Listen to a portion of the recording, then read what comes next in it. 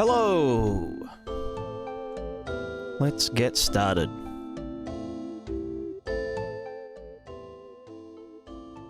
Music quiet.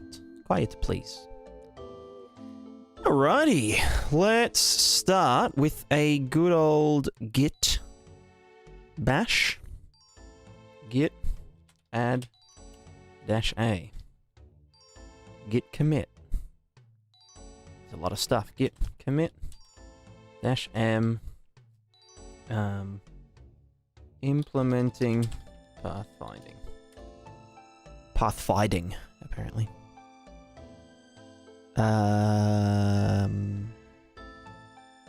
Demonstrator, what the fuck is that?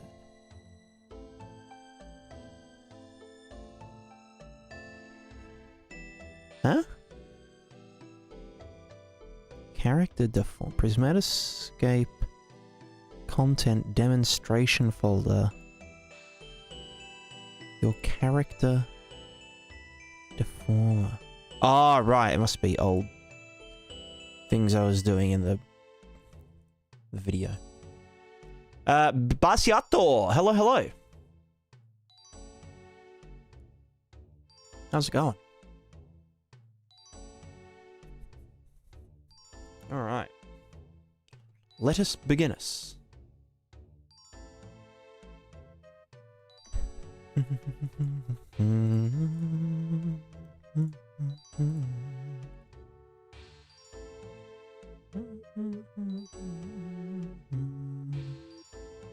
Demonstration folder. There isn't one. Oh, maybe it's an old one. Picks up redirectors. Huh?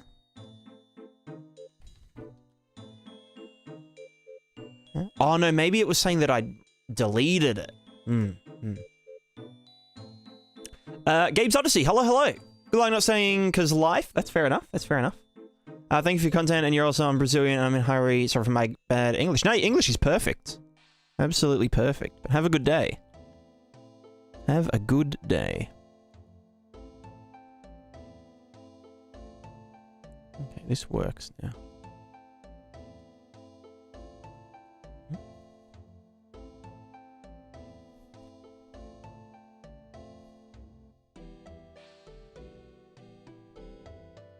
Nightcare. Sup nerd you. No you. From night owl to an early bird. You could say that.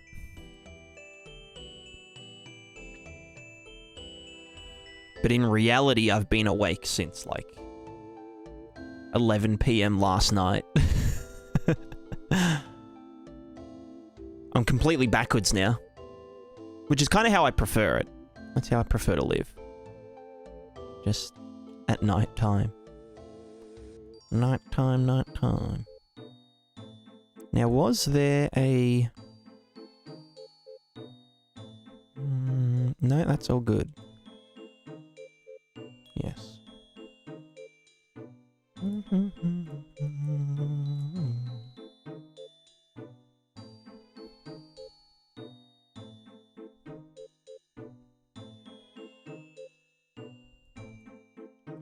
Escape, core.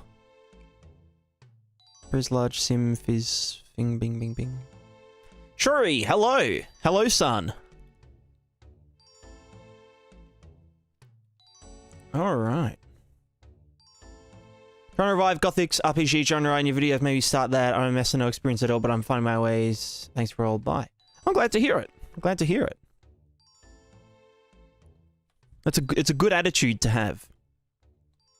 Just going for it, you know?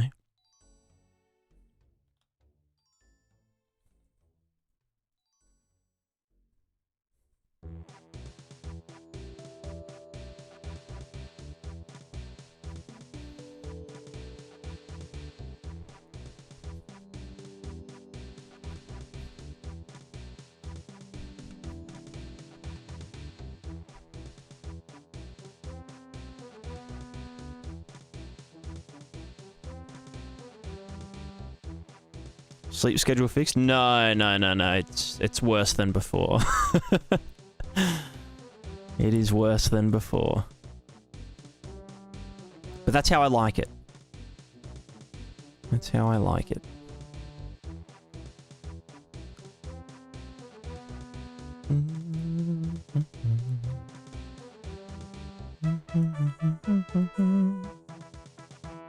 So why is this angry? Whoa.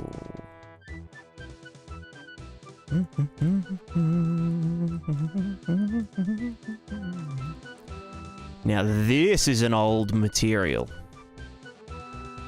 This one takes me back.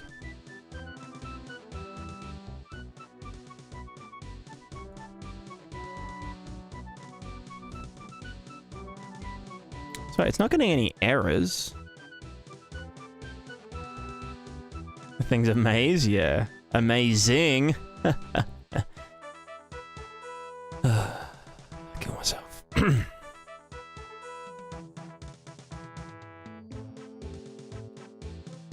That's not even plugged in. So why will that not... Oh, I see. I see.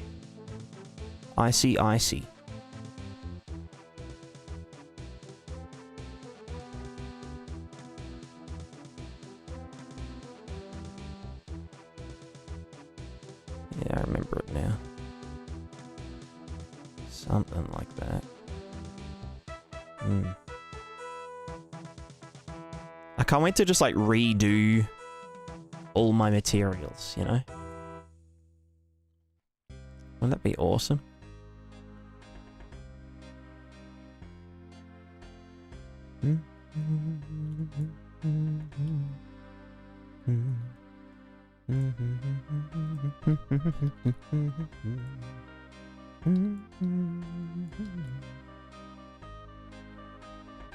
Alright, we're just gonna yeet this in here so we can like kind of fake a river.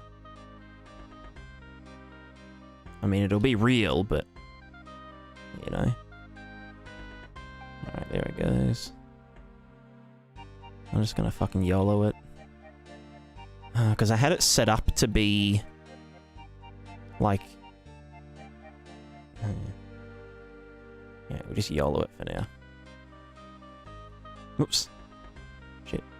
Oh, I hit play.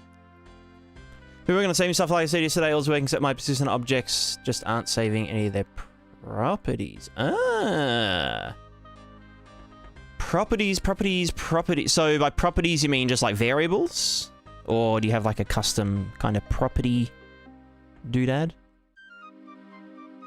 Okay, yeah.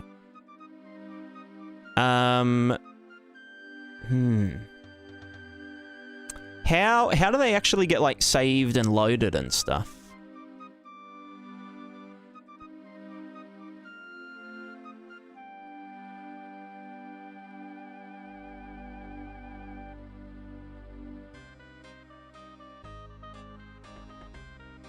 How does Unreal? Both. Both.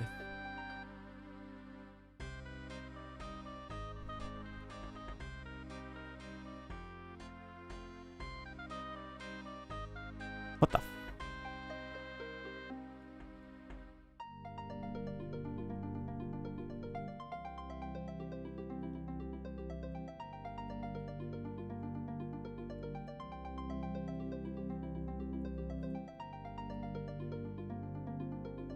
Oh, wait, has that just gone? No, what? Huh? Oh, frick it.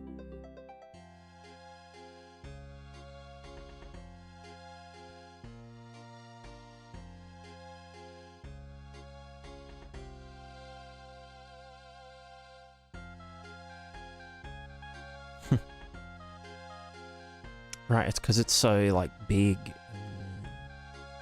Oh, well, it's just there as a little marker, so we can be like, oh, this is a thing, and a blah, blah, blah, blah, blah.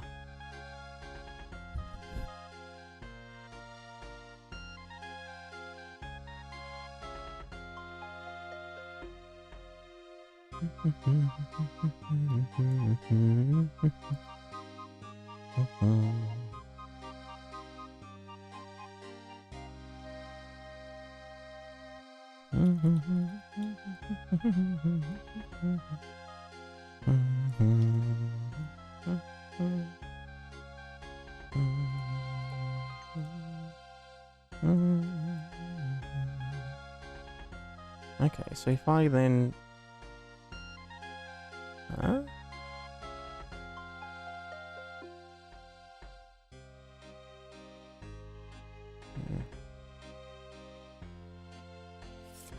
Is it possible to draw a decal onto a surface which is transparent due to its material? I don't believe so. We had that question the other day, and there was no real nice way to do it. Unfortunately. But.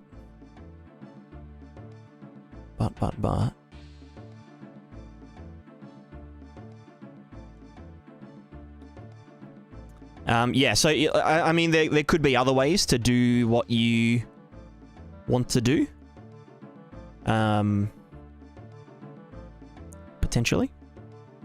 If you describe the situation, we could come up with a solution.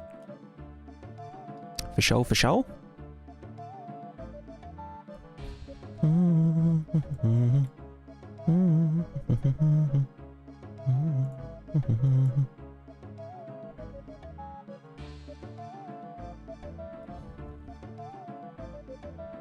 Wait, no, wrong way. Should go down. Oh god.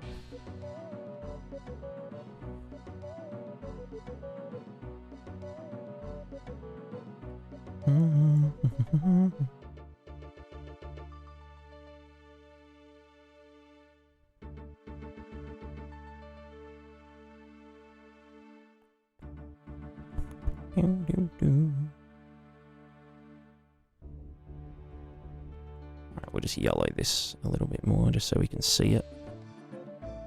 For debugging purposes. For the purpose of bugging.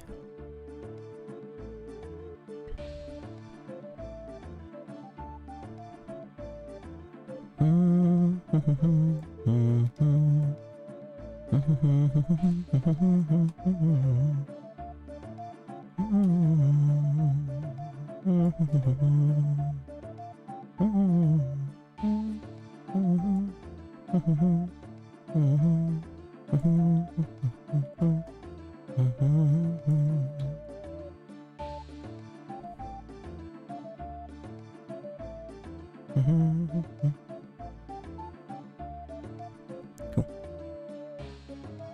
Want to make a game screen within the game using decals for sprites. Gotcha, gotcha. Game screen within the game. Ah, okay. Yeah, I guess the only solution would be to just use masked materials for the sprites. And then just like align them with the, you know, with the other screen, the fake screen. Jack, hello. How is development of Prismatic going as a whole? Any ETA on things, guesstimates, or just using it as one big learning thing for just everything, even so many cool things? Yeah, the second one.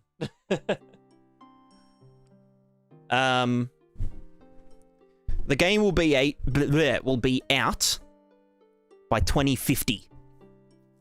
Hopefully. Maybe I'll die before then. But yeah, mainly at the moment I'm just doodling around with stuff.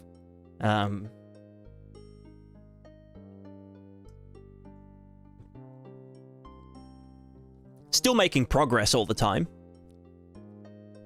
You know, whether that's like actual, like, finished game code or, you know, prototyping and learning stuff. Like at the moment, I'm kind of doing some back-end doodling. Can probably tell by this nightmare of whatever the hell I've got going on. But yeah.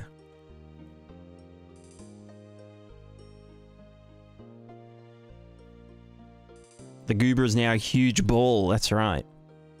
Huge ball.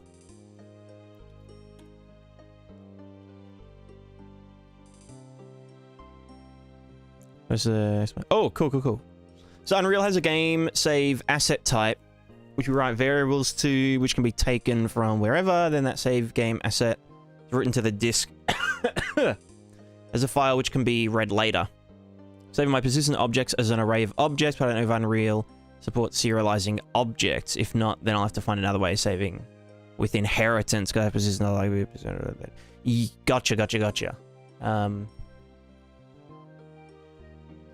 If you use Blueprint, there should be a flag save game. Only variables that are marked with the flag are serialized. Using this flag is easier. Gotcha. Yeah, I mean, if the save game object can be serialized, surely U objects can be serialized as well. Right? Know what I'm saying? Normseer? How do you know so much about shaders without any graphics program experience? Just dicking around. Just doodling. Just doing, you know, experimenting and whatnot.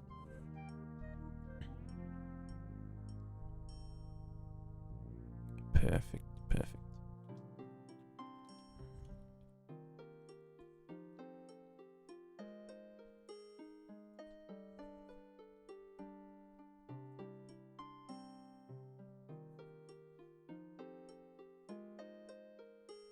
So I prefer to use custom structures for each of my actor types, then manually update the structures and save them. Each actor and object gets its own GUID, which is stored as the key for the structure. Mrs. Zero, how can I make sine wave only affect certain area? I've tried using linear interpolation, but doesn't work as intended. What kind of area? Because the short answer is by masking it. But if it was that simple, then you wouldn't be asking.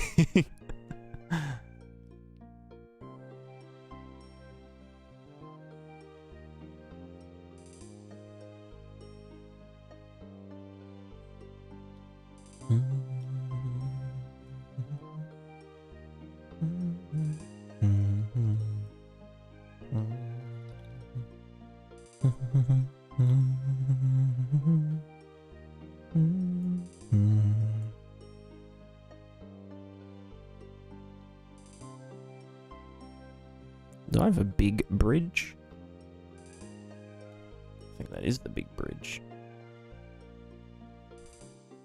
Yo, it's big, brother. This is just our test bridge. Somewhere goes to 0 and the 1. Yes. Well, actually, it goes from -1 to 1.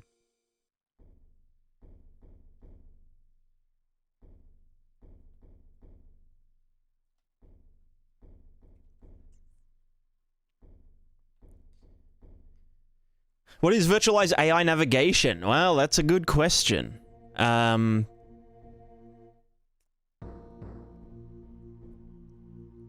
a good question. Is a grid for A-star like pathfinding? Yes. We will be using either A-star or Dijkstra, depending on if it's going to work with our stuff. But essentially what I'm setting up... Why is this blanket not blanketing? What I'm setting up is like a... I mean, the linear interpolation, it will pass A and B. Oh, well, you need to saturate it. Because linear interpolate can go beyond 0 to 1.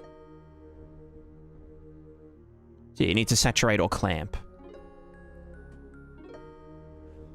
But yeah, so what I'm doing is like a system for like character and item persistence.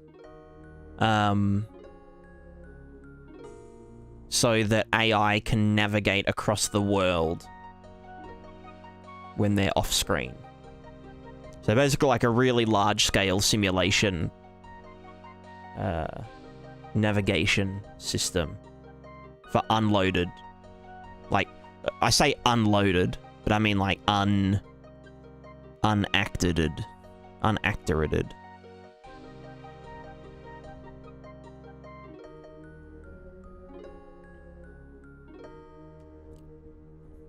Was that pretty inefficient algorithm? Don't really notice from things. Yeah, well, the only thing is, I've heard somewhere that A-star can get a bit weird when you're using costs. Like if you're saying that, you know, crossing this river costs more than not crossing the river, basically. Arya Shah, hello. Big fan. Thank you. Thank you very much.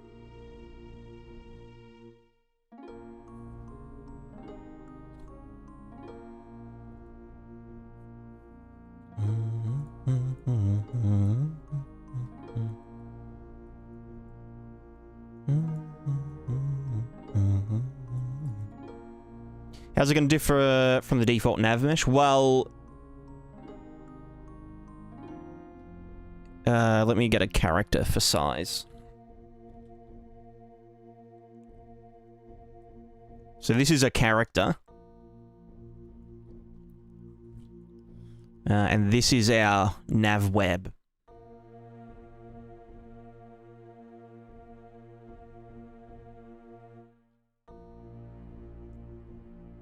Probably much bigger than this, but... yeah.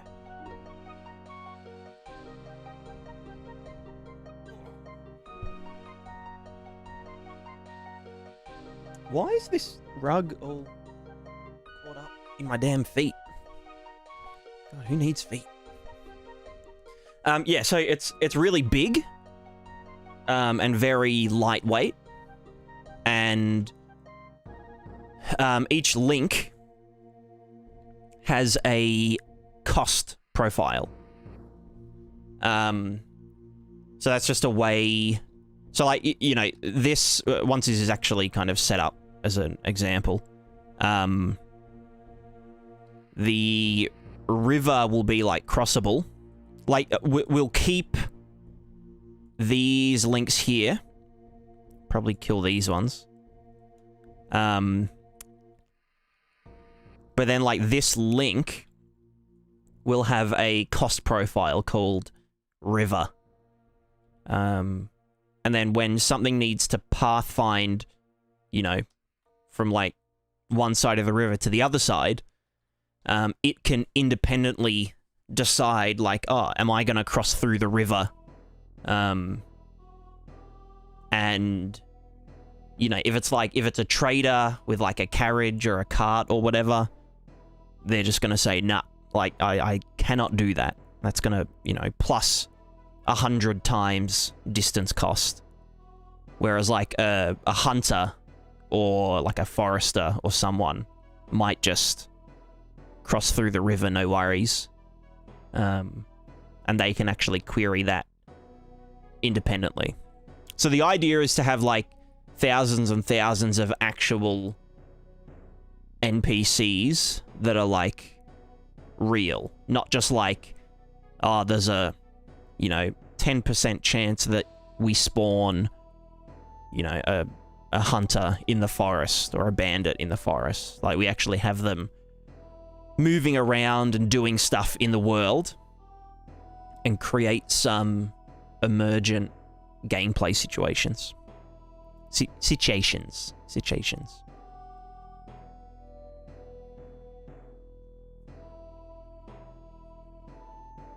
And then these cost profiles can change at runtime. So, this bridge, for example.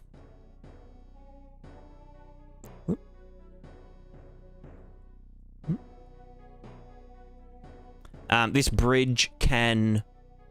Let's say the bridge collapses, right? Or, like, bandits take the bridge or something. We can just change the link profile from bridge to... or road to river. And then things can path around it. So things can, like, evolve over time and whatnot with this system.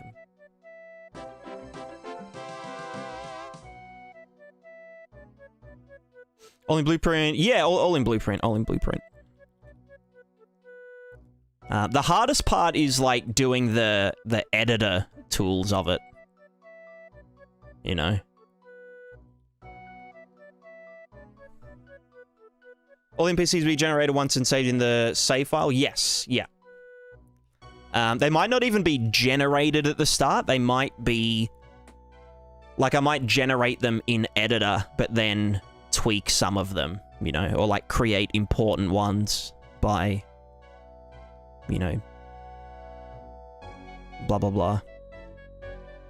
Maybe these are predefined. Yeah, that I might do that for, like, a lot of them.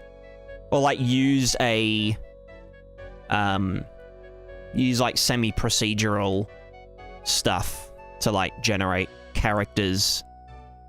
Like, you know, like, author them. But, like, just be like, okay, here's a family of people that are gonna live in this house. And these are their genetic traits or something, you know, they should all have red or brown hair, you know, dark, medium dark skin, blah, blah, blah, you know, they're all, I don't know, really arrogant or something. And then generate a family of characters and then maybe assign them to, you know, houses and whatnot. And that way they'd actually have their, like, familial relations predefined. So they, you know, this guy would know, oh, that's my brother. And so if he, you know, says, hey, I heard you picked a fight with my brother. And blah, blah, blah, blah, blah. Hardest part won't be the editor tools forever. The niche bugs will be tough. Hell yeah, they will.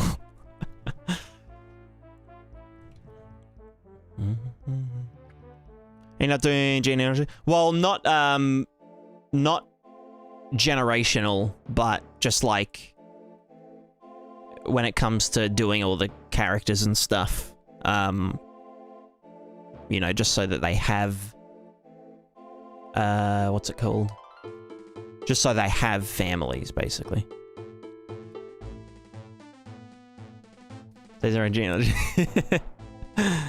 Yep. Okay, that's a very... This is a very big river.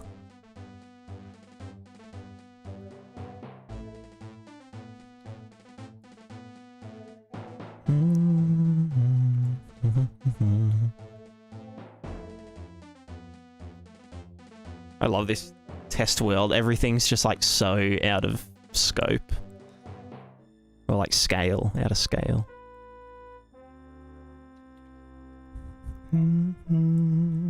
Someone asked if the lines are all actors. Yes, they are actors, but they get baked into an array of structs, which I'm about to write now.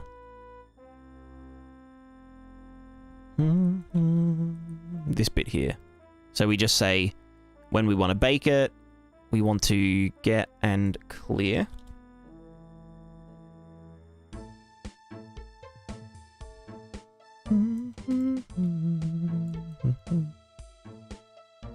And I want to be able to bake this in editor so I can do debug. What's it called? Debug navigation. There's no sense of scale, it's funny. Yeah. Alright, so we want to get our each nav node actor. And we want to get, well, we want to for each loop. Now we, what did we want to do? So we've got an ID, linked nav node IDs, but each nav node itself needs an array. I'm pretty sure if I do get actors of class, it will do it this same order every time, won't it?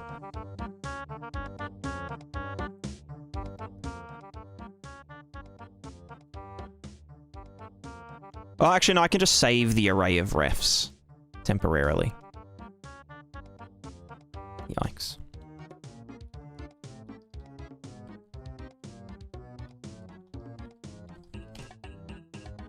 Also, there's going to be an ad in 1 minute.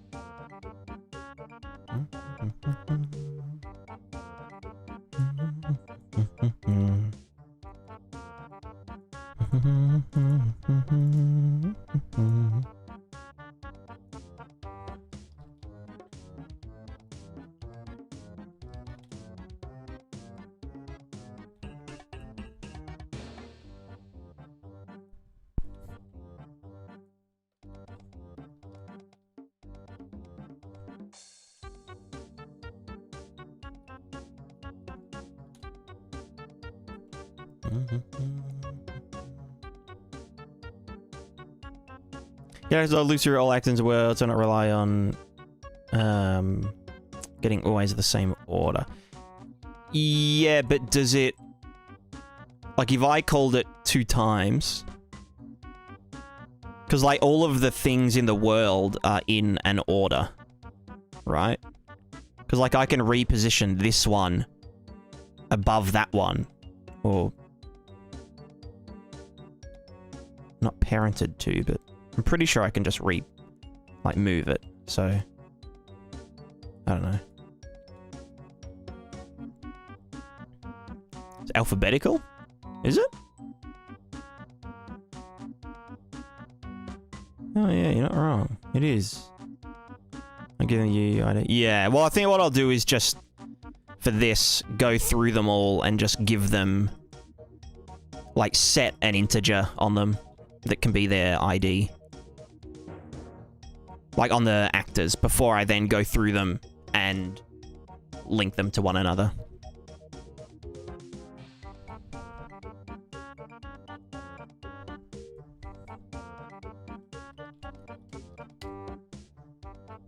So the ID is just an integer, which is also going to serve as their, what's it called? Like how they link together. Sorry, as their entry number on the, like in the array, in the nav node array. May get messy. Well, they're going to be put in an array in an order. And then the way that we know how they're linked together is with, that should be a fucking struct. I mean, an array, sorry.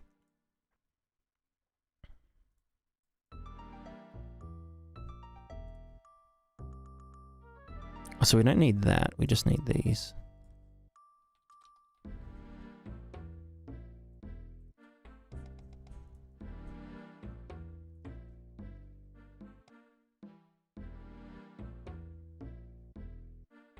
How about when things get loaded in, it doesn't iterate over them then, right? Well, what do you mean? What do you mean?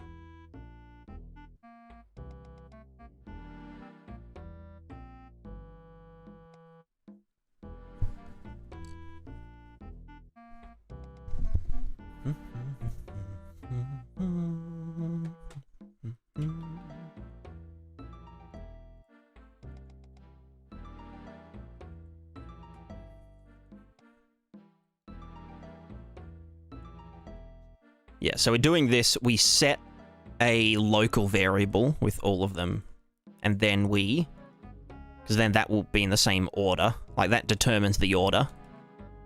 Then we set ID as this.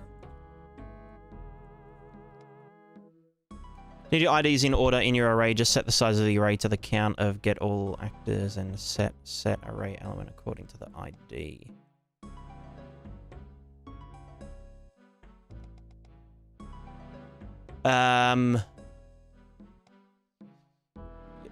Yeah.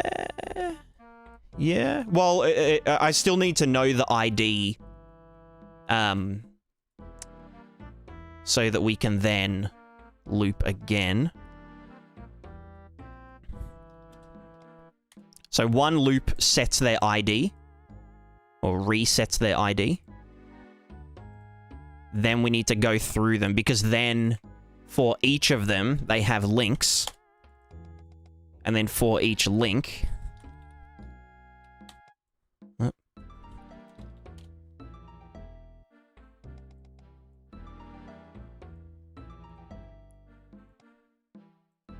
Oh, there we go. The link has to... What are they called? Node 1 and 2. How do I even know which is which, though? Well, I guess I have to do a check. That this isn't this.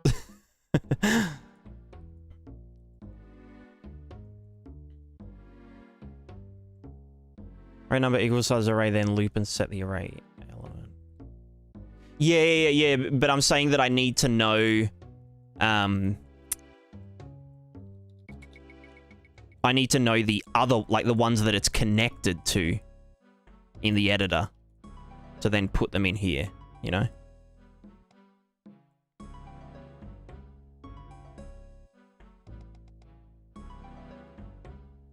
So I need to do a refresh. Clean up stray. Actually, when I clean up strays, I should do...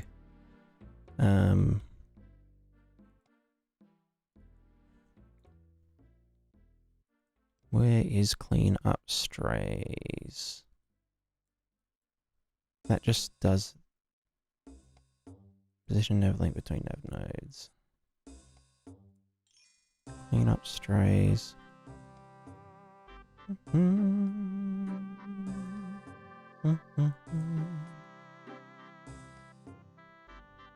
And press clean up.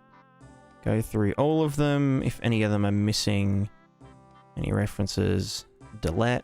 And then we want to between blah blah blah blah blah.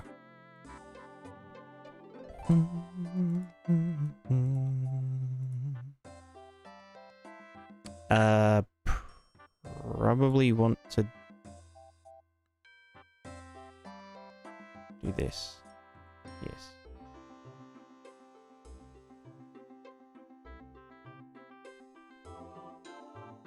So that just refresh them, because sometimes they disappear for some reason, but... Hello?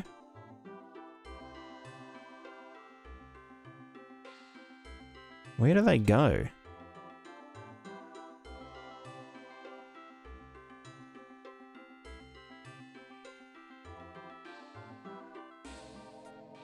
Eh? Hmm?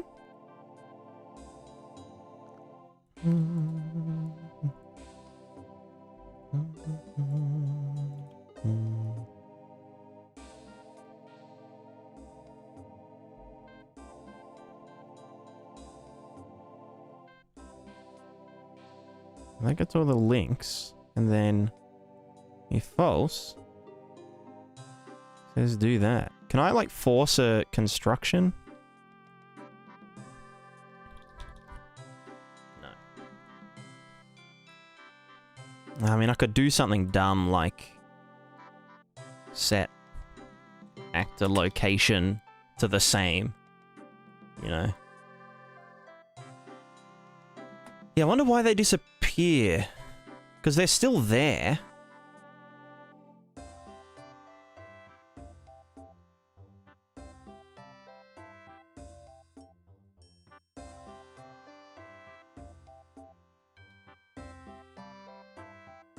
What am I doing up?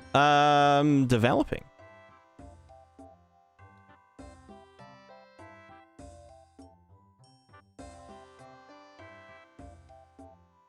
Yeah, literally doing anything to run construction again. Well, actually, what's its construction doing? Construction script, literally just that. Well, fuck. Oh, that's not callable in editor.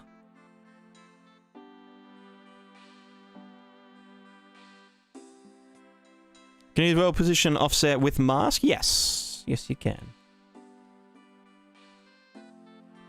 Developing an imposter syndrome. Amogus? Amogus imposter?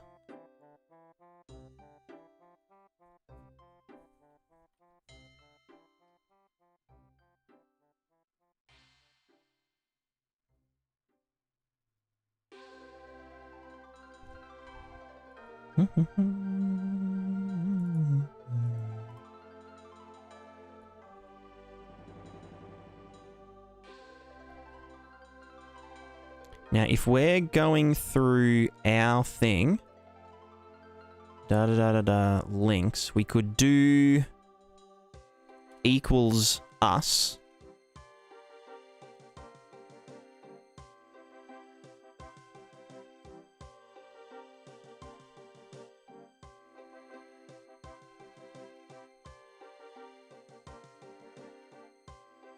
So if this is us,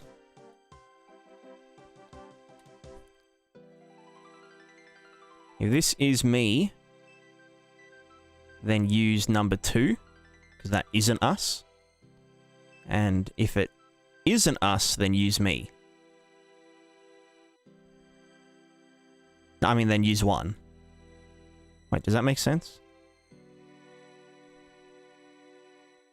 Hold on. Equals us. Amogus! Had a rally, you couldn't sleep at all tonight. Now it's 5 a.m. Yeah, I've been there. I've been there. What the hell do those diamond pins even mean? Is it just an uncertain reference? Diamond pins. Diamond means that it is a reference.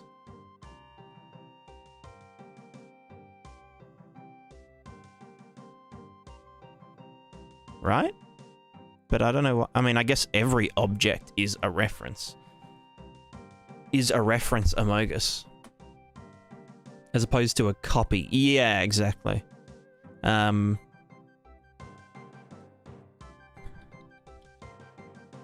that have any, like, extra... No?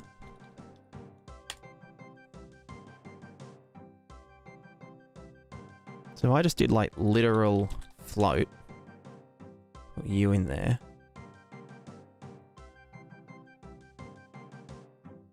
Well, there you go.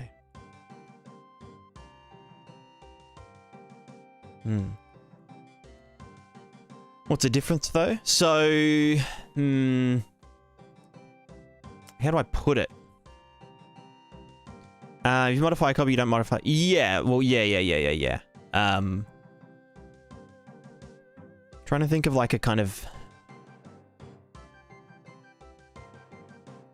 applicable... Okay, here's an example, right? Let's say I've got a function input, and it has an input called, I don't know, health or something. This is a stupid example. I can send that value by reference, and then set by reference as new value. Right? So then if I called this from somewhere else, I can be like, okay, we're going to be setting this variable. Like, we're passing in the... like, a reference to the variable. Not to the value, but to the variable itself. So then when we use this set by reference, we're saying, here is the variable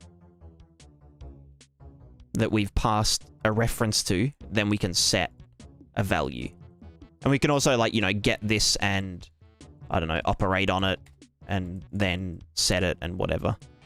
Yeah. I've only ever used that once.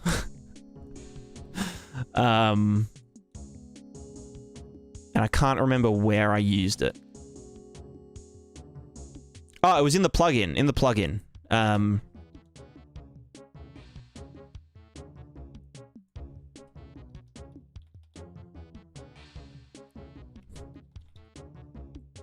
Although I don't know if I do anymore.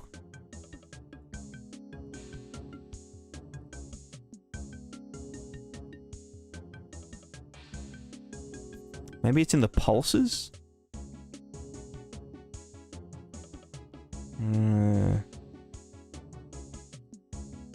Well, no, because they're just references anyway. Fuck, I'm trying to remember.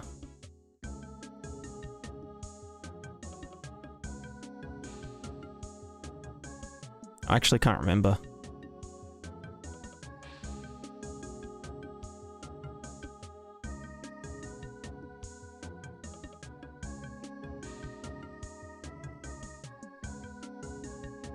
Yeah, I mustn't do it anymore in there. But it was basically like I was saying... Oh, that, yeah, it was a reference to an array of structs.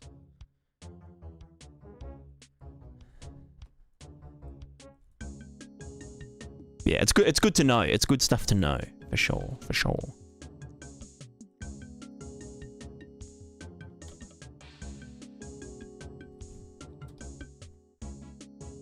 Reference is just the memory address. A copy creates a completely new entry in the memory. Yeah, exactly.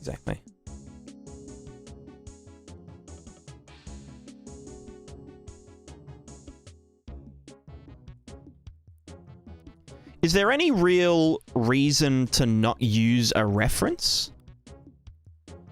Because, like, in order to copy something, you have to access that reference anyway to then copy the value, you know? So is copying, like, always more expensive? Why don't is ref not the default then? Yeah, well, yeah, that's what I'm thinking. Like, why is copy the default?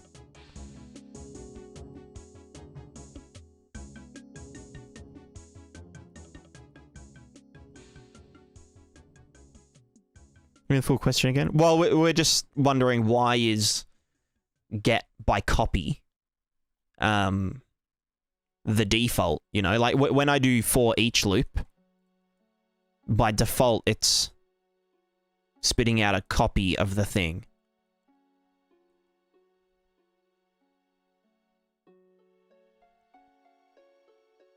Or, like, if you use the get node, for example.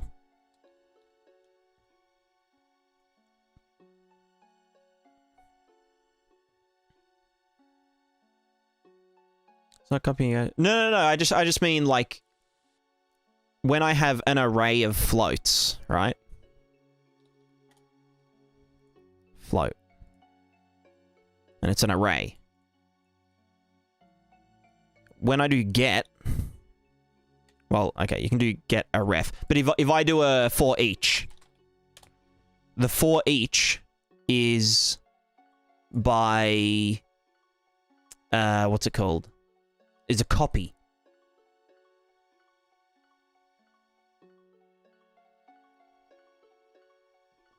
You know? Besides, you could write a full pointer types get access by reference. Yeah, I mean, yeah. I guess.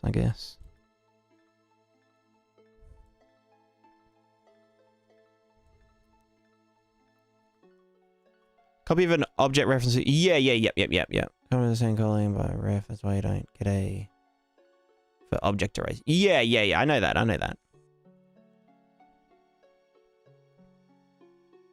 I mean, this is a weird example, but I don't know. Like structs. Actually, okay. Here's one. Structs are always a with the blueprint for each. It's always a copy. So you have to do this.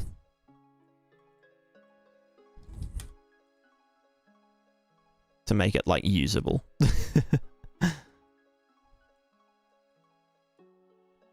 I mean, you could write a macro that is for each reference, blah, blah, blah.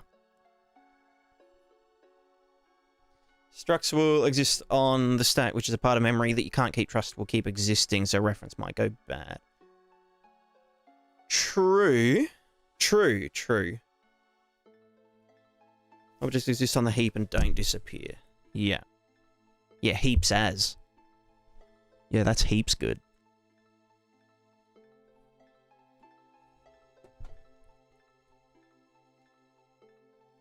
I don't know. It's all... bleh. It's all bleh.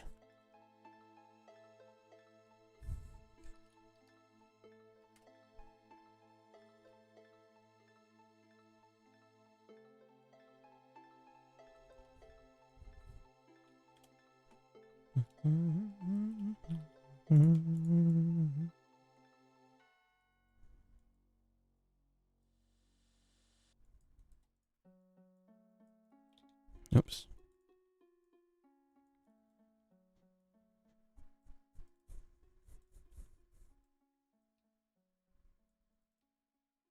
This shouldn't be needed, but I'll fucking do it anyway.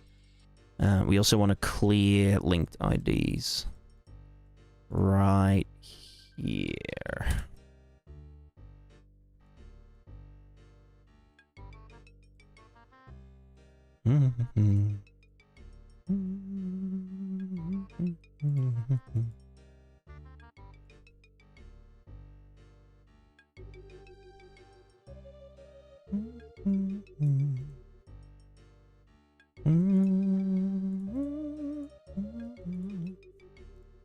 Puzzle code is going to help usability for a lot of people with negligible performance impact in most cases. Yeah, I guess so. I guess so.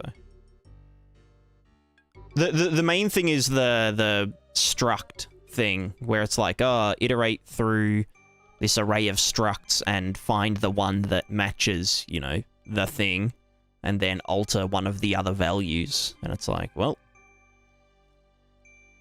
like the amount of times I've run into bugs where, like, you know, health isn't being updated or something because, you know, the array of structs isn't get referenced by default. Or something.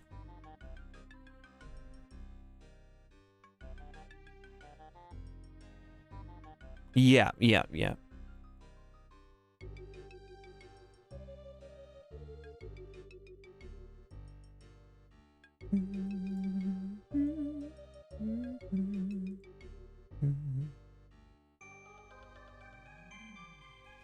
Location is for nav node.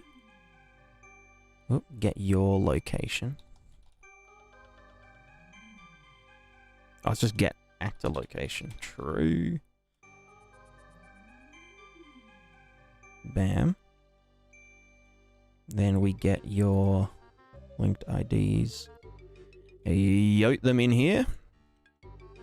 And we just leave that empty for now. Can that be... I'll just do this anyway.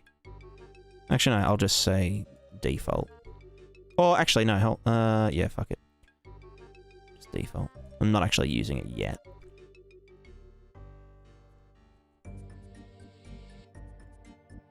Cool.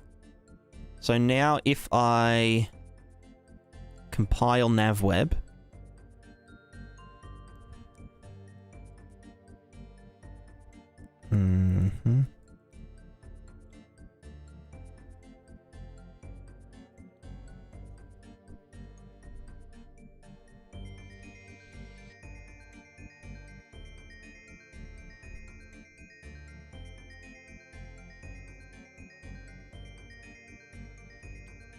then we just get the... Not the query grid, but the other one. I mean, I could just do this on the actor itself as an editor function, but let's just do nav web manager compile. No, what's it called? Generate? No. Fuck did I call it? Confused. Web.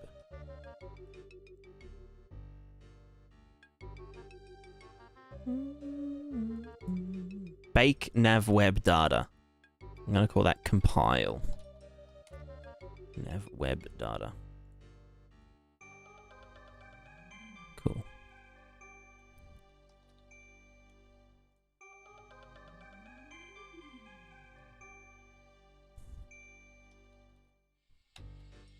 Oh, compike. It's compike, apparently.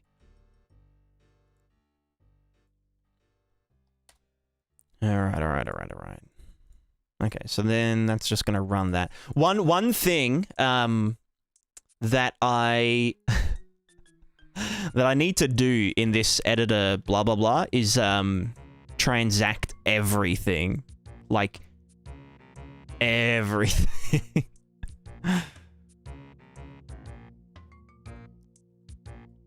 Cause like sometimes I like fucking delete everything and I can't control Z because it's all, you know, function thingos. Alright, let's compile navweb. Oh, also, I just want to quickly make the ID instance editable. Editor query grid manager. You know what? I will do that.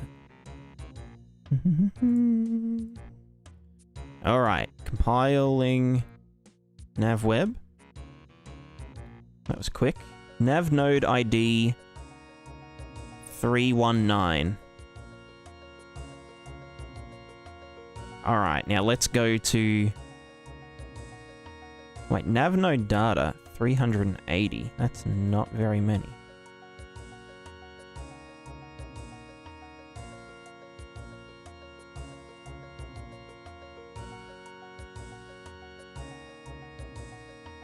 That's not enough.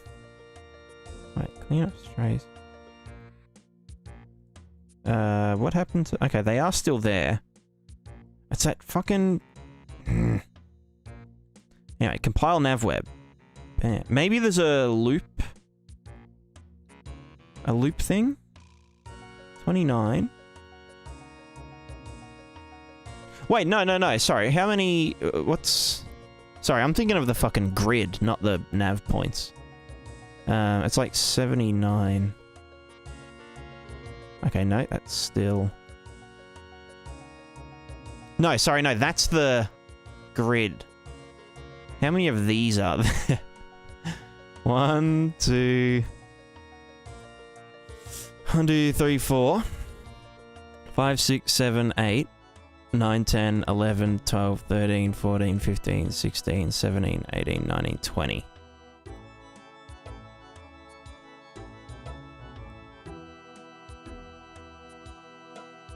$400. Okay, no, so that is it. Yeah.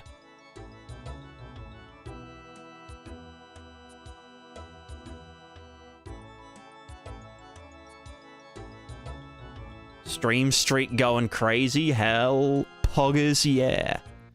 Hell pogging, yeah. Why'd you multiply them? No, I just mean the number of nodes. But I didn't know how many there were. Like, in total, you know? Yeah. You're just dumb. Okay, so this is fine. So if I compile again. Cool. So that is 300. And it is linked to 301. So if I now go to the web and look at its compiled data, and we go to entry 300,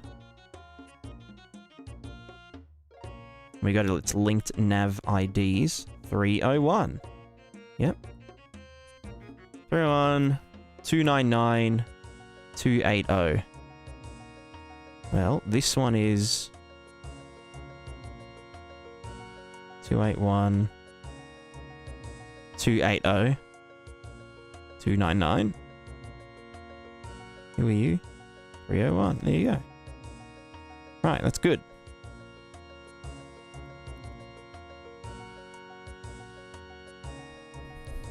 So you can't... Oh, no. Yeah, no, just the things.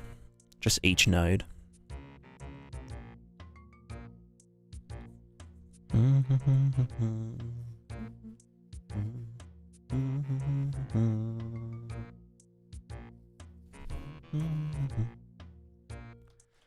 All right. Now, what was the other thing I needed to put in?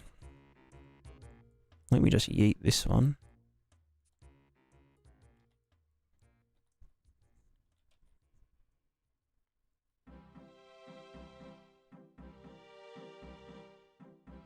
As well for persistent manual changes yet?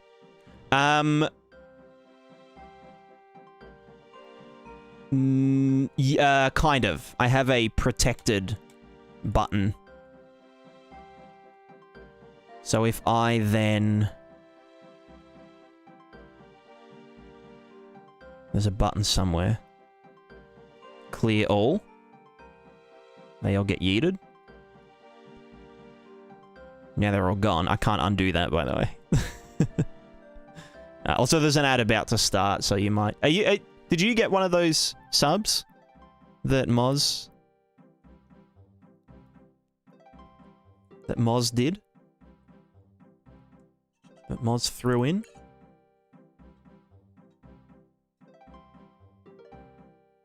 So, oh, yeah, true. Yeah, no, I can see.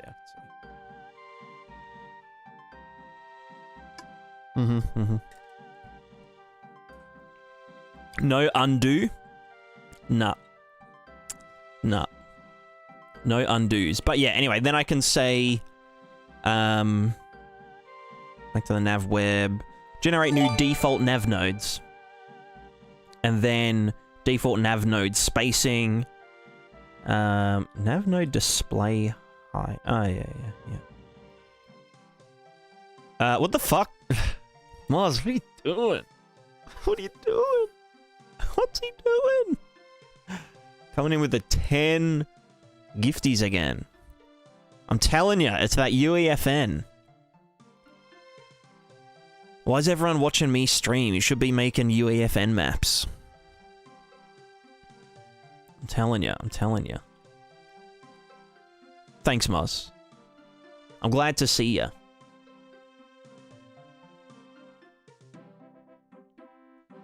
Have you been doing any like outside UEFN, Devon? Bet. Bet.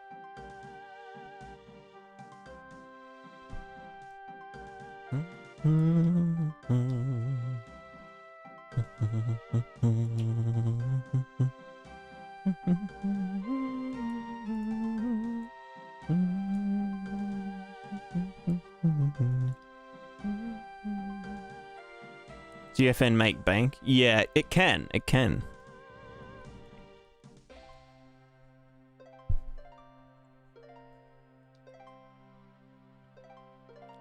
I've been doing a bit of UE5. Oh, nice, nice. What have you been working on? Tell me all about it. I mean, with all that UEFN money, you know, it's like... It's, you know, you can fund everything.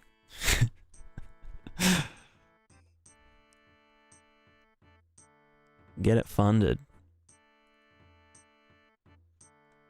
Getting ready to do a work on a Construct 3 game with my ex. Well, there you go. There you go.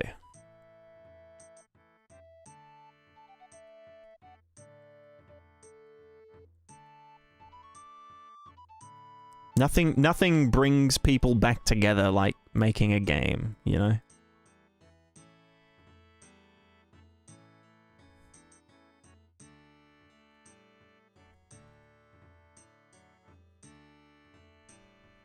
Should be fun, yeah.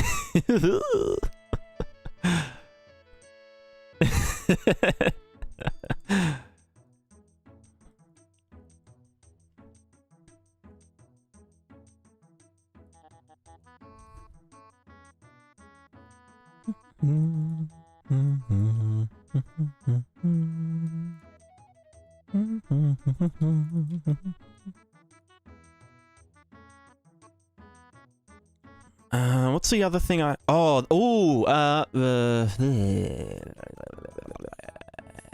when we set the ID, we actually also want to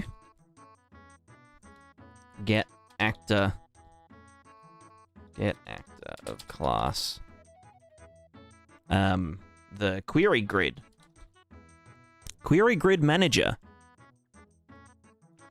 The arguments are much easier if it's your ex.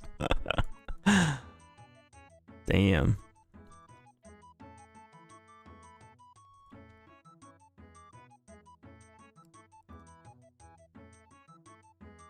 I don't know about easier, but they're definitely more interesting.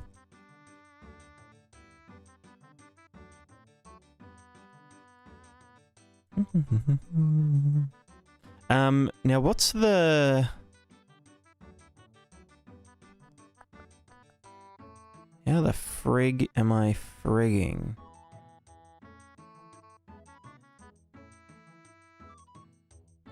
We've got the grid data. Grid section data. And then we're gonna add... Well, no, not add. We want to set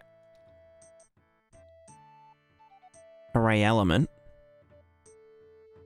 by getting... Alright, hol up. I've got this.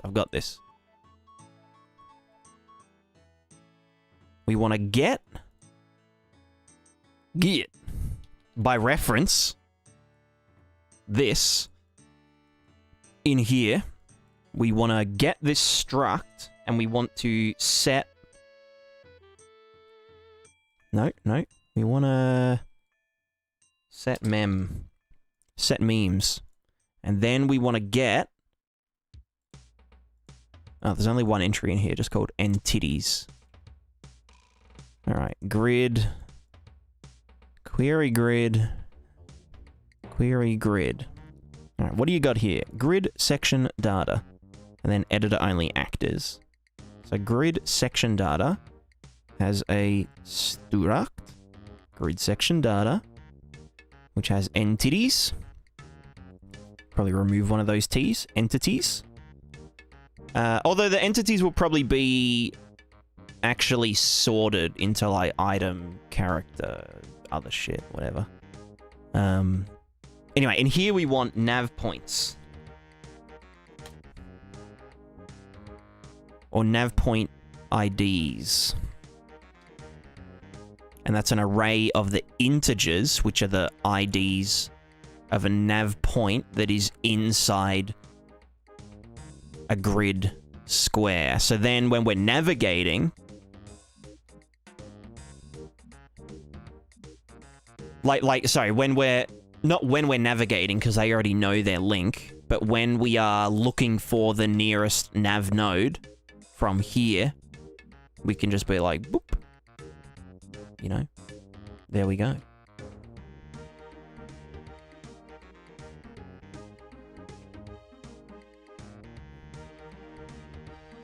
I'm also using the hold on. I'm using the grid at the moment to do like link by distance.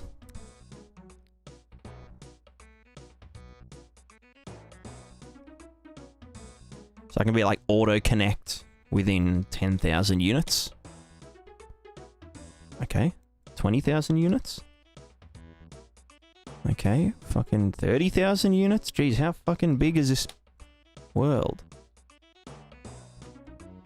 What the fuck is... Okay, well... Well, it used to work. 300,000? What the fuck? Oh, no, huh? Auto connect. What the fuck is going on here? Well, maybe I'm just tripping bollocks. Okay, well, maybe it didn't save. Auto connect. Where the fuck are you? Get actor a class. Query grid. Get selected actors. Oh, right, I haven't built the grid. Wait, no, hold on. Yeah, no, okay, yeah, because the grid is... Compute grid squares, toggle debug grid. Wait, what the fuck? Query grid manager, toggle debug grid. Why will you not toggle off? Hmm?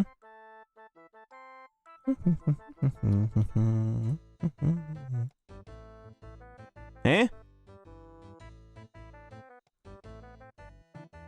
What the fuck?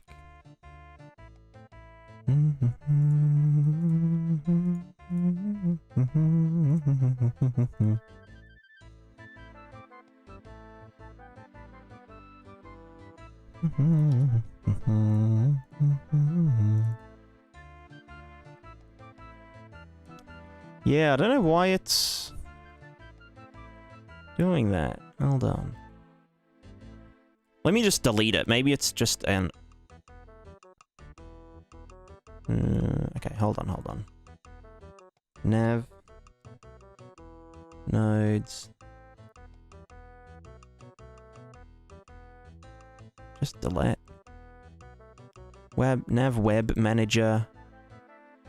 Oh, you can just chill. Alright, grid. So let's get rid of that one. Grid. Kill.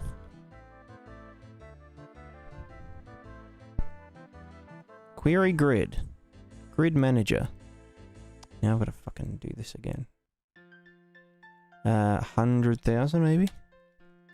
No, it was definitely 200,000. Yeah.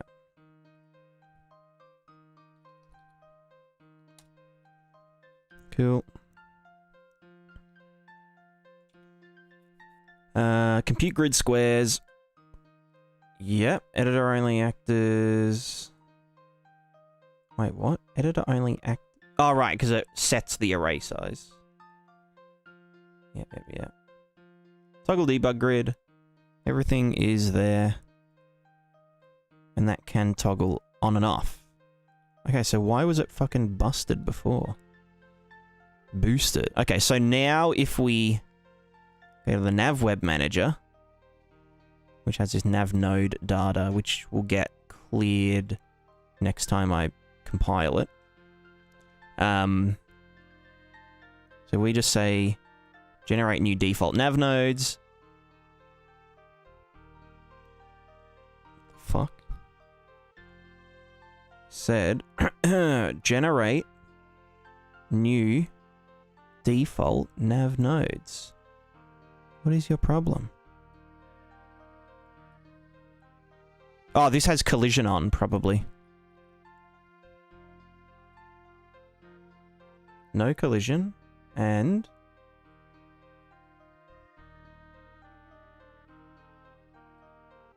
no collision. The fuck?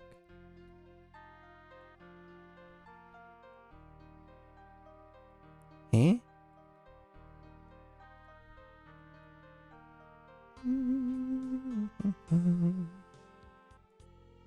So this is all fine. And they're all set to...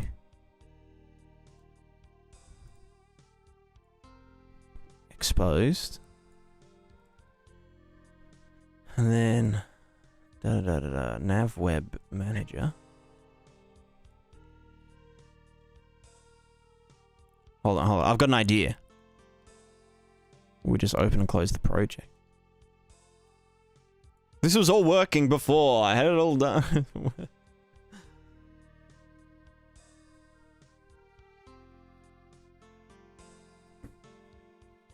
I swear.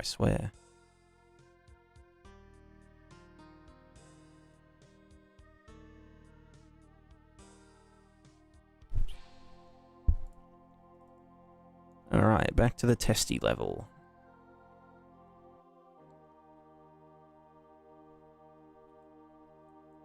Alright, a nav dude. Let's just set the default spacing to 15,000. Right? We say generate new default nav nodes. And now it works. Yeah. And then if we select all nav nodes... I'm also wondering, would it be better to... I don't think crisscrossing is good. I think crisscrossing them is kind of... well, no, it's fine, it's fine. But, like, rather than crisscrossing, would I rather do... no, that's just more squares. I don't know. What was their spacing again? Sometimes prefer... yeah, I think by default the crisscrossing is good. What was their radius? I said 15,000, didn't I? So we'll go 16,000 auto-connect. Bam. Look how fast that was. Because I'm using the grid query. So it only has to search through some of them. The ones that are assigned to the grid. Rather than for each, get all, and then see if they're within distance. If I wanted to do... what's the ratio?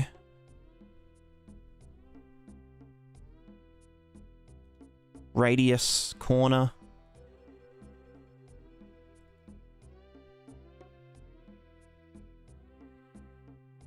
What is the ratio between L plus ratio?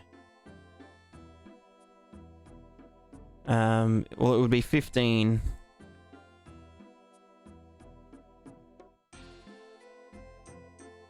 Oh, wait, I can't do this because this is a text field. I was gonna... anyway, I'll just do 20,000. Fuck it, auto connect. There we go. Yeah. And that won't double link them because we use the proper thing. So yeah, that's all good. That's all good. Oh, we're also gonna... No, that's fine. So then if I wanted to put another one in... Where the fuck did that go?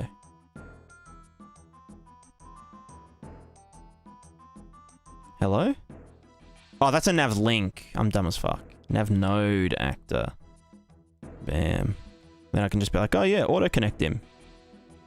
Well, probably not like that. And then I can't fucking control Z, because... You know. Control Z is too hard.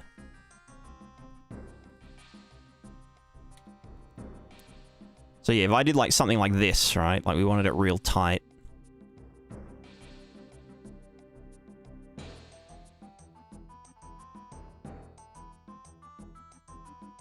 Oops. Should be able to just do this. Okay, for some reason, some of them go to 0, 0 when I do this. But I don't know why. Obviously, like, I can just clean up the strays, but, you know. So I probably wouldn't want that. So yeah, there you go. Can you just use the create copy for undo buffer node before whatever you need undoing? Probably, yes. I just haven't been bothered. I'll do it after I fix, or sorry, after I, you know, proof this. Yeah. Alright, so now if I compile navweb, that now has its ID. Everything is ID'd. ID'd. If we go to the navweb dude, then nav node data,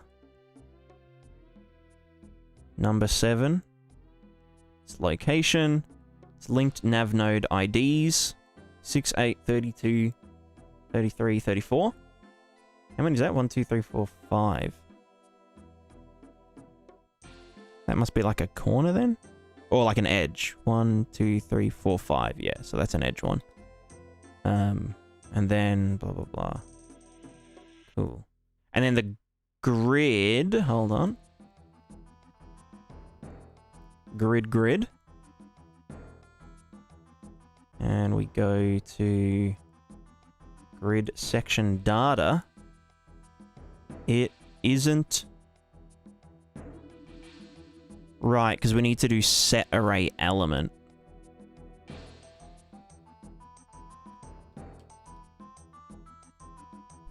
Oops. I meant to browse to that.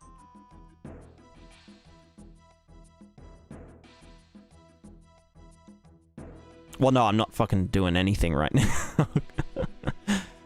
So we'd want to say nav point IDs. Nav point IDs nuts. And we would want to get... No, you know what? We just want to get... break. And this is a reference to the struct. So if I add something like this, then we all goog. You know?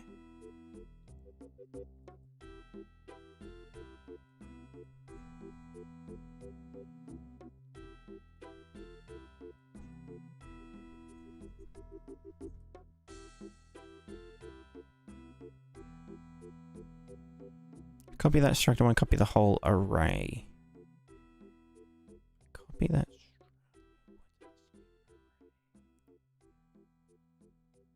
Eh? Eh?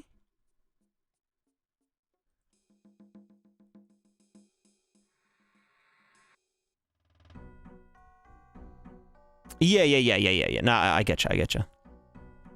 I'm with ye. Nav point ids. I'd probably want to clear this. Let's just write a function for the query grid, just called purge all nav point IDs. Sorry, what do I... No, nav node IDs. Nav node Ds? Nav node Ds. So we want to get the grid section data. We want to, for each loop, get reference. Yikes. See, that could have been bad. And then we want to get this and just clear that.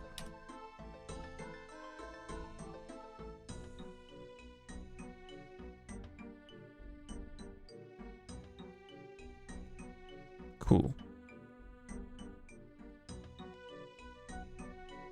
So then, when the nav web manager says compile all the shit, getting copy would have been fine. Oh, you mean...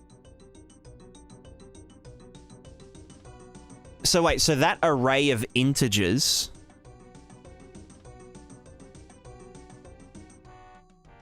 Even though the struct could be a copy, the array is a reference if it's in a struct.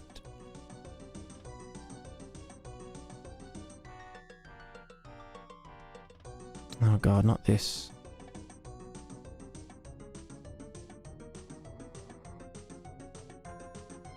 Such a weird glitch. You're thinking it would deep copy? You was thinking? Or you were? Or I was? I'm confused.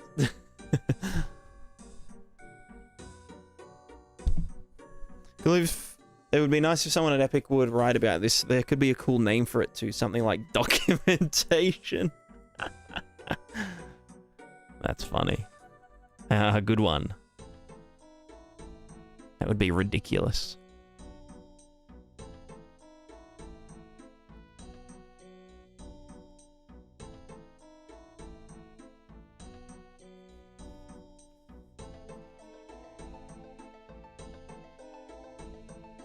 Okay, so now when we do this, we want to purge nav node IDs first. And this is only a part of this operation. I know, this is all a bit messy, but, you know, get it working first. Then after they've been purged, we get all the nav nodes. We assign all of the nav nodes an ID, and then we tell the grid section data, which has been resized already. Bam, bam. Virtualized actually contain array contains a pointer to it. Yeah, gotcha. That makes sense.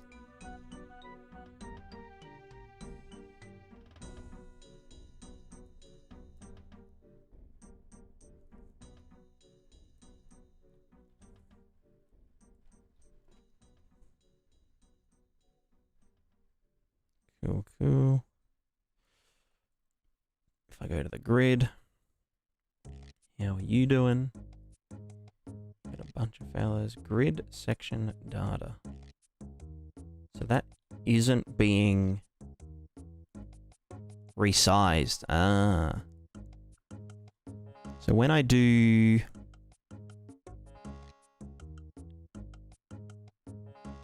Sign editor actor to cell? No, it's in... Is it in the event graph? Probably. Silly. Compute grid squares, blah, blah, blah. Toggle debug grid, yeah, whatever. Wait, yeah, no, compute grid squares. There we go. And that's resizing. So this should also resize our fella to the exact same number.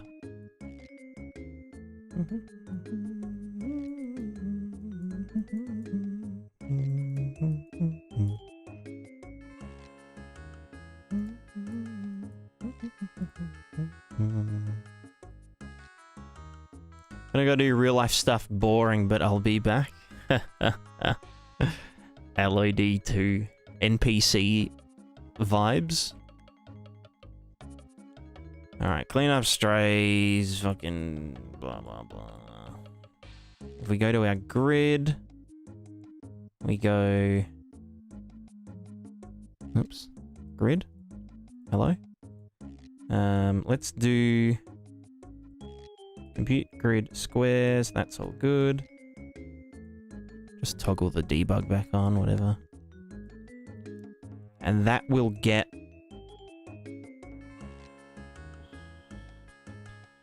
nav web. Oh, compile. Fuck, that's quick. Cool. Edit grid coords, yep. Yep. Yep.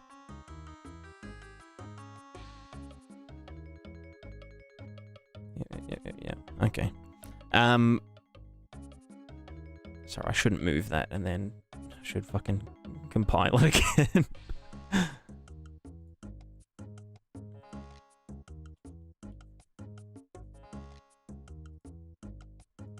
I should probably put, like, all of these ones here as buttons in the widget.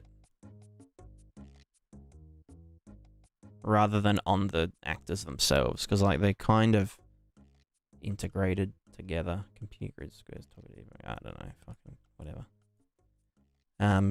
So now the fun starts.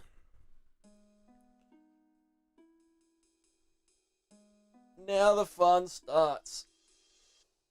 How the fuck does pathfinding work? Well, glad you asked. Let's get our nav web managerial fella.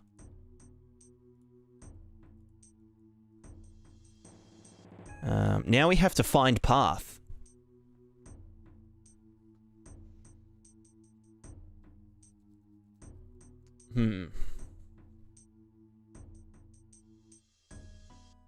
How does one find a path? Or a path? We need a path find.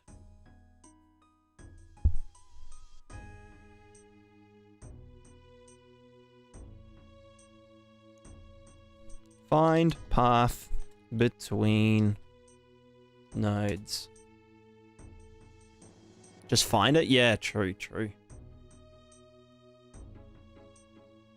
Will they end up exactly at a node, or can they enter internodal space?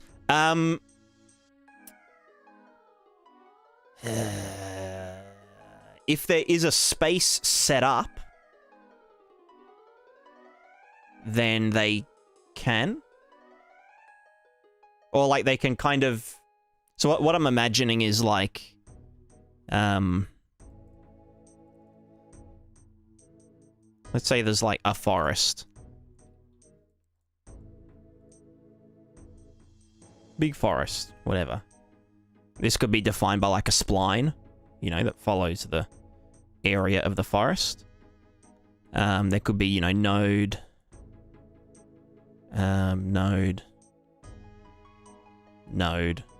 or something.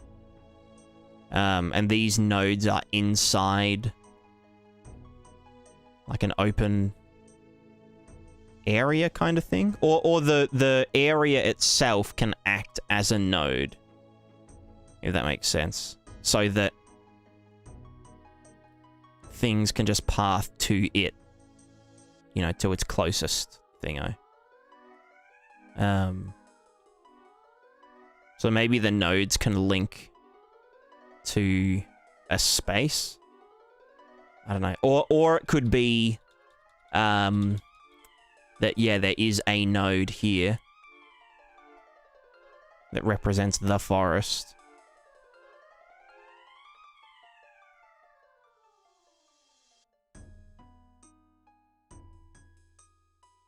Yeah. Because, like, the only problem with doing internodal space is... Oh, no, do you mean, like, along the path? or like near the path. I think they'll always go to a node. I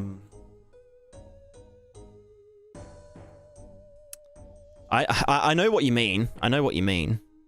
At the end, okay, yeah. No, well, yeah, at the end, they can probably end up in a space that they're, like, free to do whatever in. So, like, from here, they can go,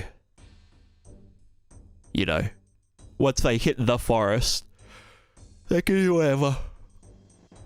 Are we ready inside that space? In theory, maybe, yeah.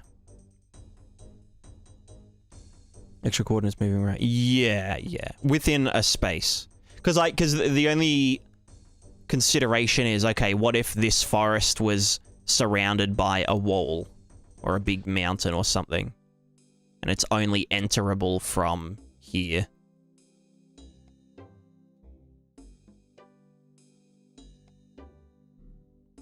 You know what I mean? So will a random field be a space? Well, I don't know. I don't know.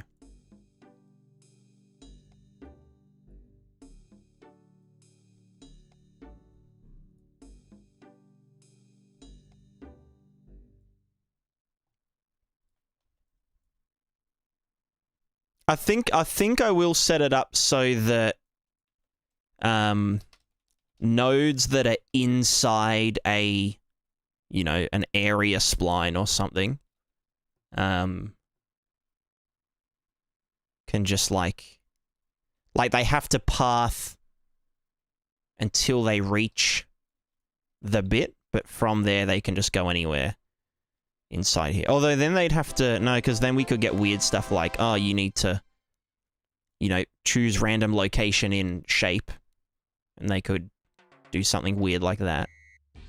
But I mean, that's not a big issue. I don't know.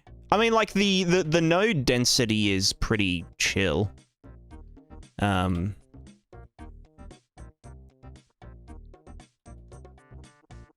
mean, like, I could obviously up it a ton, but there's a character. I always forget how fucking small the world is. Just running how Wolf will find nearby rabbits, all the rabbits are only on the web. Yeah, yeah, no, I get you, I get you.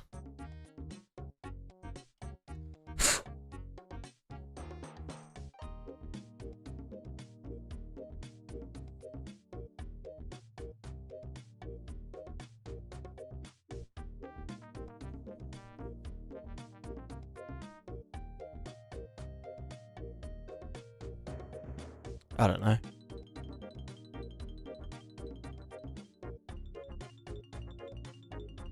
I think setting up fields that kind of denote an open space, or maybe like everywhere is an open space unless otherwise denoted. I don't know. It's a tough one.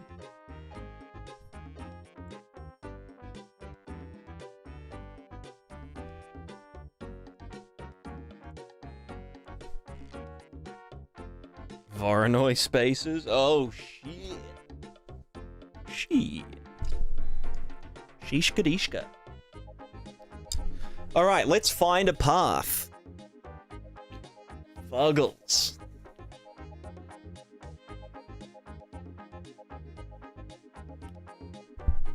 How do we A star?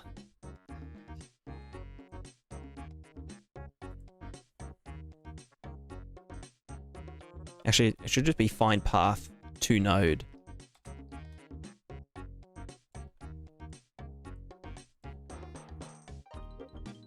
Or just find...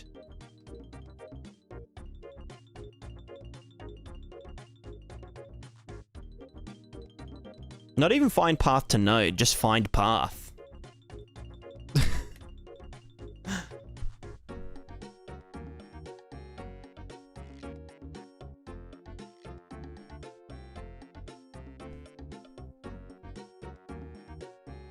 Because I think for most places, a point of interest can just naturally, you know, link to a a node. Or like, you know, a node is supposed to represent a point of interest.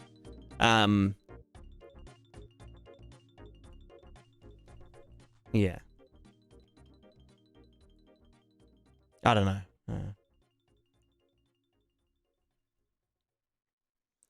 Starting with start and end location vector. I'll start. Yeah.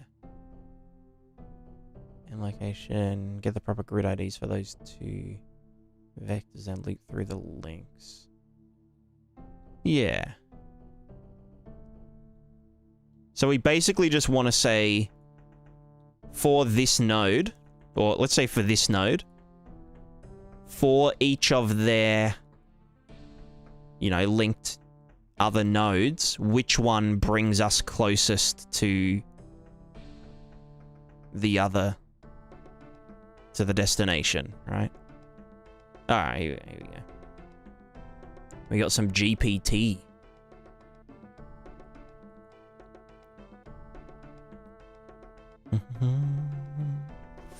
A star is a pathfinding and graph traversal algorithm widely used in computer science for a variety of applications, including game development. It's particularly effective for finding the shortest path in a weighted graph, like a game map with different terrains. Here's a high-level breakdown of how a star works. Initialization. Start with a graph consisting of nodes, points, and edges, paths connecting the nodes. Define a start node where the path begins and an end node, the destination.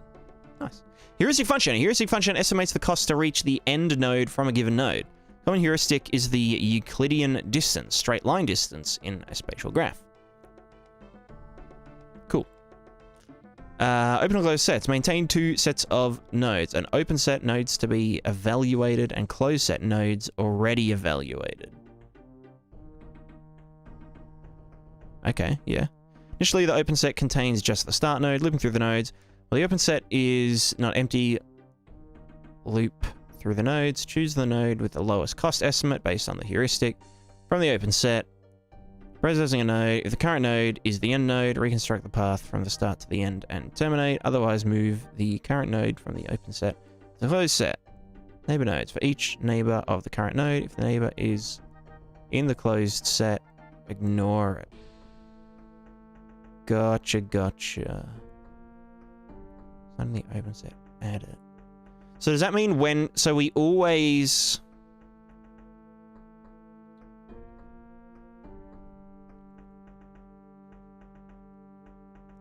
So if we decide that this... Oh, that makes sense. Okay, so if we decide that this isn't the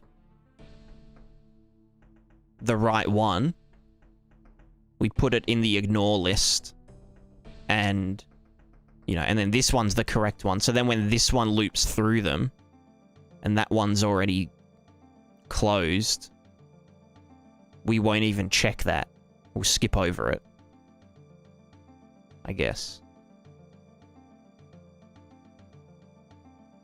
Does that make sense? There needs to be a recursive function, as there could be impossible connections on different paths, e.g. river. Can't be passed by a car, but you could walk through it. Yeah. Well, the links have a cost profile, which can do that. So, like, you know, we can say, oh yeah, this is a river. So yeah, like a traveler with a cart isn't gonna... Like, it can query the cost profile data asset and be like, oh, you know, this adds X cost to me taking this path. Whereas a character that's, you know, just by themselves with no gear or whatever can, you know, would act differently.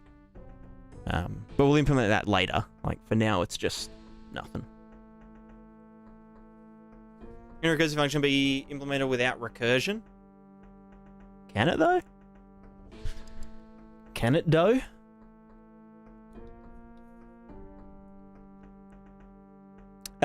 Ilmsky. Just watch one of your tutorials at work? Hell yeah. Hell yeah. Glad to hear it.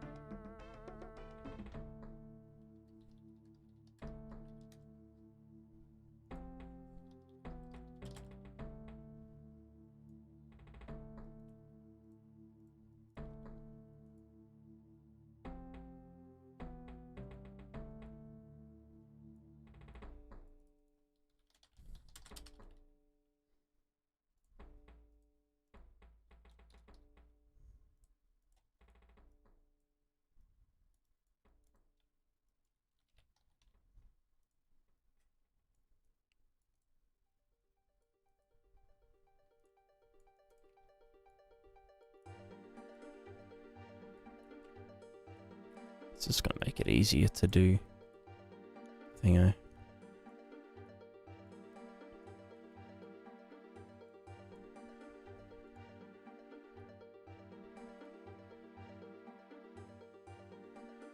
UE4 physics on scaly meshes, fun stuff. True, the old physical animation.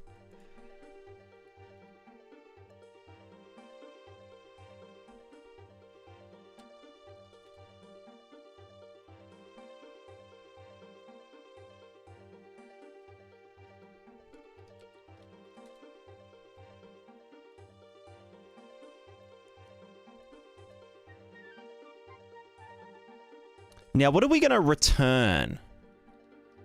What is our return? Are we returning the node IDs? Or are we returning an array of the locations of those nodes?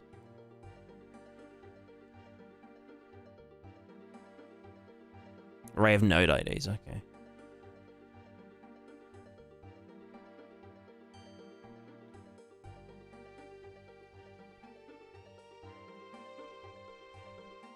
So then it will just path towards them, and then when it reaches one, it removes the previous one. Well, no, when it reaches it, it removes that and says, hey, I'm pathing to this one now.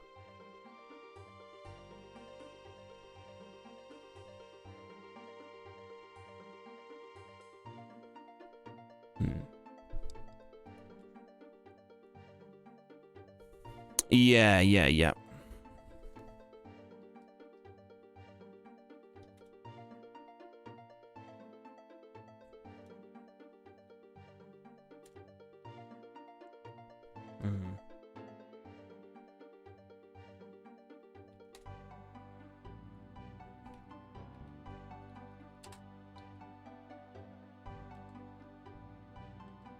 Nav node ID path.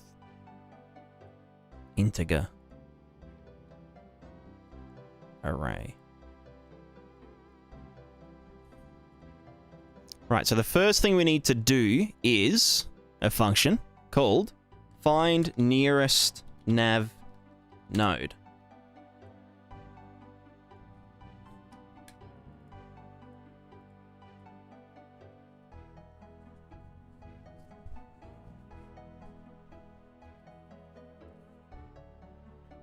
So, the distance between IDs other travel duration is a bit hard to calculate. True. No, it should be fine, because we can just look it up.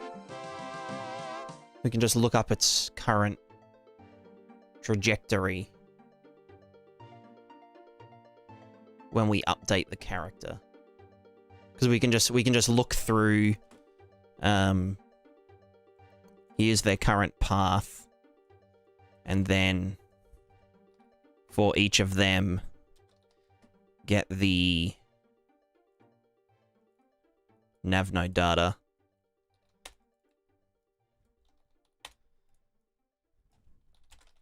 Like this.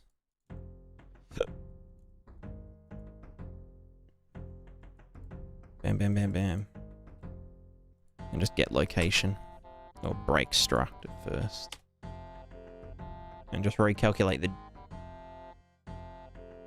it does seem like extra steps, doesn't it?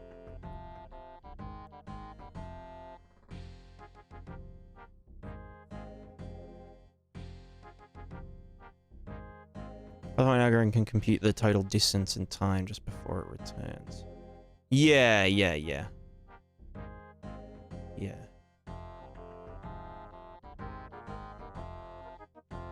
Some walk approach. Yeah, exactly.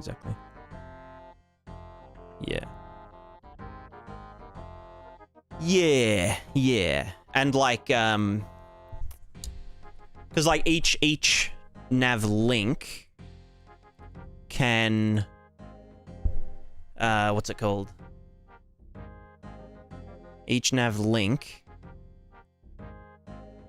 can have a different travel duration. So like if it's like rough terrain, then it will slow them down or something. Like it's harder to trek over a mountain than it is to go over flat plains or something.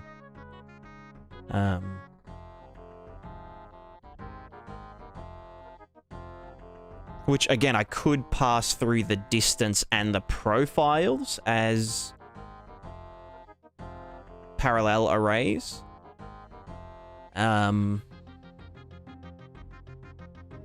Or even just fucking pass through a copy of this struct, right?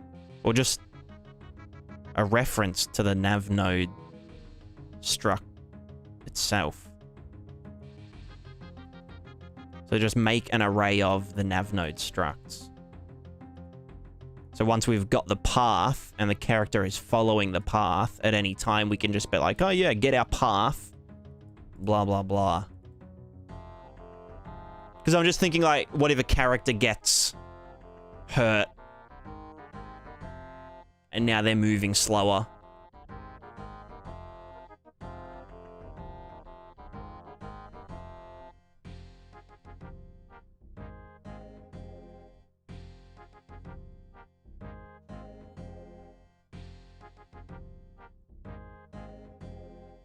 Although this doesn't have its own ID.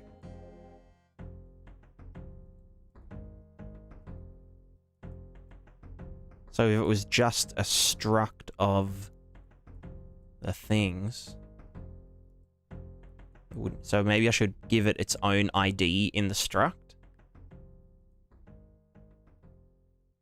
so that I can access it from the array or as a reference to itself, I guess.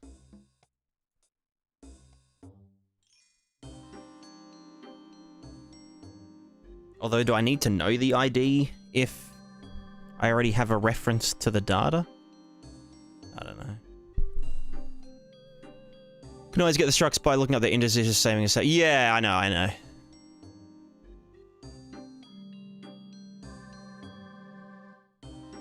I think this is fine. So we can just, whenever we need to, just loop through and look it up and recalculate what the new, you know, projected time is.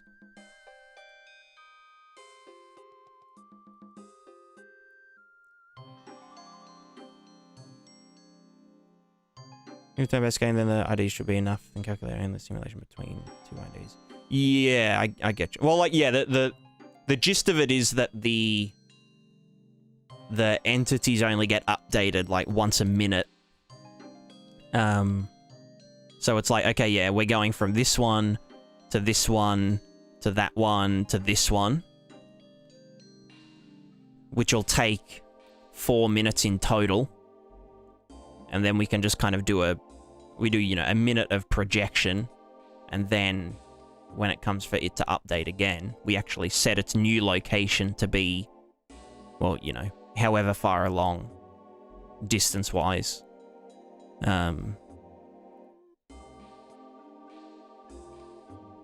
Because it'll be more like, okay, 60 seconds has elapsed, this character is moving at 400 units per second. So, you know, 400 times, blah, blah, blah. Go through the distance. When we get to, you know, basically when we get to this node, you know, we calculate the remainder distance, blah, blah, blah, remove this one from the thing, move towards this one.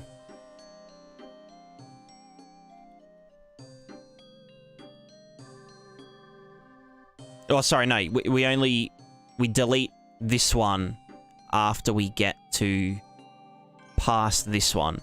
Because we need to know this one and that one, because this is the travel link thingo, right?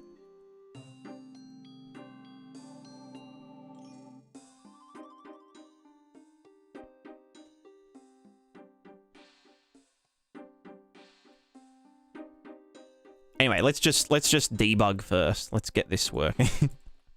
So find path, start location, end location, query grid manager. I want to do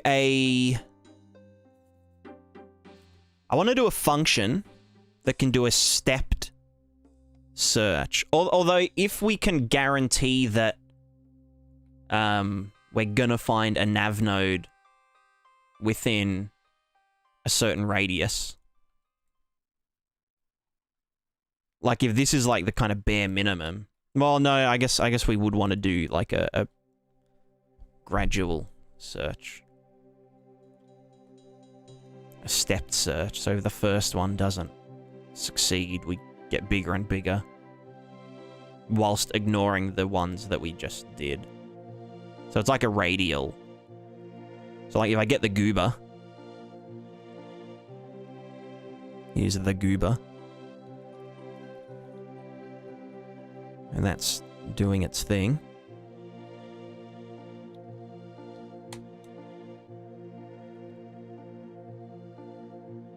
So we could start as just search our grid, or, you know, our grid quad. So whatever the grid size is, which is, I think, 5,000. No, it's 2,500. Is one thing, yeah. So we'd start with this, maybe double it. No, that doesn't work. Oh, yeah, I don't know. We do something.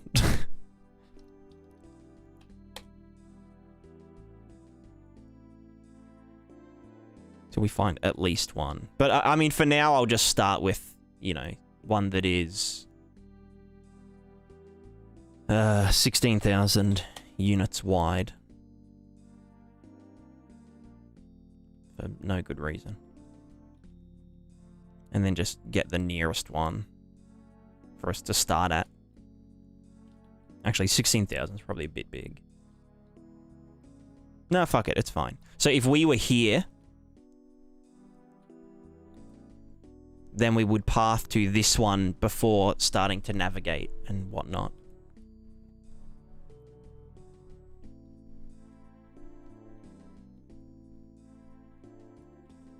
Probably.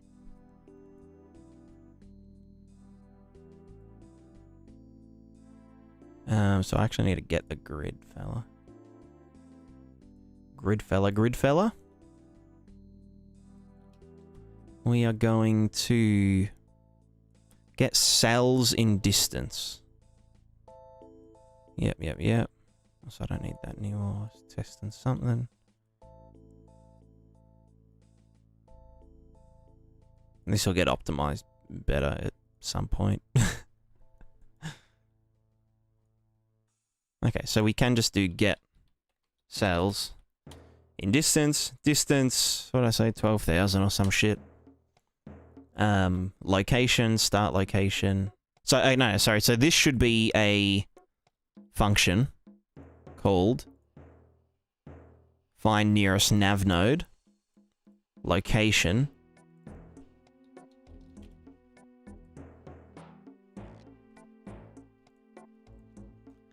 so then get cells in distance from our grid fella. Then here's the cells in distance. We're gonna for each of those numbers get the data. Then we're gonna get a ref, probably. And then we're going to get the array element and get from the data. And then get the nav point IDs. And I guess we just do local variable called found nav IDs. That is an array of integers.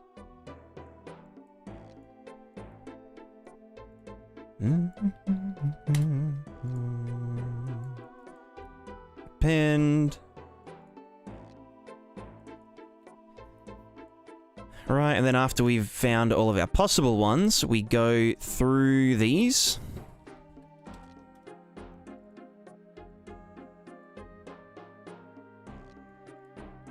These nav IDs.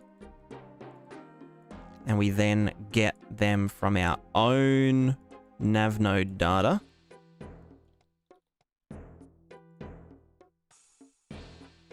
which is the array element.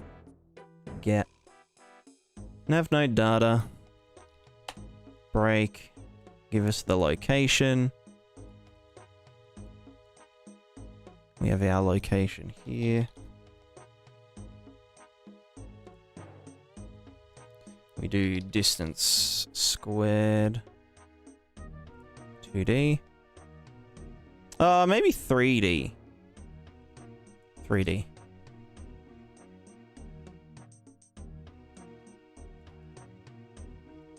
Find nearest node in direction of target location, then go on from the found ID, loop through the links of that node. Get those in the direction of target. So.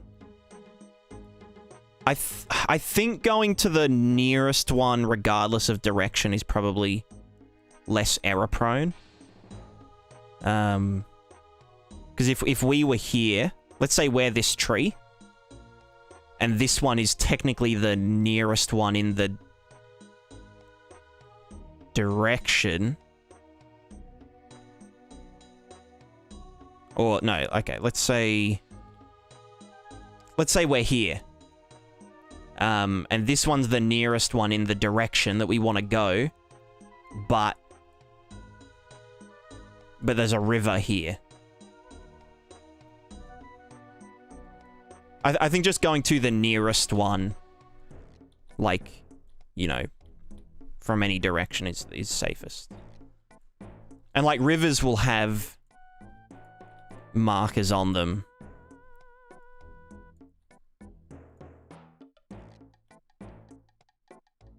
Actually, what is... How am I doing this? I forget now. No, rivers have them either side of them? I'm trying to remember what I had this fucking... Is it the point, or is it the link that has the cost? Because at the moment, it's the link that defines the cost, which kind of makes sense.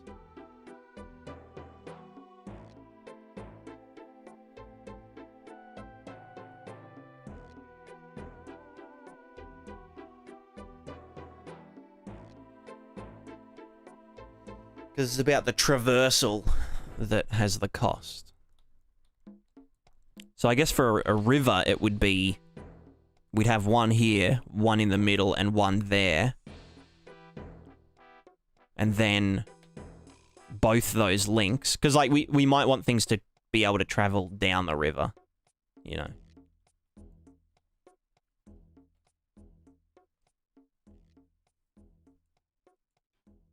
You know what I mean? So, like, if I just set up a little thing. Oh, I can't be bothered. Let's do the pathfinding first. Oops, shit.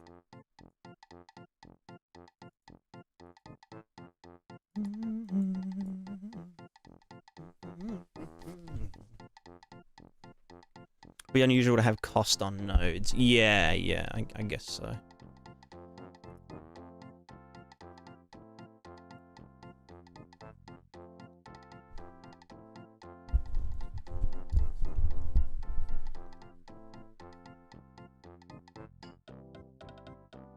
If you want to travel down the river, I'd put the nodes in the middle of the river and give the node the cost.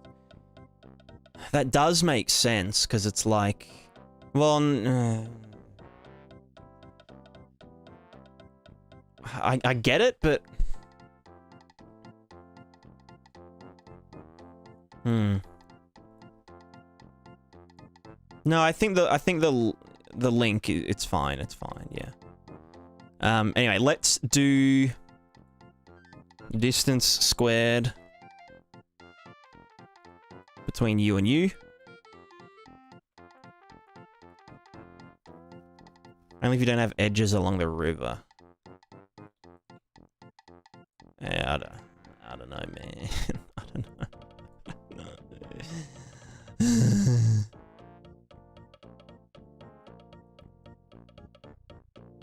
know. What are the links? So the links, they're represented by an actor in the editor, but when they get compiled, they become...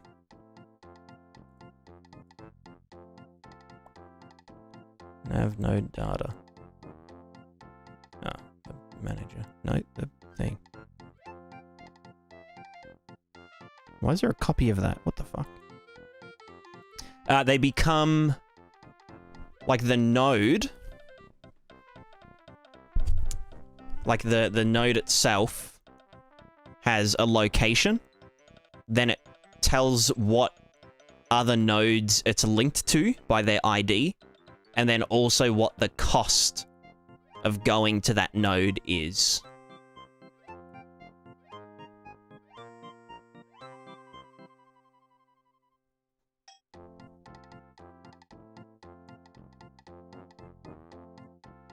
And so there is opportunity in here. Like going from one to the other could be different than going from... Like going from 1 to 2 could be different from going 2 to 1. But I wouldn't want to set it up that way. But it is technically possible because of the way that this works. Because going from here to here might be really costly, but going from here to here is absolutely fine. And so if it was the node itself saying, hey, I am really hard to go to, then, you know, it means that all of these... I don't know, yeah. I think it's definitely the link that should have the cost.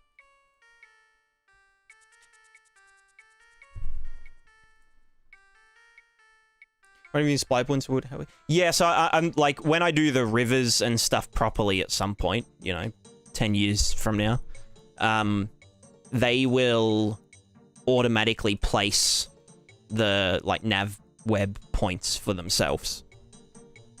And then connect them with the rest of the nav web.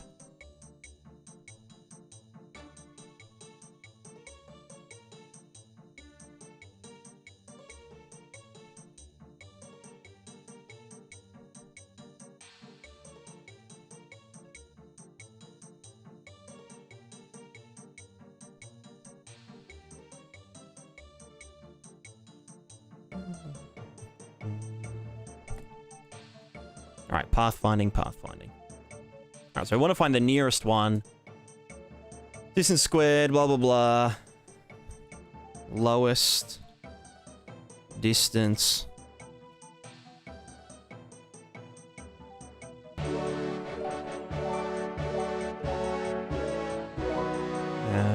How do I even...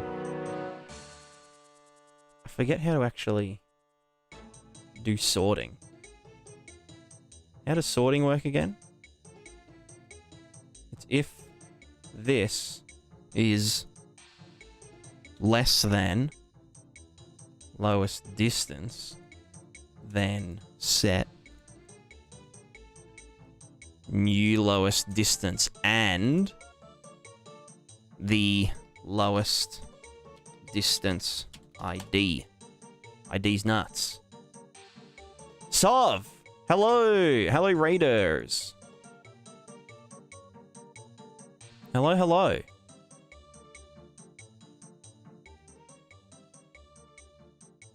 How was the rest of the animation stream? I could tell you were, like, molding.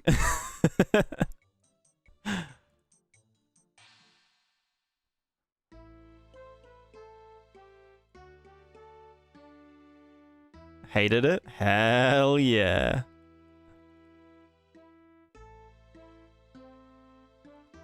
You'll learn to love it. You'll learn to love it.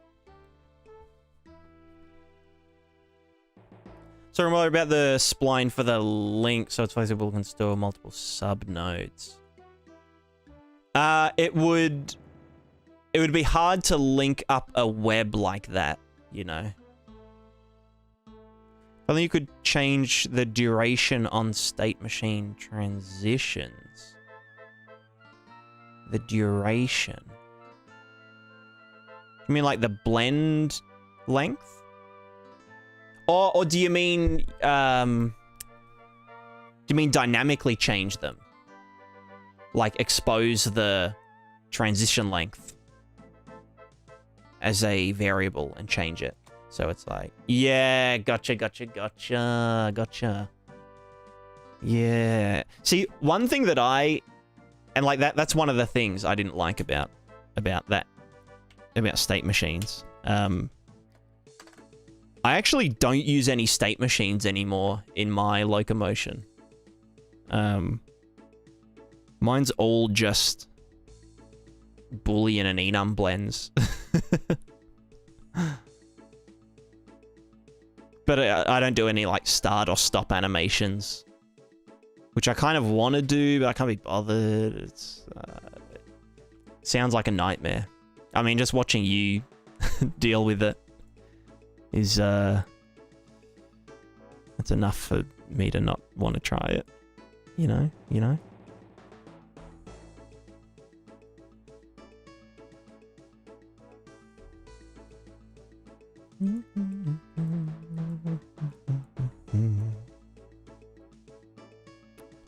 How can I...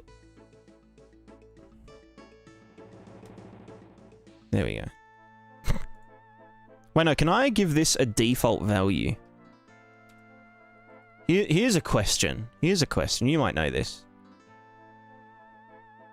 A local variable,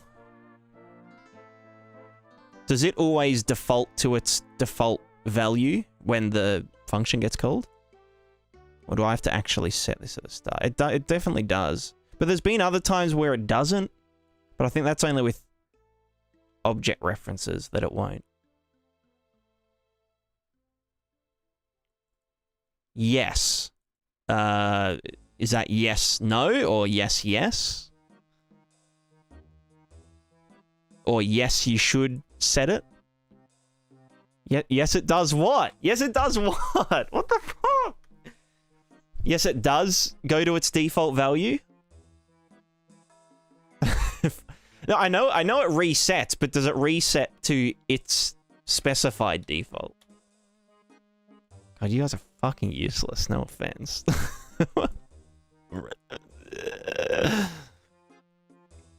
Like, does it reset to null, or does it reset to, like, the type default? Or... anyway. So we've got location, distance squared, vector. There should be lowest actually, it doesn't matter. Lowest distance. So is the new one less than this big number that is default set? Very big number. If it is, set the new lowest distance and the new lowest distance id. And then at the end of it, we get the lowest distance id, and we return this bad boy. What the fuck? Lowest distance, the node you want. Sorry, the node ID you want. So your initial node ID to -1 will always be -1 when you call a function. Yeah, I get you. Well, yeah. But I was just wondering about the distance, because it has to start as a really big number, because we're doing less than, you know. Know what I'm saying? And then it progressively gets lower as we just iterate through all of the IDs that we found in our grid query. God, this shit's getting wacky. Okay, so now we have... Whenever we can access world partition grid for stuff like this? Yeah, I don't know. It, like, we would if... I'm sure you could if they were all... If we were dealing with actors. But I don't think you can assign objects to world partition grid stuff, maybe. I don't know. I haven't touched world partition. I'll probably use world partition for loading, like, the world. Like, props and stuff. cliffs and I don't know. That's the thing, because everything has a virtual object representing it. Like, even a building has an object that is saying, hey, this is this person's house, and it's this, you know, run down, and they just painted it this color or something. But no, I guess it would be looking for the house actor that's on disk. Or it will just link up to that when the actual physical house gets loaded in. I don't fucking know. I don't want to think about it. All right, find path. Find nearest nav node. Bam, wham. This is the node ID that we want. Now we need to get our nav node data and start path finding. Fuck. Well, now what?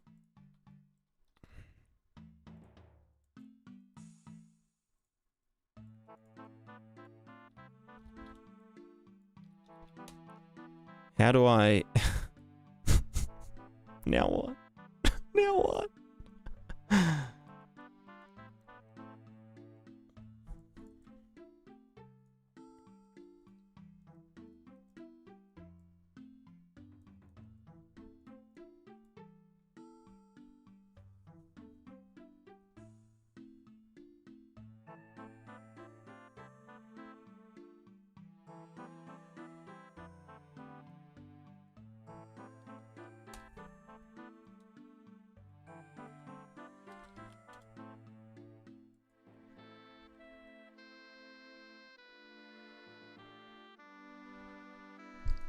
Dot the ID location around it, you'll find the next node in your list. I don't know if dotting... If dot would be the way to go.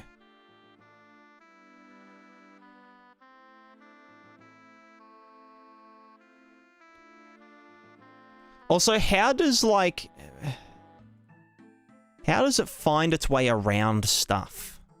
That's what I want to know. Like, the algorithm itself is simple as fuck, but, like...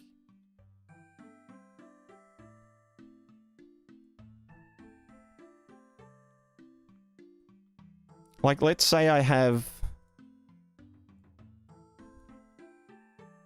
like a crescent moon-shaped land.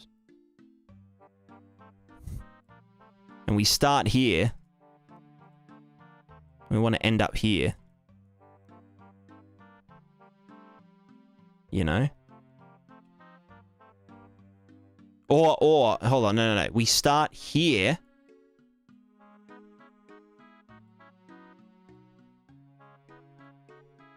Right, hold on. And we want to end up here. Or even no, sorry, we start here and we want to end up there. So it tries going right first, yep, and it says, oh yeah, that brought me closer, right?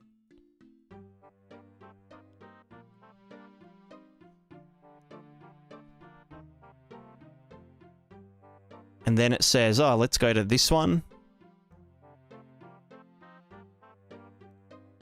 Yep. And then it says there's no link here. So it searches around for other links. It's like, no. Then it picks the next node in the open set, which is this one. Right. So these have been discarded. Well, no. So these get discarded.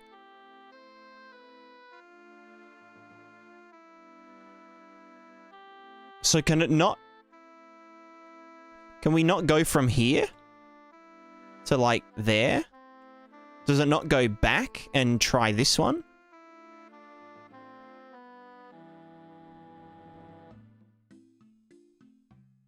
Okay. So it basically... They have two nodes in the open set. And you try the best looking one. Yeah.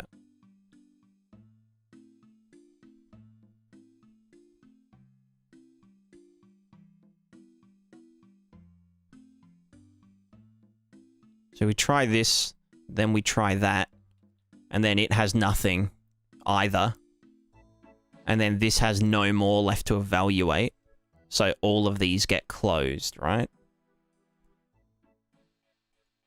These are now all in the bin.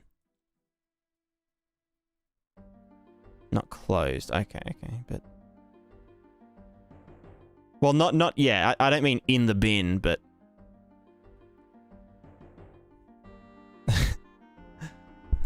Those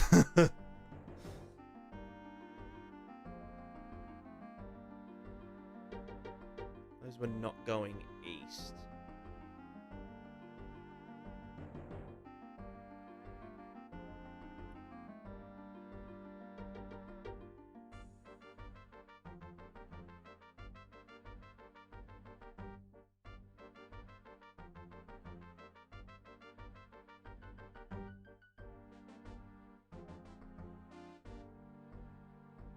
I'm having to go that way anyway.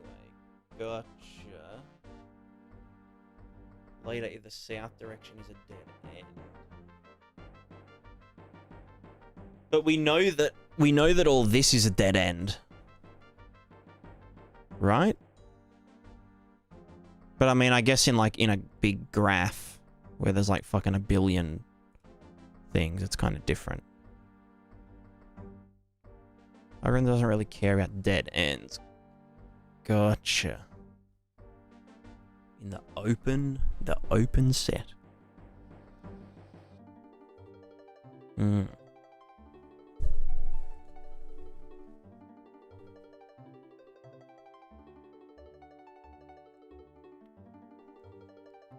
Also, would we actually use a set to do this, or just an array? Because like we can just do array contains ID, or do we actually want to use a set? I guess with something like integers, it's probably no like performance size. Okay. Is it? What's the difference? We're gonna check if it's already in there. Yeah, but it's an integer. I don't know. So when loop through to check if already in the set, I can check that instantly. How does it? Huh? How can it check it instantly? I mean, like, that's weird. How does it know? Because of hashing. I mean, yeah, but it's an integer. You know? How do you hash an integer? I mean, why would you hash an integer? I don't know, I'm confused. I mean, like, I get it for other things. Like for, I don't know. You have limited bins. Okay, now I'm just confused. I think we're getting out of, yeah.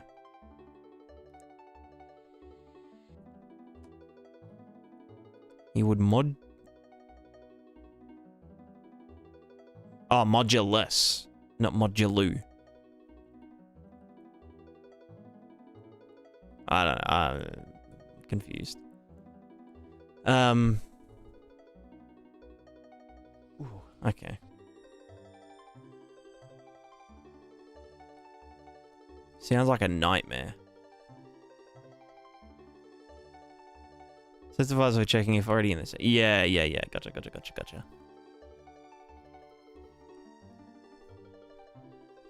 Yeah.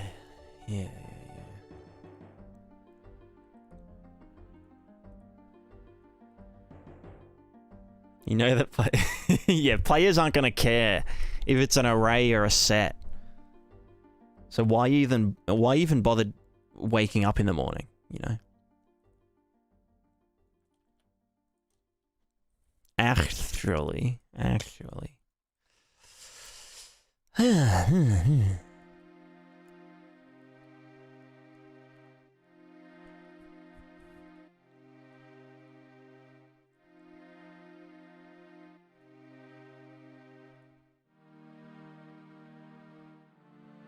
we want to set...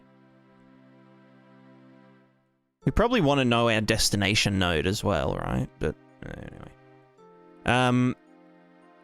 Right, okay, so... We need to do a recursive function. Fun. I love recursive. I love recursion. It's like, it's spicy, you know?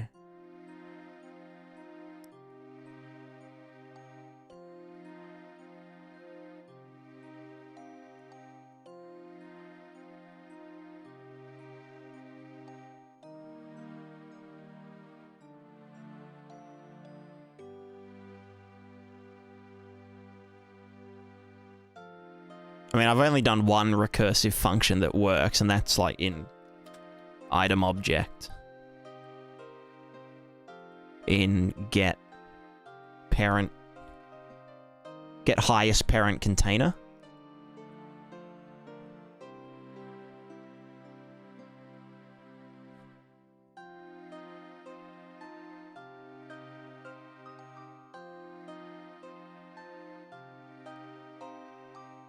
Which is pretty simple.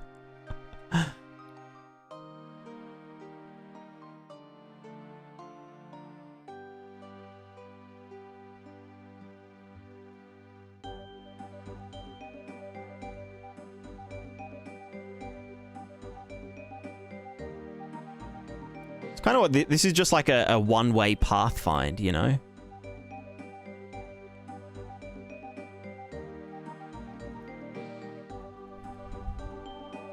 Like a one-dimensional pathfinding.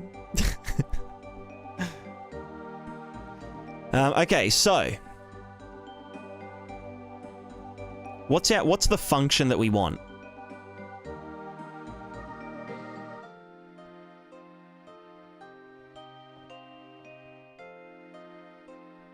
Function goals will be like a tree.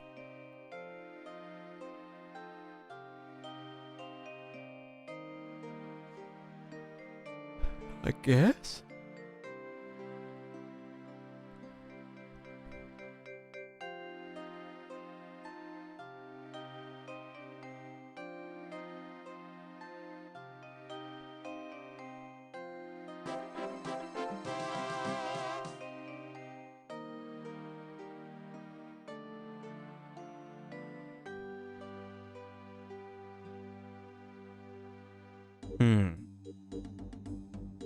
When you go to node A with two unexplored edges, you'll call the function for the two connected nodes, one after another. Yep. And choose which one did the best thing for us, right?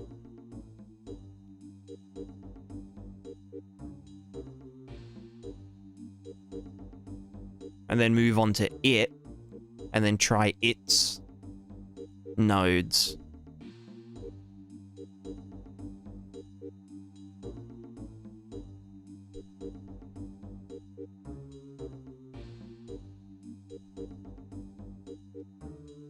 Started an ID array of paths without ID. This array gets populated in that function.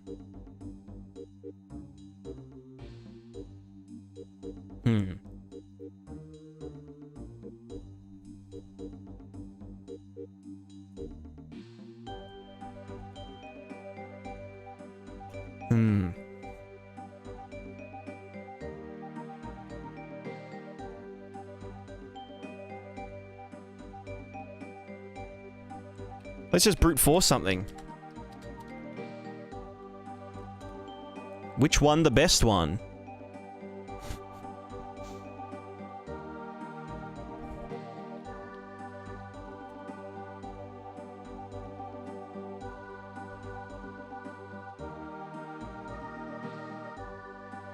Because like at each point we wanna check, like, you know, out of these two, which one brings us closer to our destination.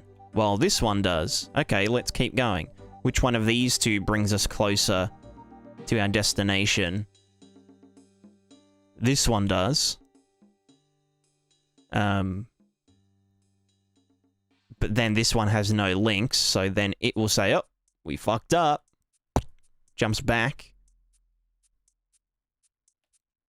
This one then says, oh, well, you know, okay, let's go to the second best one, I guess. Goes to it. And says, oh, we fucked up. This has none left that haven't been explored. Jumps back to here. This picks the second best one. Down to here. Blah, blah, blah.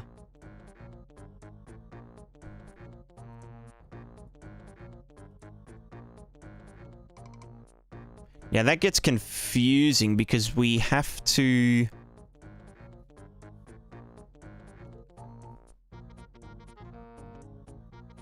When you call a recursive function...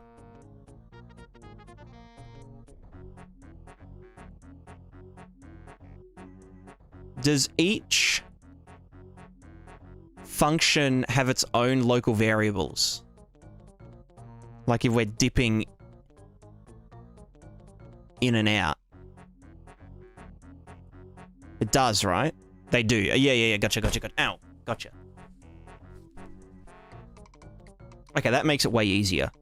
Because we can say, like, what are we? And then we can have a global list of ones that, you know, aren't the right... Like our sets. Our sets are global between all of the functions. Oh, no, we don't even need that.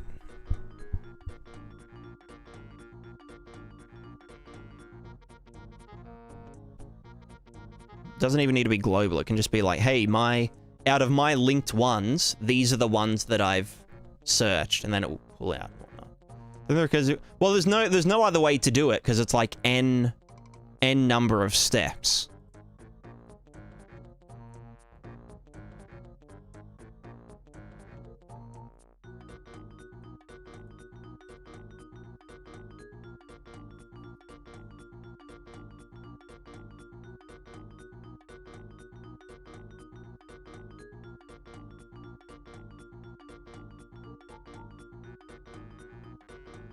All set is open. You haven't found the node yet.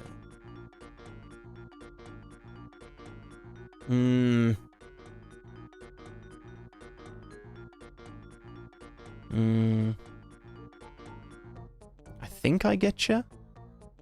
I know. I'm gonna run an ad and get something to eat. So I'll BRB.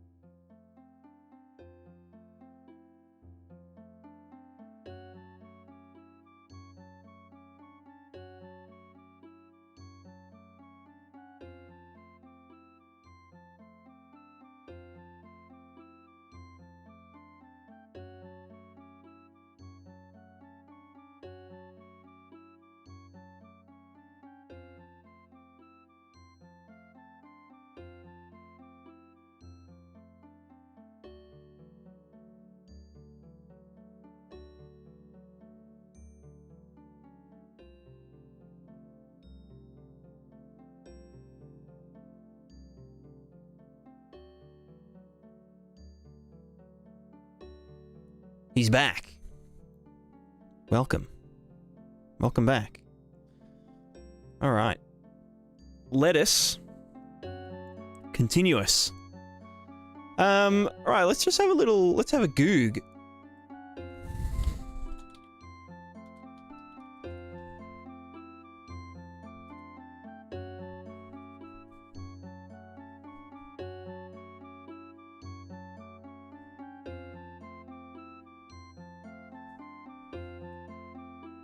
All right, let's have a goog.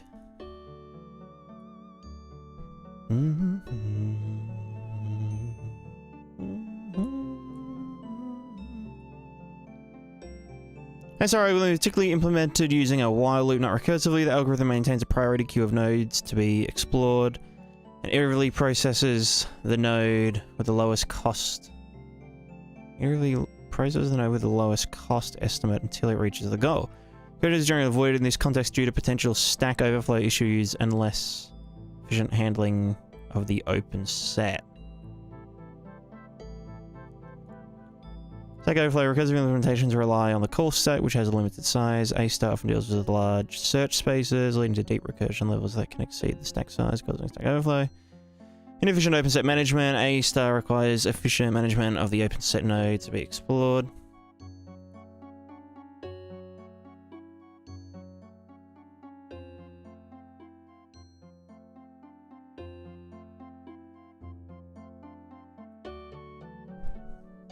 Sorry about I know, yeah. Each recursive call adds overhead for function invocation. That's true. That is true, especially in Blueprint. Difficulty in path reconstruction. A star typically backtracks from the goal node to the start node to reconstruct the path. Process is less intuitive and more complex in a recursive approach. Fair. Less control over execution flow. Iterative implementations often will control over the execution flow, making it easier to implement features like early termination, dynamic priority adjustments, and handling special cases. State management complexity. Summary, while it's theoretically possible to implement A star recursively, practical challenges and inefficiencies typically make the iterative approach using loops and priority queues more suitable.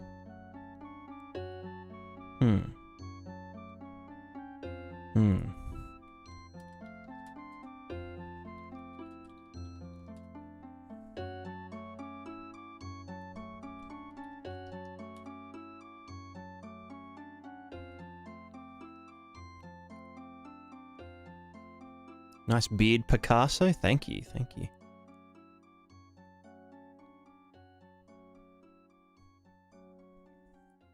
Right, I found something. So this does it as each node is an object.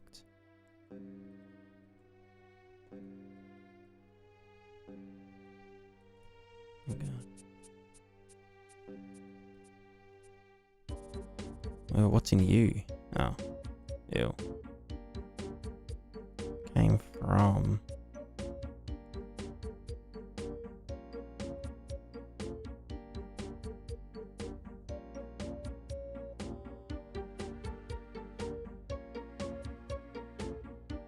But it's not actually setting the variables on them. So yeah, it is actually doing it all in the function.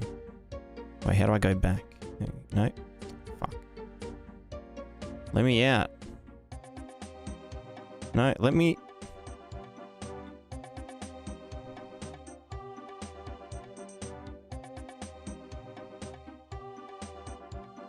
Perform setup. What are you?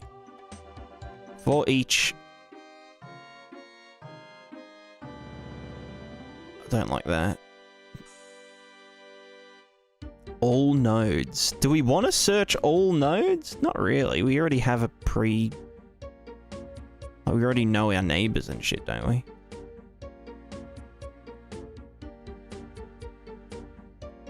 We don't. Yeah. I guess this is... it's just setting the default... I think it's just setting their scores... Their G and F scores to be high, because you can't... Because the map. Because they're using a map. Yeah. This is their setup thing.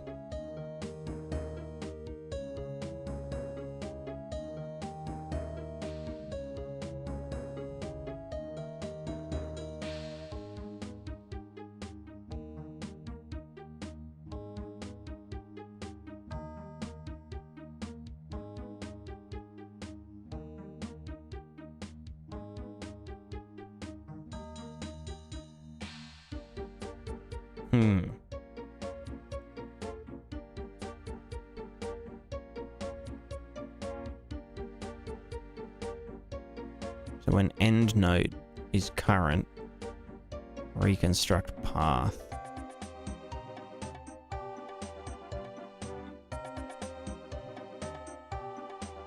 G score is edge weights. H score is what does it mean, edge weights?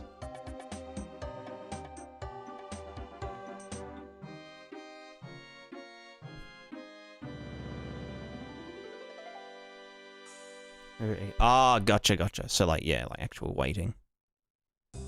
Yeah. Blueprint A star sounds expensive. Hell yeah.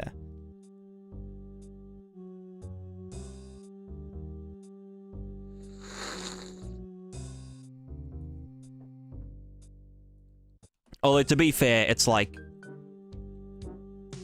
not that big of a search space.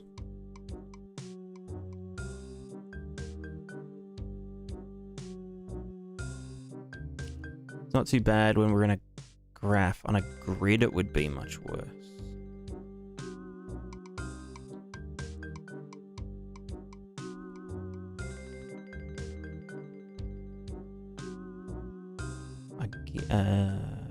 I don't know. Is it? Isn't a grid just a graph, but with only 4 connections? Kind of.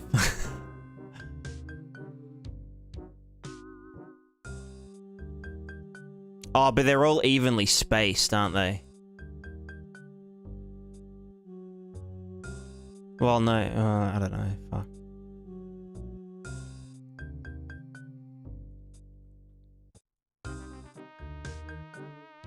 I don't know.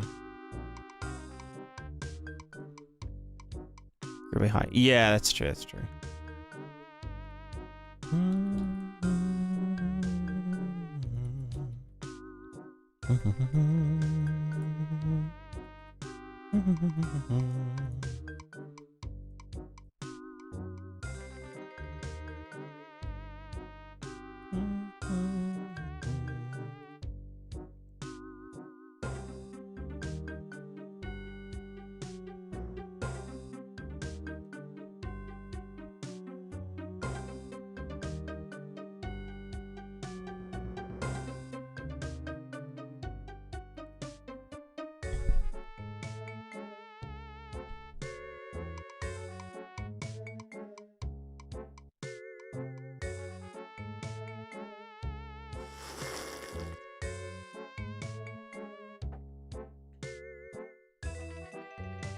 Yeah. So this dude 8 years ago was saying that it was hard to do in BP because of the absence of dictionaries, but now we've got maps in Blueprint, so...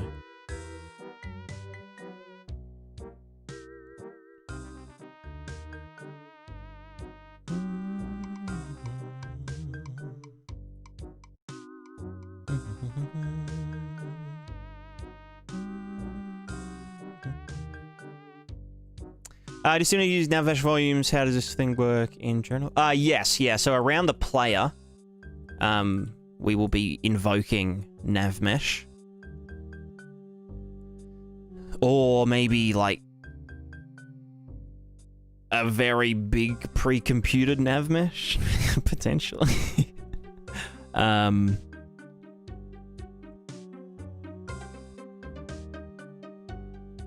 But yeah, this is the size of the player. And this is kind of the scale that we're... Oh, what did I just do? That we're navigating on.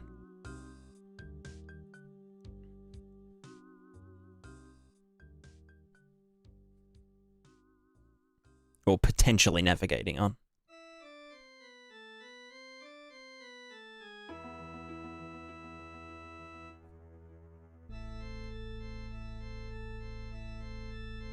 But yeah, the reason this is so sparse is because it's like just for general world. You know, from town to town.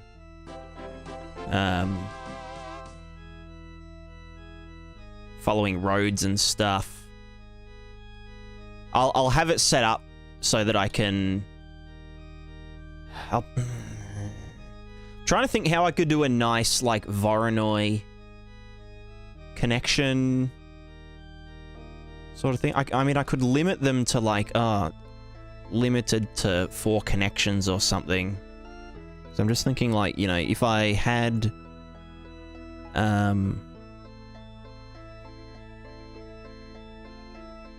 you know, just like a bunch. Like I just wanted to yeet them, you know, everywhere.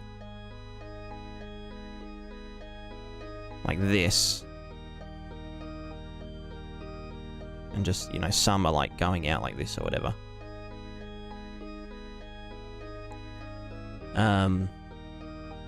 I'd want it to look like this.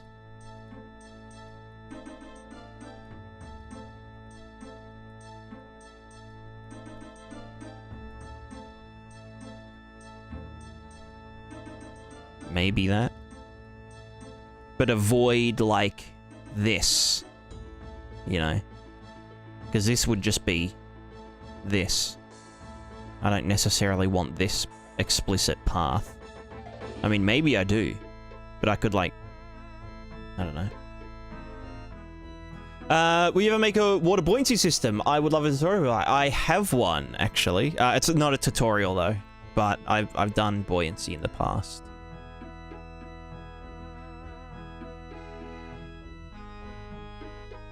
With like waves and stuff. I might make a tutorial at some point. Try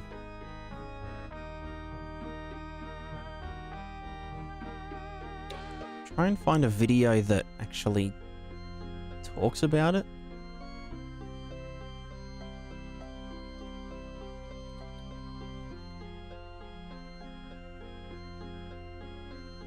Was it this one?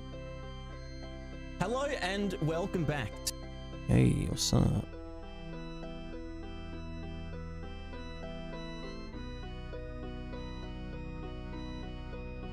Do I talk about water? Kind of, yeah. The other thing we were doodling with, oh yeah, air buoyancy. Because our buoyancy system is additive, so it's just kind of sitting on top of the physics engine, we can, again, interact with all these like we would with any other physics object. And if we actually go to our weather parameters, here they are, we can, you know, make this really still, and obviously, you know, they're gonna go along with the waves and stuff, but we can, you know, make some pretty extreme waves, and, you know, yeah, it all just works, which is very surprising. It was another one of those moments where it kind of felt that making them Very nice. and actually, like, flying carpet ourselves. I should go through and watch all my old dev vlogs. The door meta sound. Big shout out to Akudo, who's our sound designer. Akudo! For, you know, coming up with this. Sorry, I meant cat pie. It's like, it's baffling how kind of... baffling how...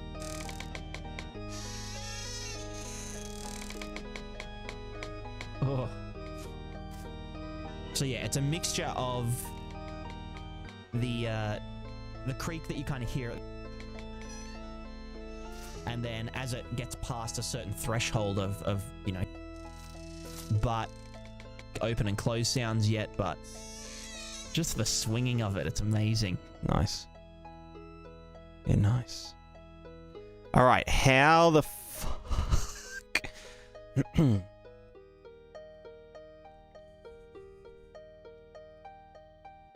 Sorry, let me just continue looking up A star in Blueprint.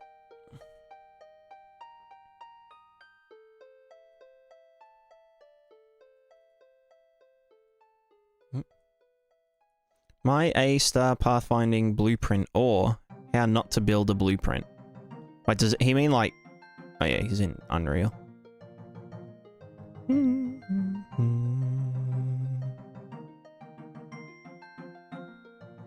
This is the last version where I used A instead of Dijkstra's algorithm. Yo, Dijkstra's nuts. Got him.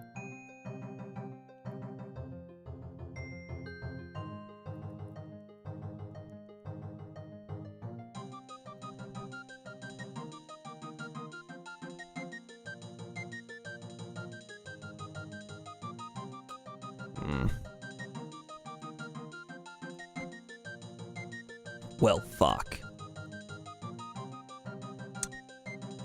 Well, I mean, if it works, then...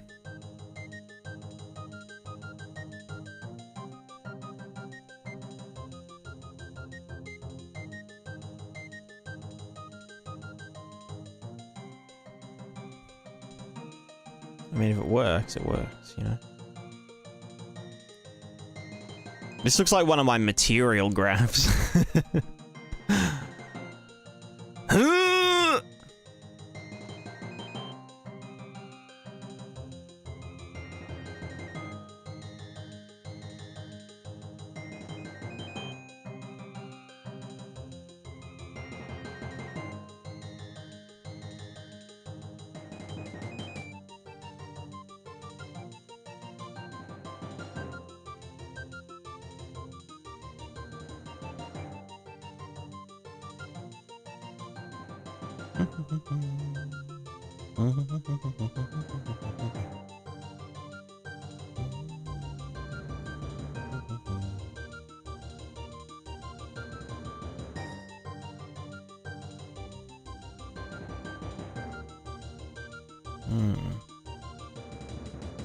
Have you tried to use the Discord game SDK? I have not.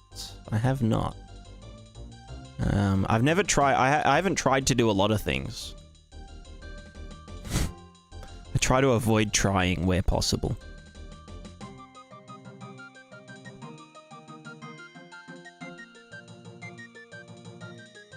But over 6 months, Jesus.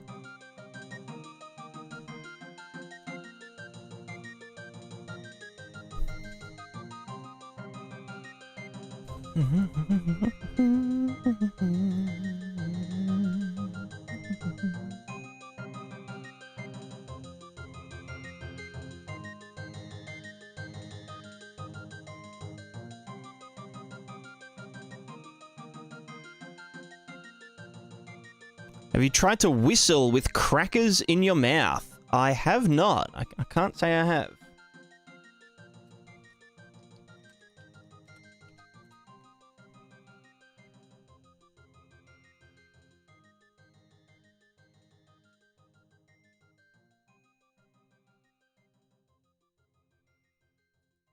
Hello, Professor. Here's our examples in this video. Abel. Here's our first example. We have a state space graph. We have for each state the heuristic values listed here. What's a heuristic value? Is that just the distance that brings it closer to the We're going to do a search tree visualization target? of the A-star tree search. The start Distance from the one that we're... Like the relative distance or the... Or like, you know, the amount that it's brought us closer to the target. Distance, okay. state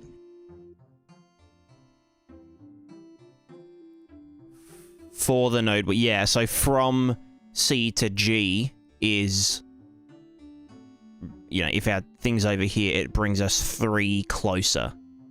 But G to C would be -3, if, for whatever reason. If G... Yeah, gotcha. is S and the goal. If G is the goal. Well, what if it was F over here? Going from C to G is still bringing us 3 closer towards F, right? Right?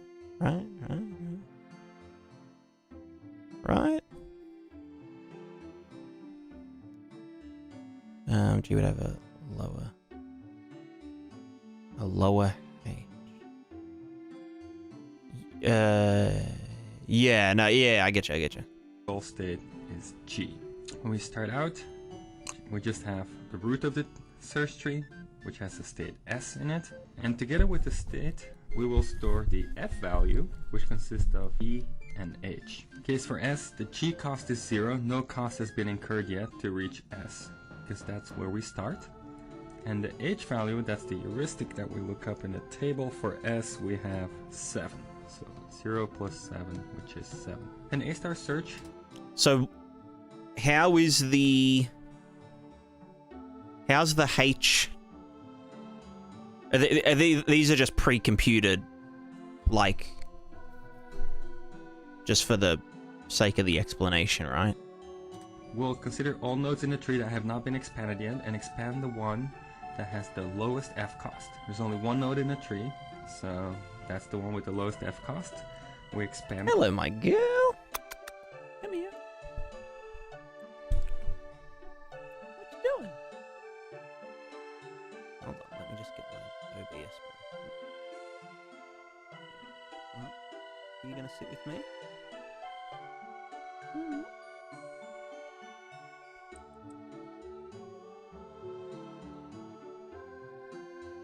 A small cat.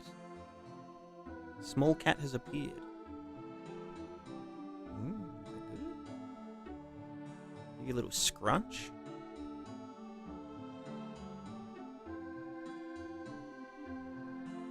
Get something on your tail.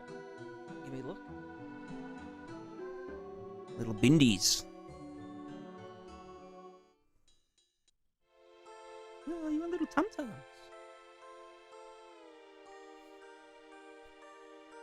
Hold on, while I watch this video, I was going to try and angle the camera down so you can see the camera. Can you sit here for a sec? One sec. Just one sec.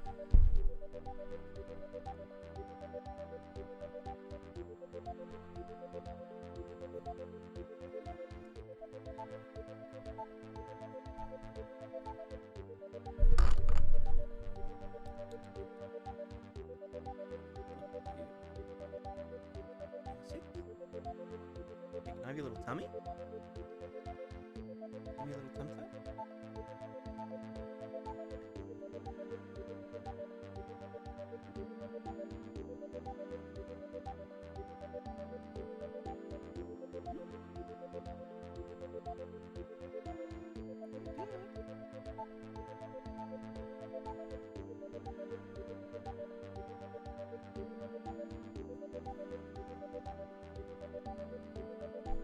I love just getting cats like their ears and just like doing this, like that.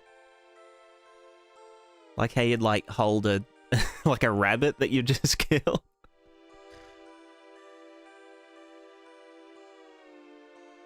Is that good? Hey, can I have your little tum tum? Tummy. Tummy. Tummy, tummy.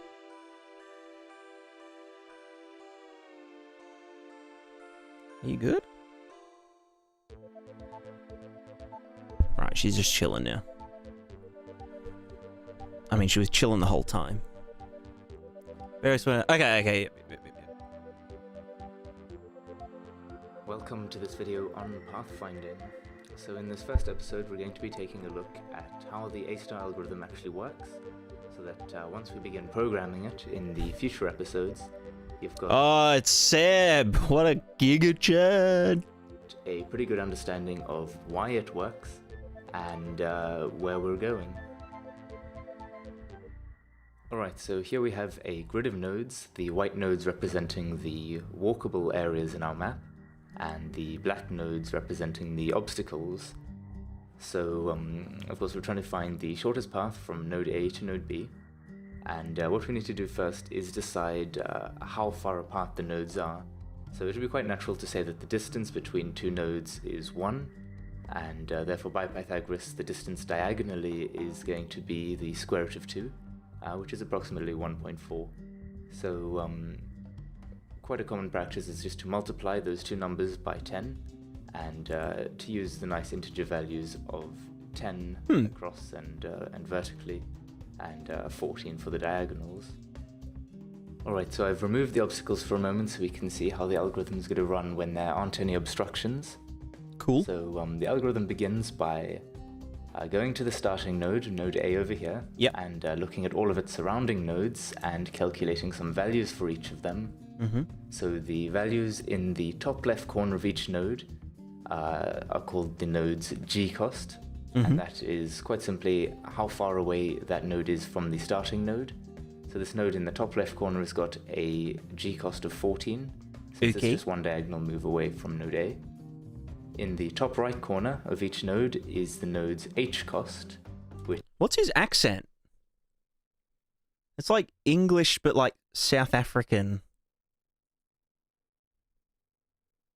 I can't remember where he's from. Also, his video, like, just in general, his videos, all his coding adventure videos are like giga. Yeah, it could be Wales, actually. Wales is like weird, what's it called? Weird English. I love his videos, they're so good. So good. All of his videos are just like my kind of thing, like, you know, you get sidetracked and you'd like go down a rabbit hole and just do something goofy. And it never leads anywhere. Like it's the exploration of the idea that is the whole thinger. Yeah, hopping up a bit. Oh, there you go, girl. Hey, can I have your big fat tum? Give me your tummy. Come here.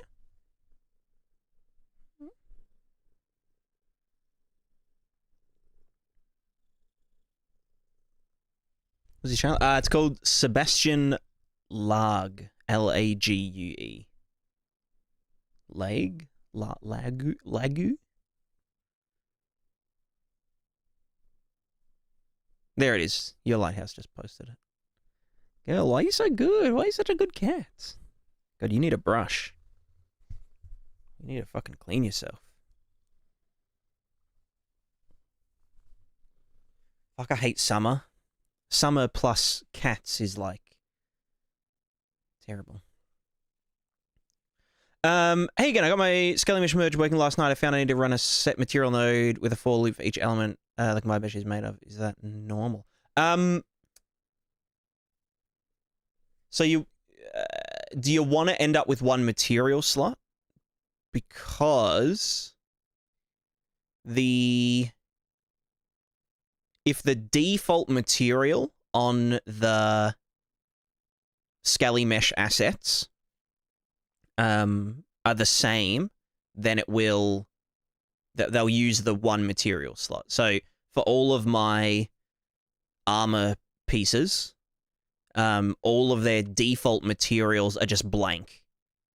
So, like, I just set it to no material, and it will, when I merge them all together, it will just be one material slot. So that could be the reason.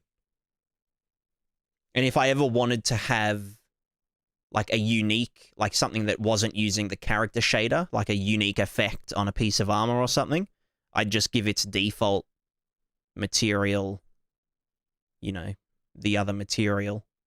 And that would go in element 1. Whereas element 0 is like the generic character material. So hopefully that fixes it.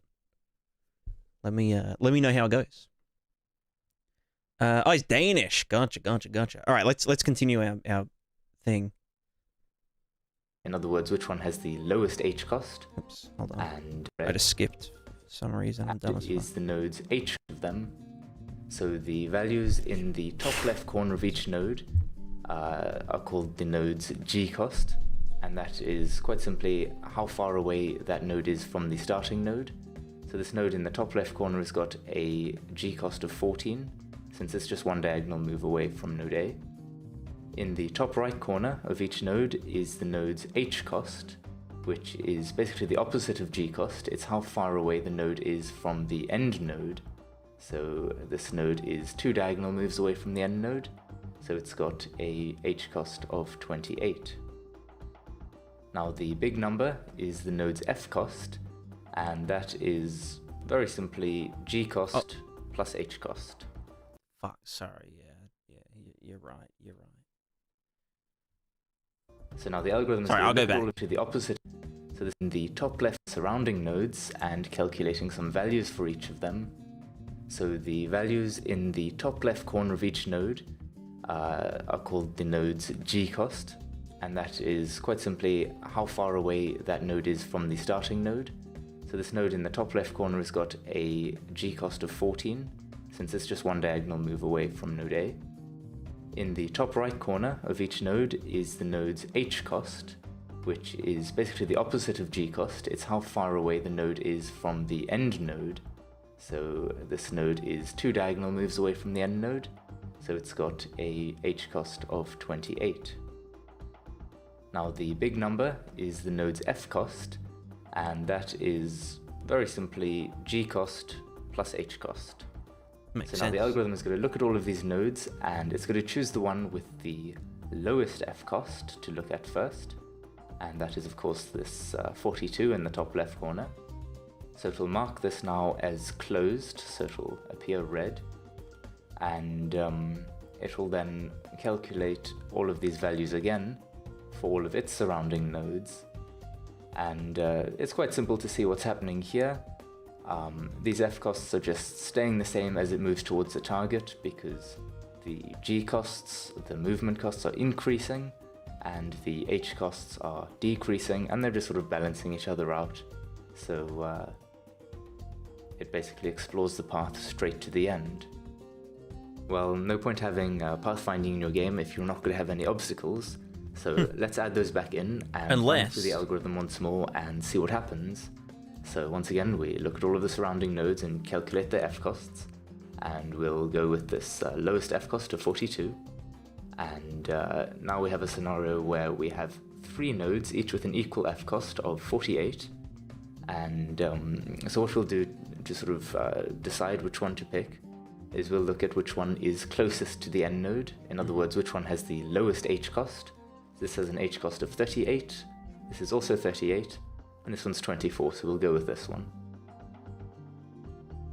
Now, as you can see, the f costs are increasing each time, since we're not going in a straight line towards the end. So even though the h costs are decreasing by a little bit each time, the g costs are increasing by even more, resulting in a more expensive path.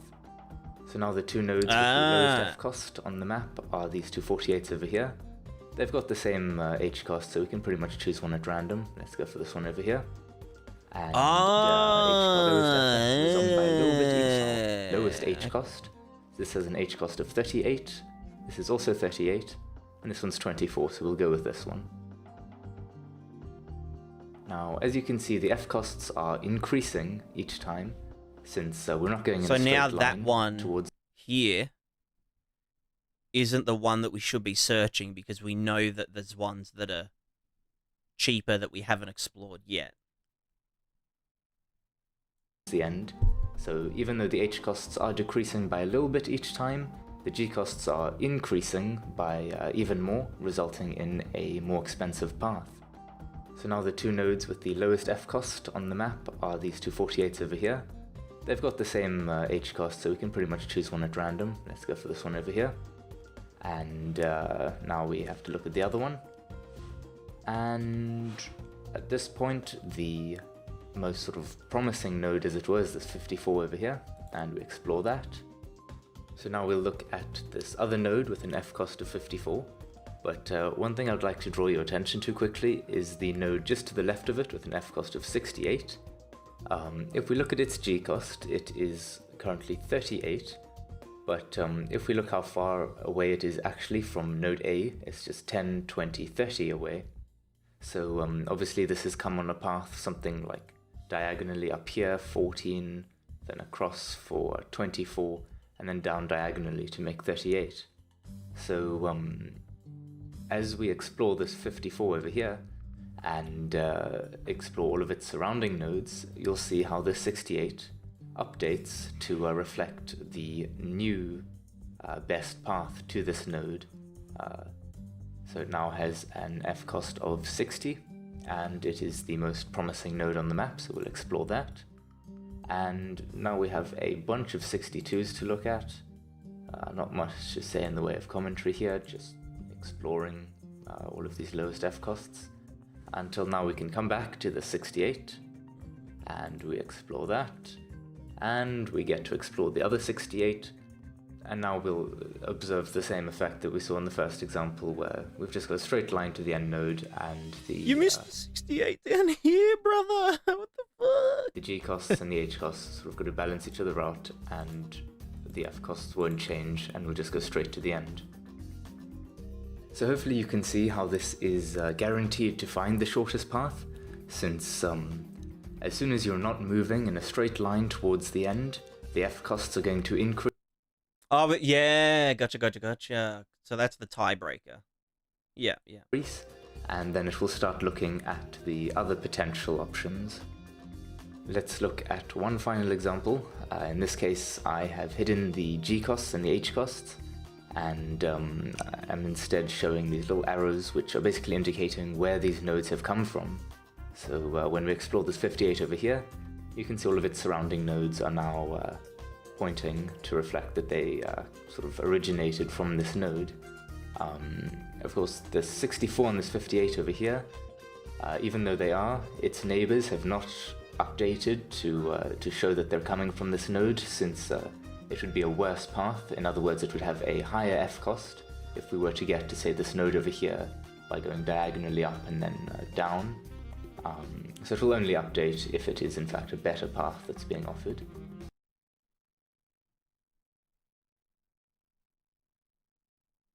How does it know, though?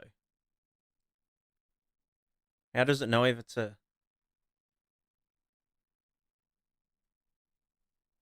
Huh?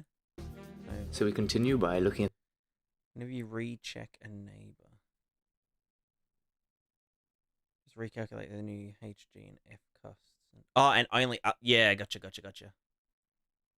Yeah. this 58, and that yields a 66, so we go back to the... So that's why we'd be using a map and stuff, because, yeah, there'd be like a global map that says, hey, this is the, you know, the H and the G for this node ID.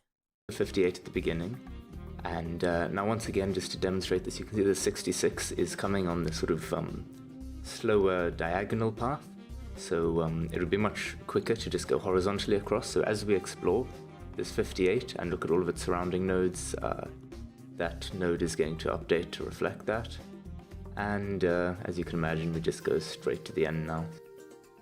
So the point of these arrows, of course, is just that now that we've reached the end node, we can sort of retrace our steps and find the path that we took to get there. Nice, okay. What I love with A-star is that agents always take the shortest path, which always is not the most visually nice one. That's true.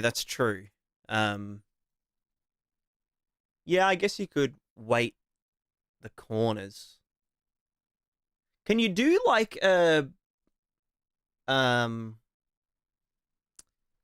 fuzzy A-star where you like, you know, like choose a random, you know, between -2 and 2 to add to the,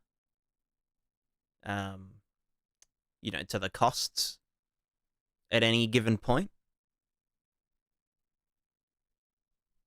Or like whenever you, yeah, you know what I mean? Like flow fields are not as dynamic as A-star.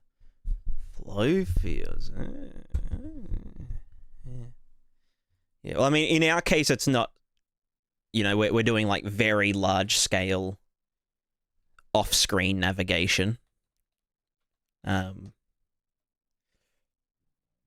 which can't just be like, you know, go from. Sorry, I'm in a weird position. The coffee's turning around in my stomach. Yeah, so we can't just go from town A to town B directly because there might be like an obstacle in the middle or something. So we're doing like a nav web sort of dealio, with links that can dynamically update. So like, you know, this bridge could get destroyed, which would then change its cost profile at runtime. And like, you know, different, what's it called? Different like agents, different characters or parties or whatever, evaluate the cost profile differently. So like a traveling merchant isn't going to take their carriage through a big river, but a hunter can cross a river without incurring as much cost or something. And then when we're you know in player land, we'll just be invoking nav mesh and whatnot. Ow.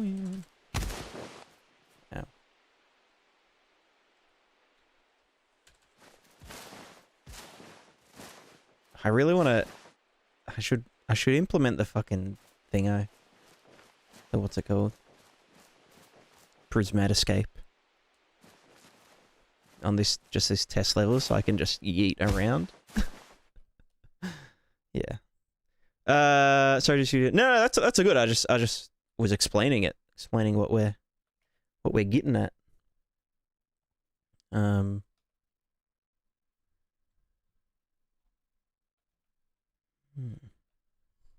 right, let's continue our little video. Vidya. Oh, wrong one. I want to go here. In Warcraft first game, they didn't have pathfinding between bases. Enemy forces teleport to the closest fog of war. That's funny as.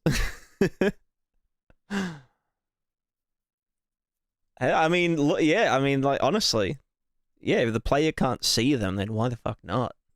Save heaps of juice.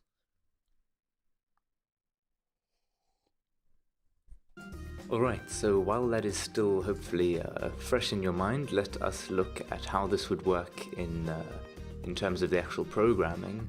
And so what I've got here is just a bit of pseudocode, meaning that it's not in any particular language, it's just basically a set of instructions. Alright, so to start off with, we create two lists. The first is called the open list, and this list is for storing all of the nodes for which we've already calculated the F cost. So in the diagrams I've been showing, all the nodes that were colored green were the ones that were currently in the open list. Then the closed list is basically the set of nodes that have already been evaluated. So those are all of the ones that I sort of ticked off as red in the diagrams once we'd looked at all of their neighbors. So once we've created those two lists, we add the starting node to the... Right, so closed means that we've evaluated the what's it called? Closed means that we've evaluated from its perspective, not that we've, you know, searched it at all. The open list, so that's currently the only thing in the open list, and there's nothing, of course, at the start in the closed list. And then we enter a loop. So inside of the loop, we create a little temporary variable called our current node, and this is equal to the node in the open list with the lowest F cost. So at the beginning, that will of course be the starting node since it's the only one in the open list. And we remove the current node from the open list, and we add it to the closed list. Gotcha. Then if the current node is the target node, then we can assume that we've found the path. True. And Based. we can just exit out of the loop. Otherwise, we're going to go through each of the neighboring nodes of the current node. Easy. And first of all, if it's not traversable, or if it's in the closed list, then we'll just skip ahead to the next neighbor and ignore Easy it. as fuck. And if that's not the case, then we check a couple of things. So first of all, if the new path to the neighbor is shorter than the old path, so say for example that the neighbor is already in the open list, as we've seen in some of the diagrams, but then the new Yeah, path it's is shorter, so yeah. we have to update that node to reflect that we found a better path to it. So if that is true, or if the neighbor is not Right, and we have a map of node from its last, like for this node, or this node ID, what is the last, the one that searched it, so then we can backtrack when it's done. Because if then so if this one, so it went here, and then wait, no, I'm slower confused. and we were to get Okay. of course there's 64 and there's 58 over here, even though they are, its neighbors have not updated to show that they're coming from this node, since it would be a one node nodes have come Yeah, from. okay. So yeah, so when So when we explore this 58, so that's what this arrow is, and we just store that in a dictionary. So then over here, you can see all of its yeah. surrounding nodes are now pointing. Yeah. So the data in the nodes. Well, our nodes are just IDs. They don't actually have any, like, data in them.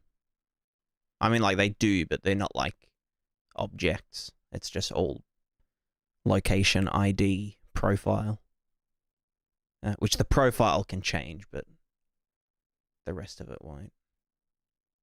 So yeah, we do a map, I'd say.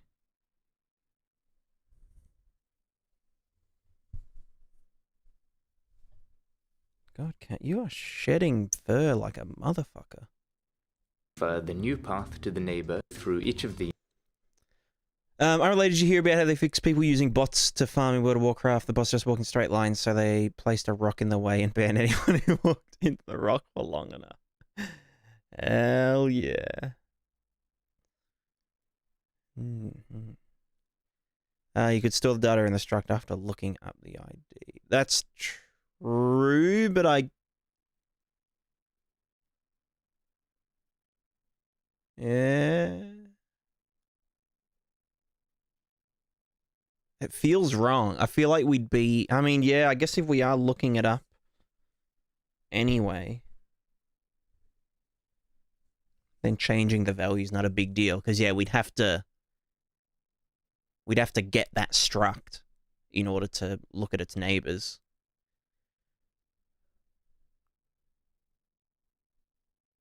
Yeah?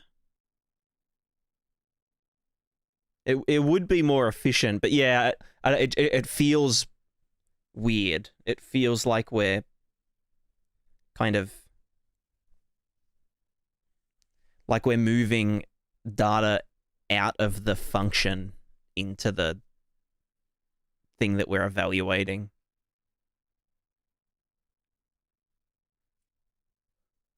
Because then it's like, you know, when after we've done searching, there's just like a fucking like a just a random ass integer sitting in the struct that doesn't mean anything. But like, again, that's fine. It's, you know, anyway, let's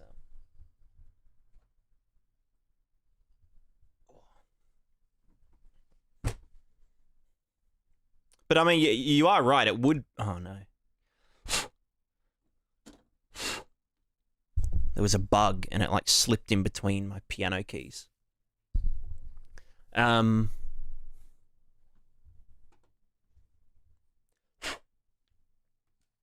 the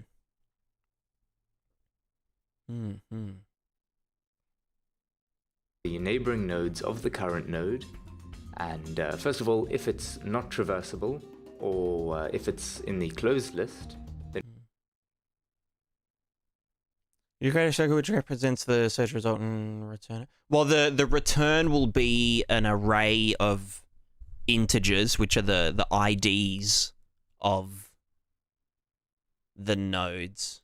So our nodes are just an integer. So, you know, we've got node number 348 and blah, blah, blah. And we just look them up from a reference list rather than the node itself being like an object or something. Then we'll just skip ahead to the next neighbor and ignore it.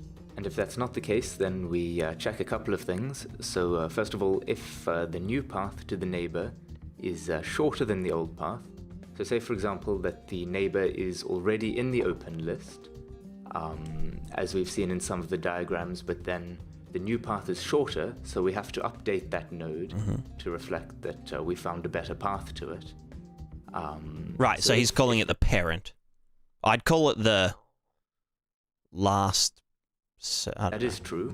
Or if the neighbor is not already in the open list, then we set the f cost of the neighbor, which we do obviously by first calculating the g cost and the h cost, and then we set the parent of the neighbor to the current node. So that's what I was sort of trying to show visually with the arrows. We sort of keep a reference to where that node came from so that we can retrace the steps once we get to the end node.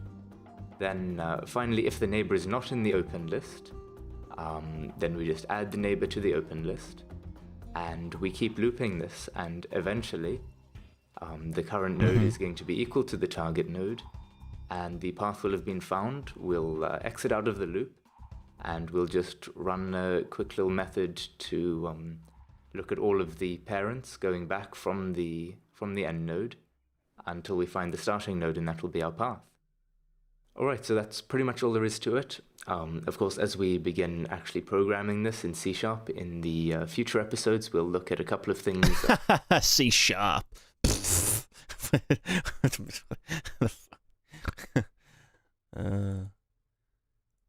More like C# these nuts. You know what I'm saying?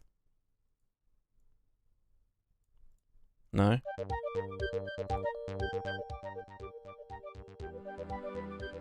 C#. No. That joke just isn't. I don't know. That's like I used to do a thing that whenever someone would ask me a question, I'd say, "Time to get a watch."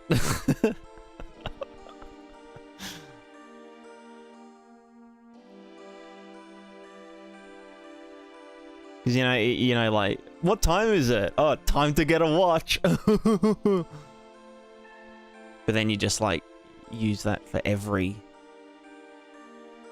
question. You know, like, how was your day? How was your day today? Time to get a watch. It's funny. It's funny. All right, I need to process everything that I just learned.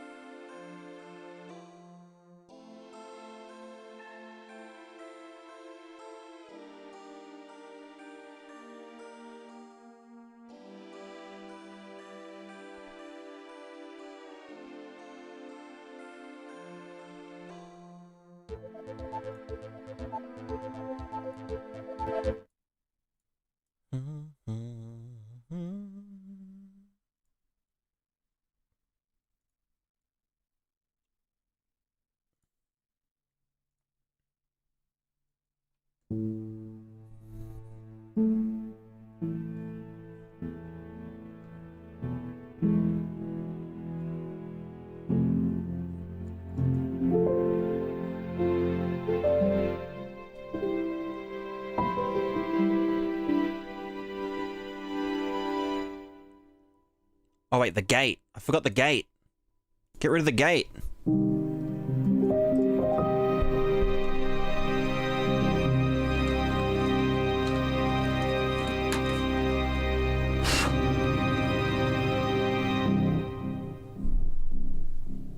Sorry, I'll zoom it out a tiny bit.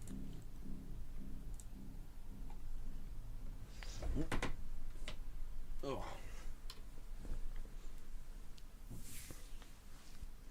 Look at that big, like, crease in my carpet. This fucking house, man. It's, like, very, very old.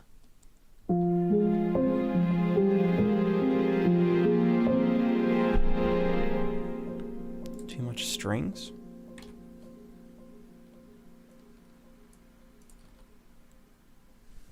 Maybe I'll just look this way so we don't have to look at that fucking carpet crease.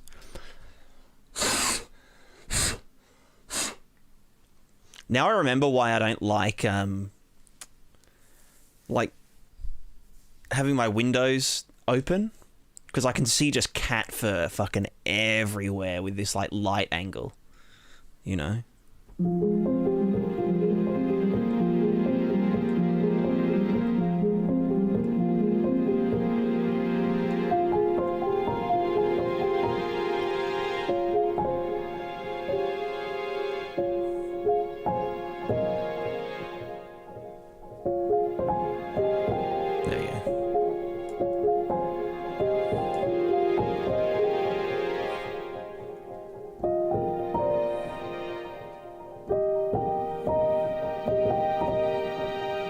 I forget how that goes.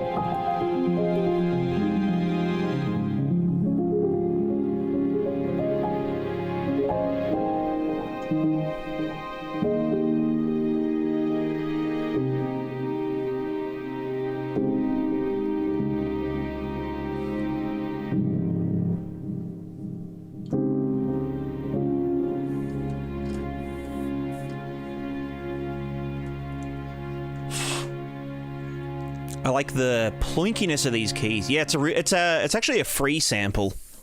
It's the Labs Soft Piano.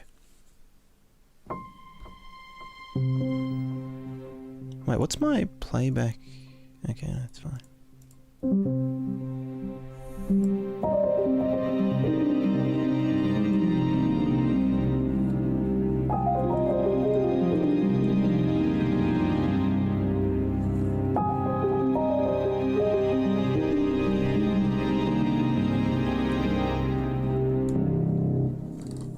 Yeah, like it's really like there's like no high end, and even the high keys have like this kind of bass attack to them.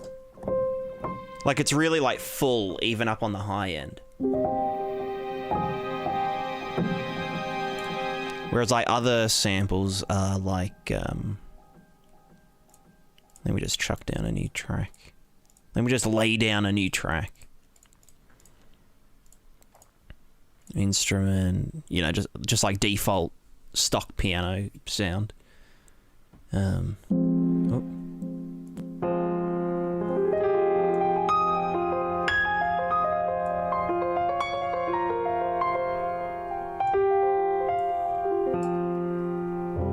Like this is a good sound. Like it's got a fat low end.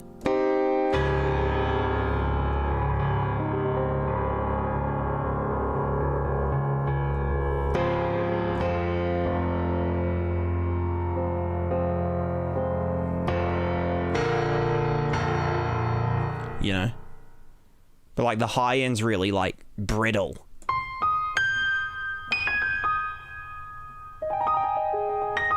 I mean, it's not really. It's pretty good on this one, but compare that to the other.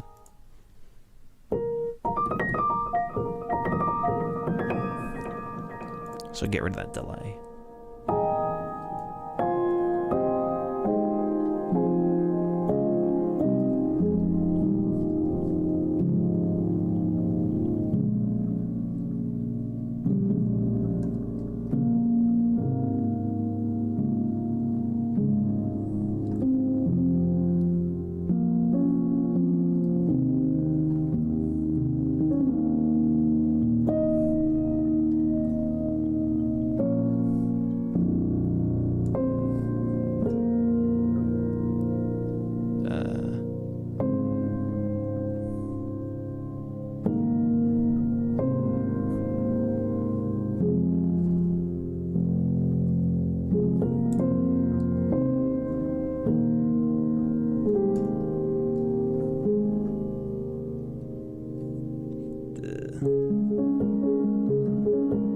The only thing I hate about it is that the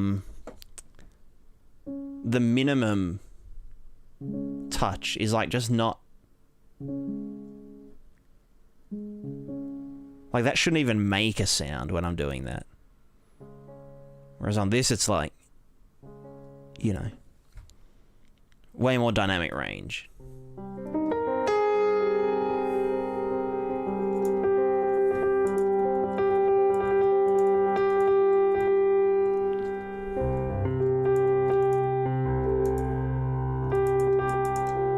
Can you hear my... Yeah, you can hear my fucking long nails on the piano.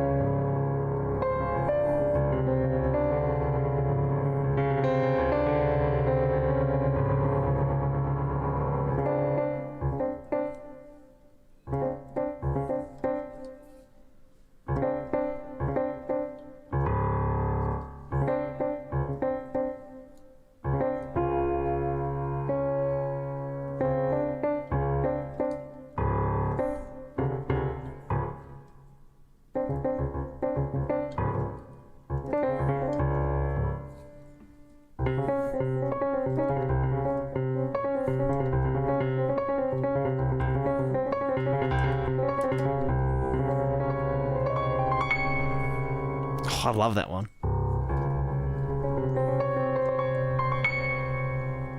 Or like a Lydian, like fucking.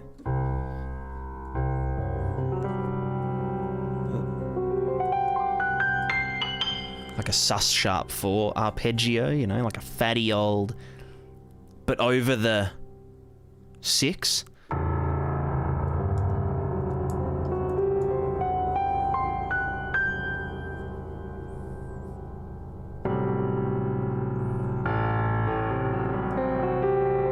Maybe with like more context, like.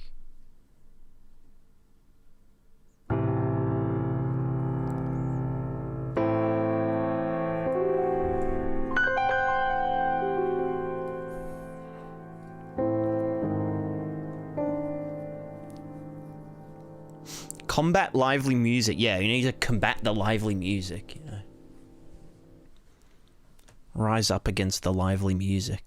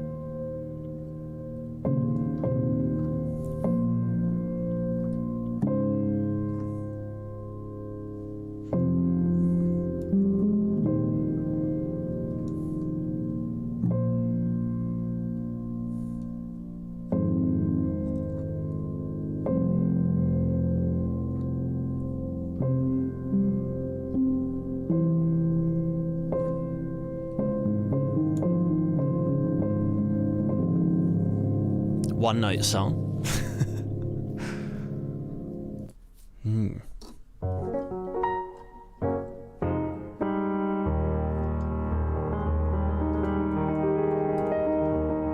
Yeah, so when you think about it, the A* search algorithm is like music.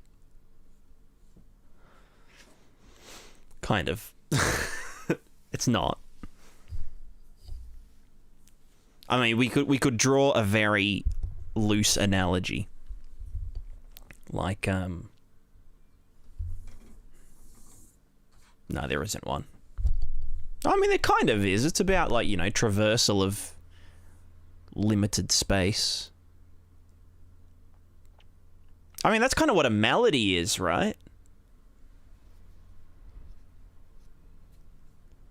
Like a path between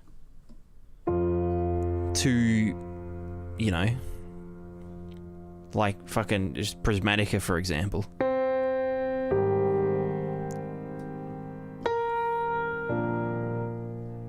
So our path is...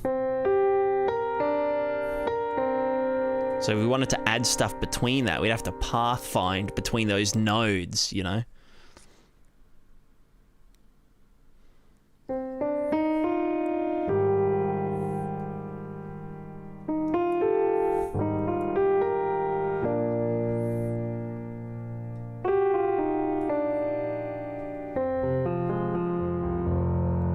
And the heuristic is sounds good.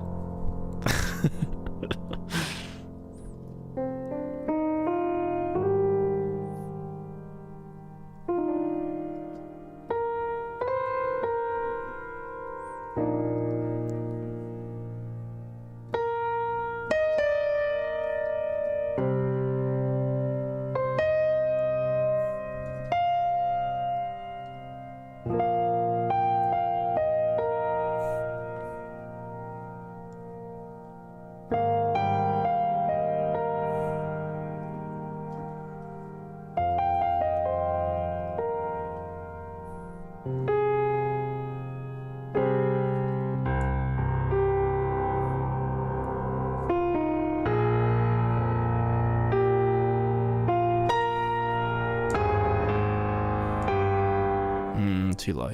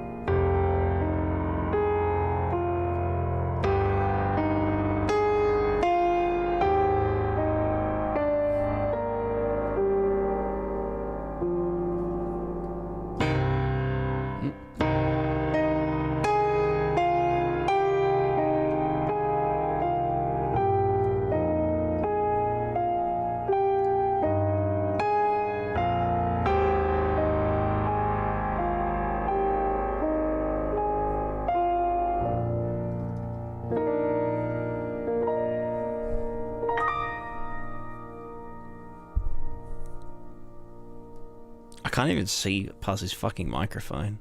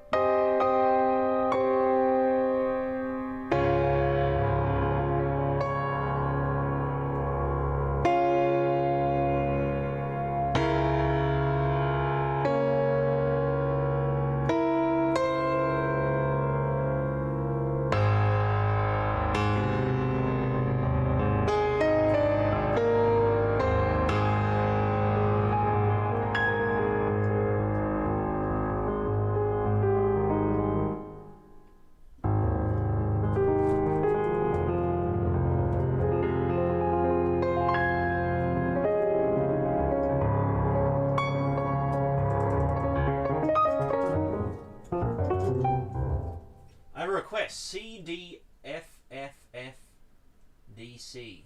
C.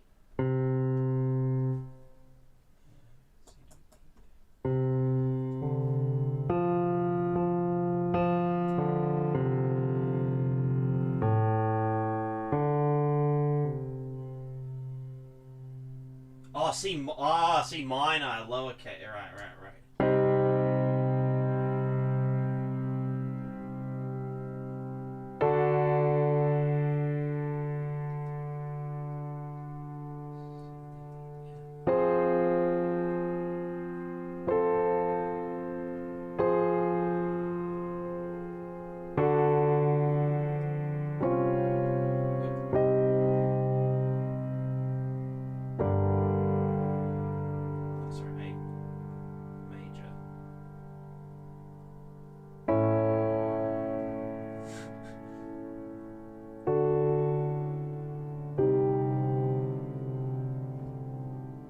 Oh, no, sorry.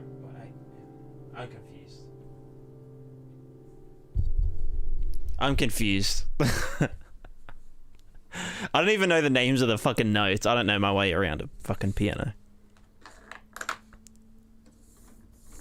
Just tell me where the root is, and then give me the numbers after that, you know? Uppercase is sharp. Oh, well then... then put sharp after. Usually with like guitar notation, you'd say capital is major, lowercase is minor, you know. So wait, so you're saying C?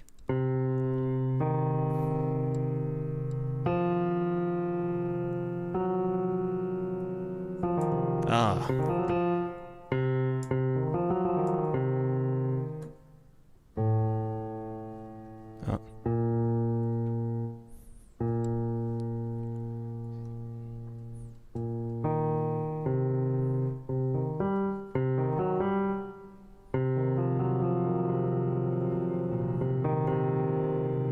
Sorry.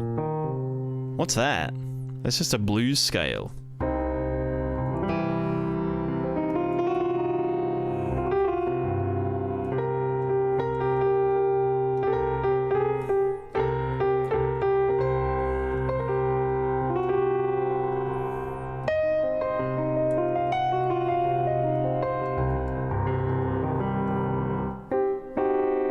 Is that Amogus? What the fuck? I didn't even realize that game had music.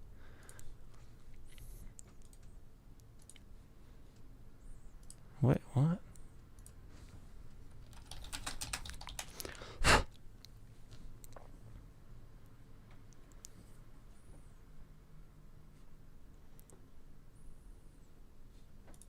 All I can find is trap remixes. Right.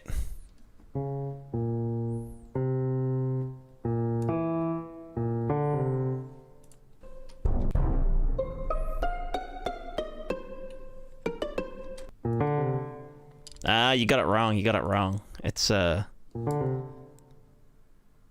just D natural. Not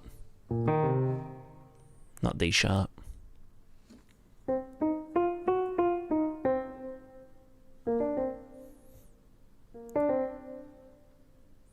Epic prank though? I mean, I guess, yeah. Haha, so funny.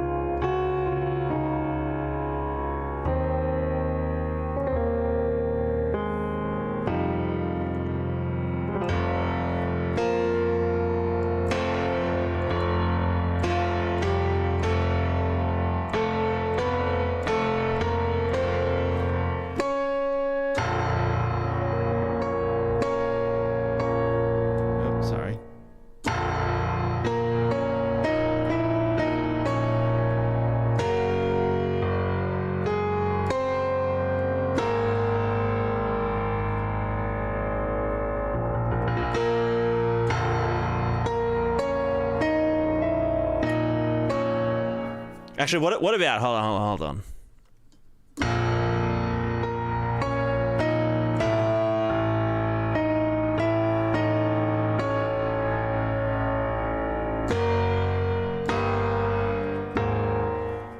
Trying to think of a way to, like, reharmonize that.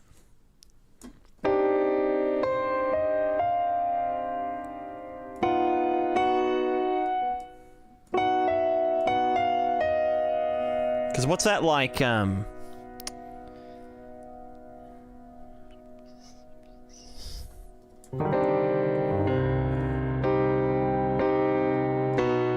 that uses the flat 5. And that one, so they're in common. So you could do...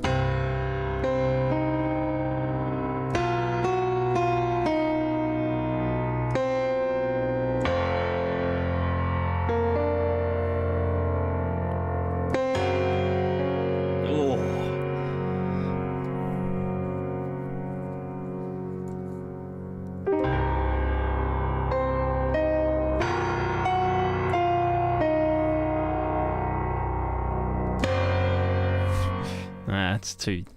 Yeah.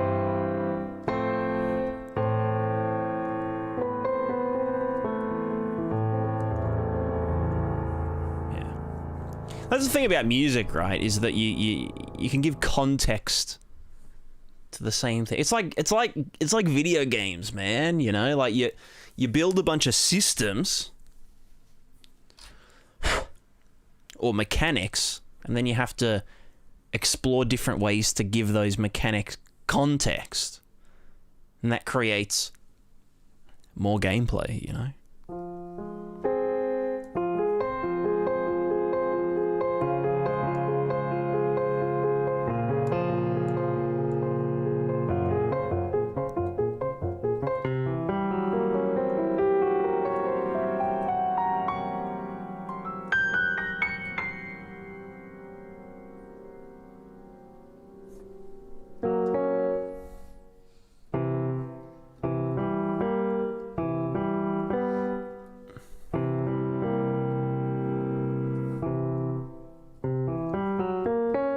What's the harmony to that?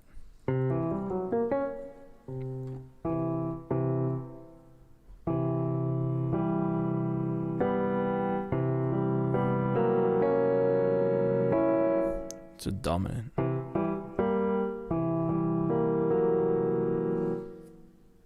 Eh?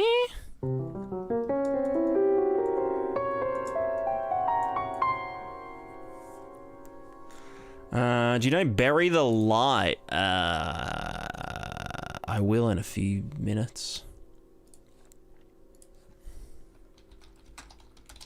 I know the Periphery song, Bury the Light.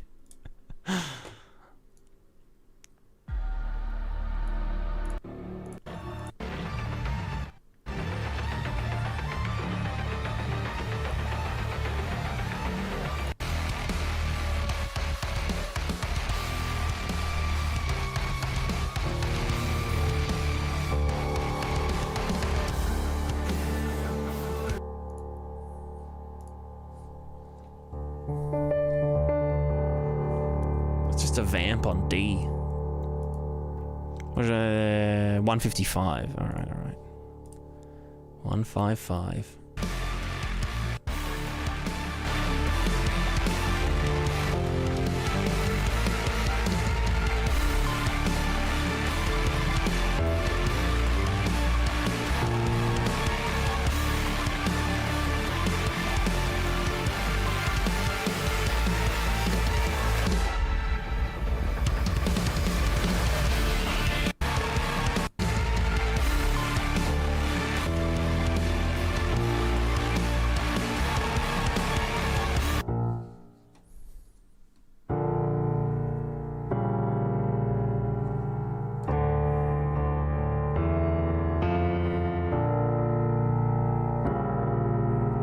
It might even just be...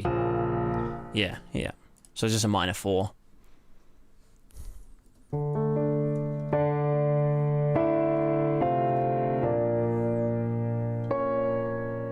Oh, 2. Okay. My bad. All right. still good.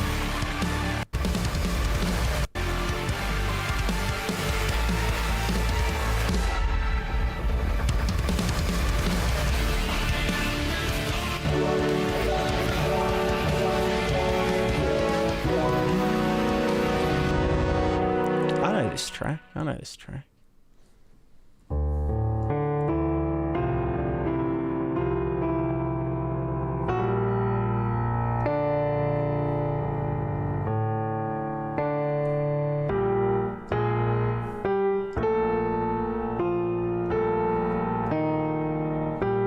That's such a shit key to play in. I hate D.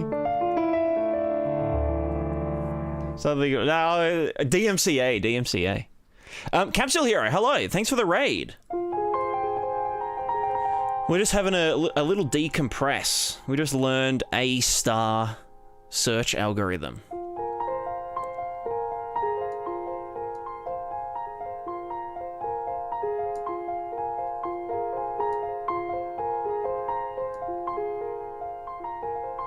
We're yet to implement it, but I've wrapped my head around it pretty good. Yeah, piano time, exactly.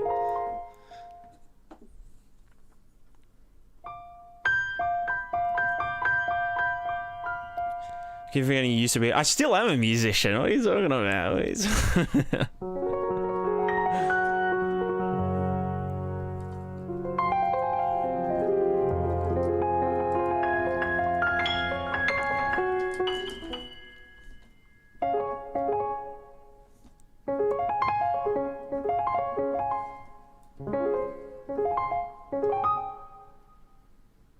I had a really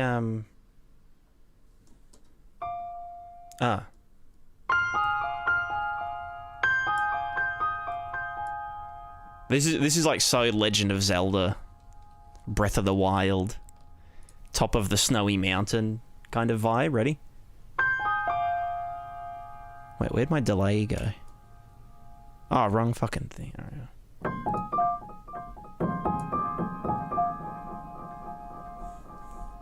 Can I go higher than that?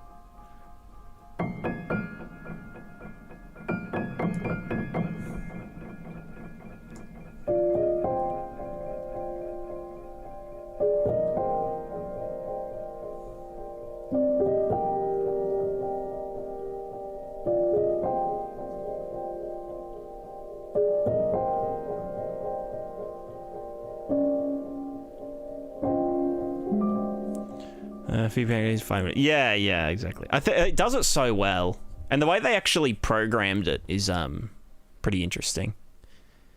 Like, it's literally just several little, I call them fiddly diddlies. You know, like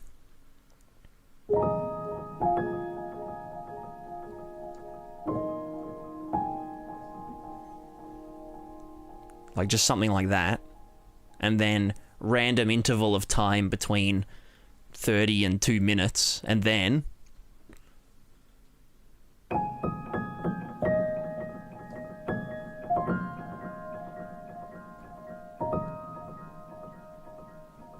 and you never resolve it. You always like leave it hanging, you know. Oh.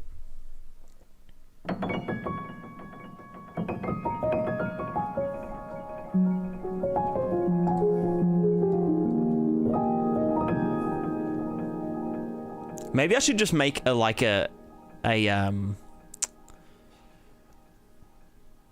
marketplace asset called Sparse Fiddly Diddlies. Sparse Fiddly Diddlies in C minor. $5. And it's literally just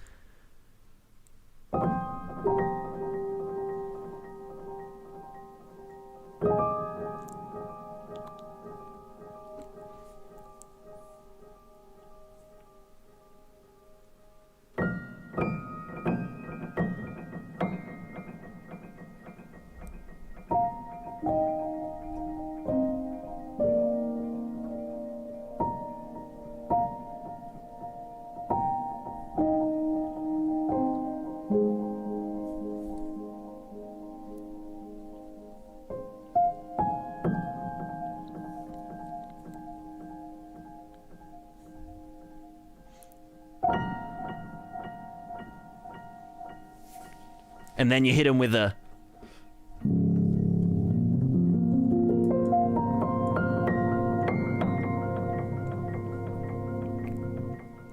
You know? I'd pay... I don't know how to make music. I mean, it probably wouldn't be a bad idea. Like, it would literally take me 10 minutes to put together. So everything's going to be on how they did Pikmin 2 music. One model keyboard. This is a M-Audio Hammer 88. And it's covered in cat hair and dust.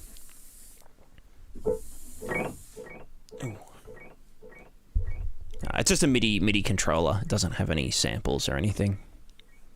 But it's a good controller. It's bloody ripper.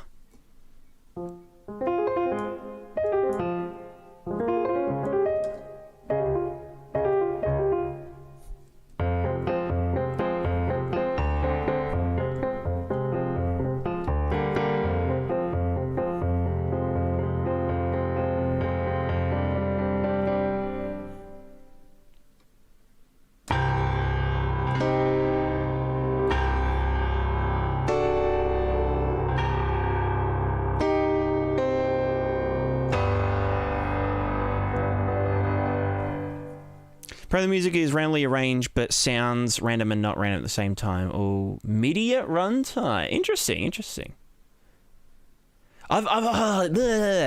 Someone needs to make a, AAX, whatever the other fucking formats are. VST, blah blah blah, plugin, add-on for Unreal Engine. Or can you already do that?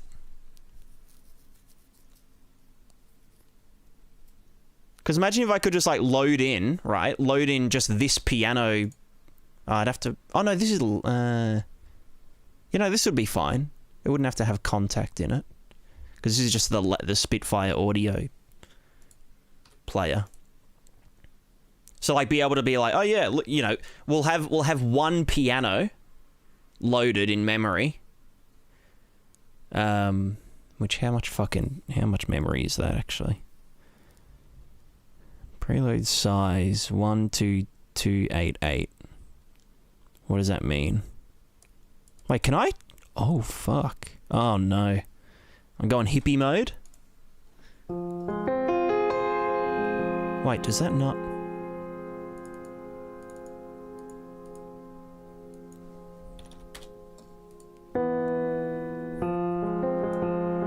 No, it doesn't actually change it. Alright, back to 420. No, sorry, 440. Not fucking 420. 440.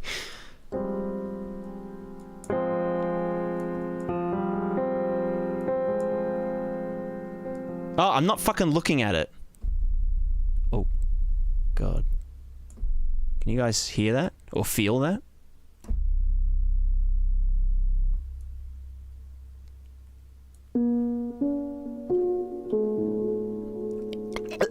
Sorry, I just vomited in my mouth. I hate when, I hate the fucking 432 heal the soul, you know? Fucking...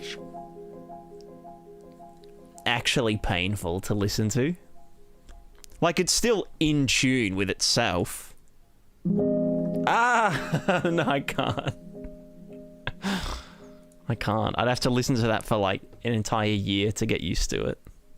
What about Prismatic Irony?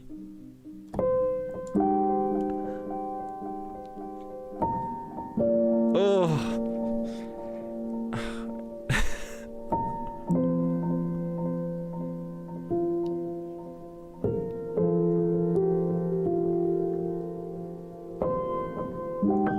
Nah, I can't. I need to stop. Oh. Ah, now that hurts.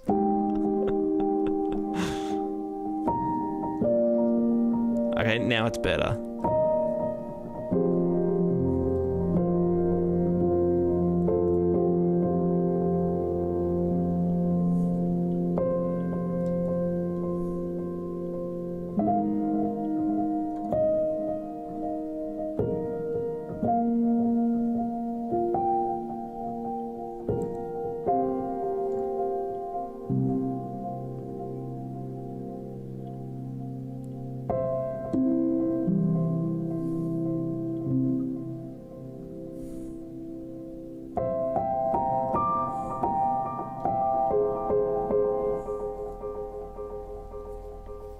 Do you have Grand Piano for Spire? I don't. It's free, isn't it? I might get it.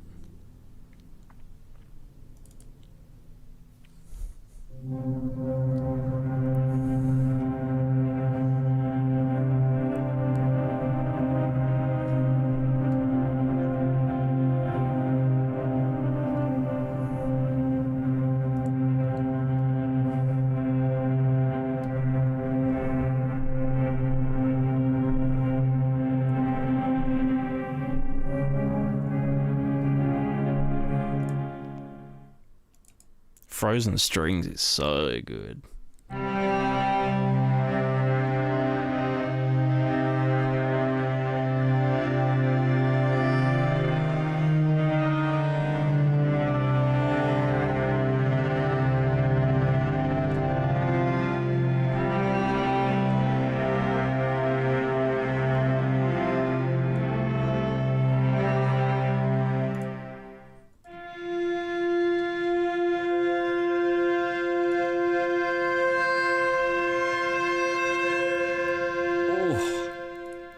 So much spice. Too much spice.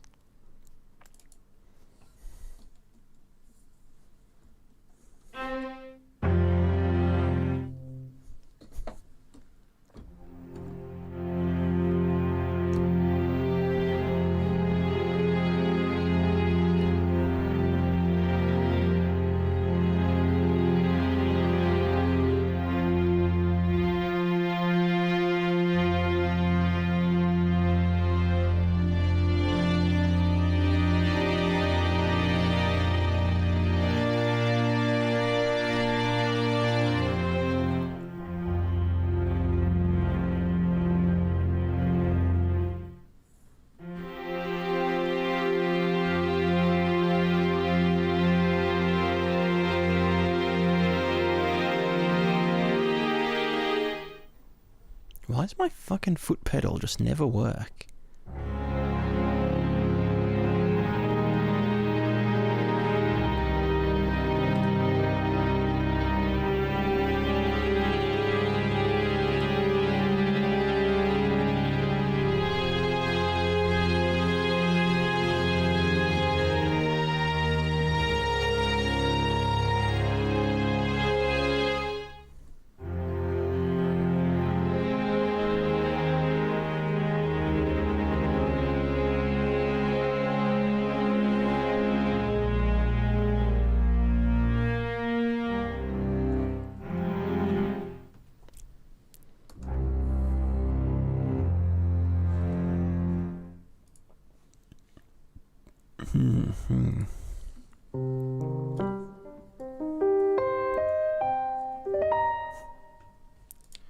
What was I doing in this session last? There was something here.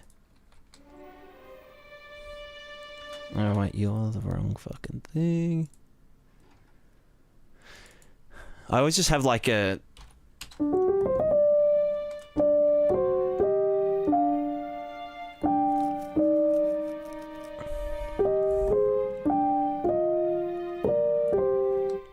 Nice.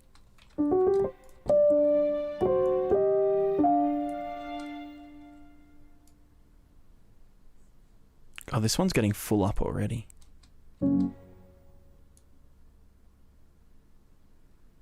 Suppose there's someone in here with drums, isn't there? Yeah, hello, hello. Actually, that might be loud. Hold on.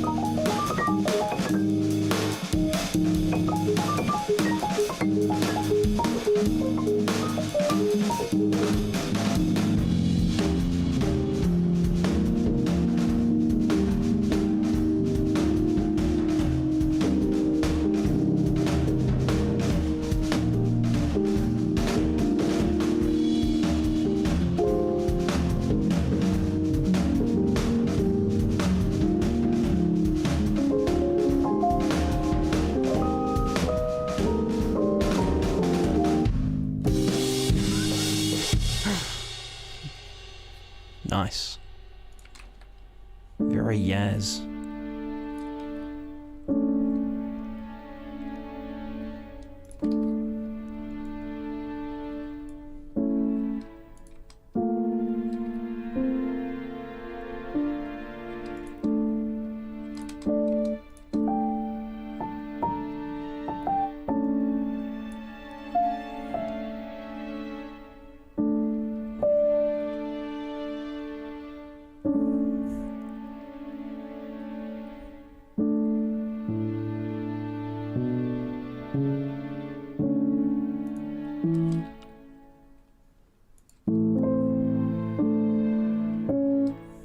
Interesting.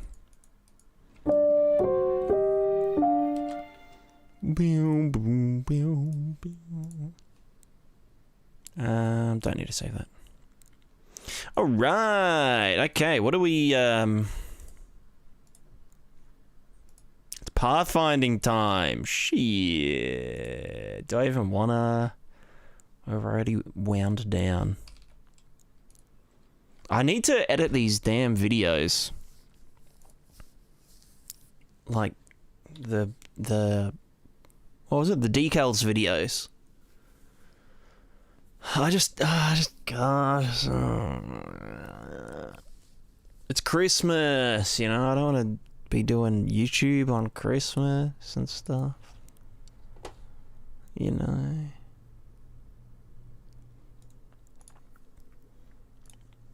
Actually, when's the last time I posted a video?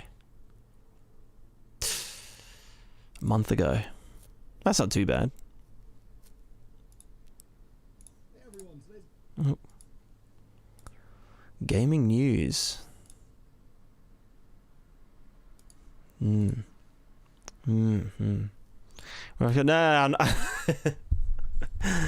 Yeah, what the hell? As if, how can you have your own life? You're supposed to dedicate your life to editing my damn videos.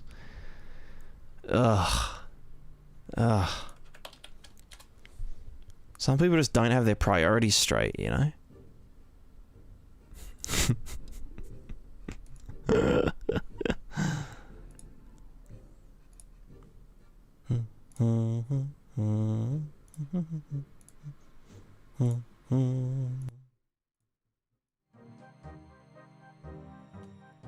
All right, I'm like 90% confident I can get that pathfinding algo working. Algo. Am I gonna do it now, or...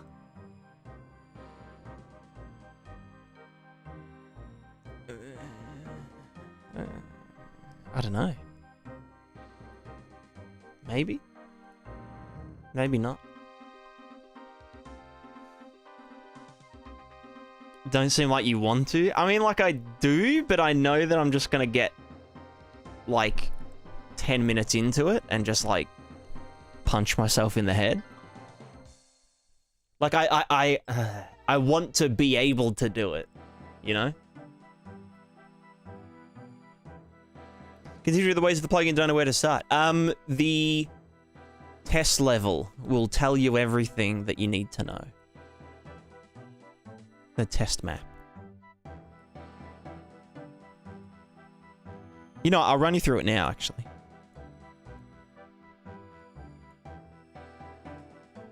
It is now a plugin stream. Plugin streamer? Yo, any plugins in the chat? Anyone finna plug in?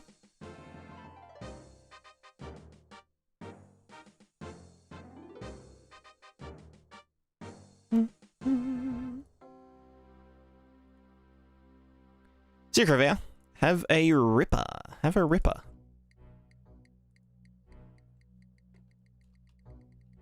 Any virtualized AI navigations in chat? Hell yeah, brother. Alright, so, Adam, welcome to the Prismatiscape test level. Controls are listed here. Left click to shoot air. Pew, pew. Right click drag to deform. Cool. R will ragdoll. A very loose ragdoll. Scroll wheel zooms the camera. It's just Prismatica controls. Except for we don't shoot air much in Prismatica. P toggles puddles on and off. Ooh, puddles. There is now pudels. T toggles debug shapes. Very good.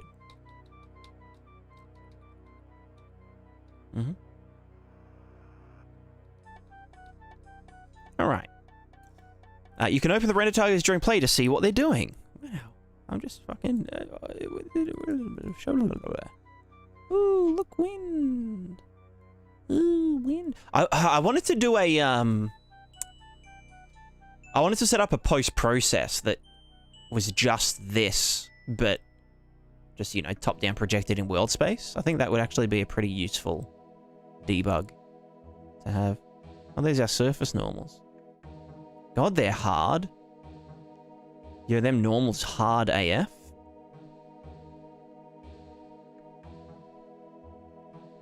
Wait, what's B doing?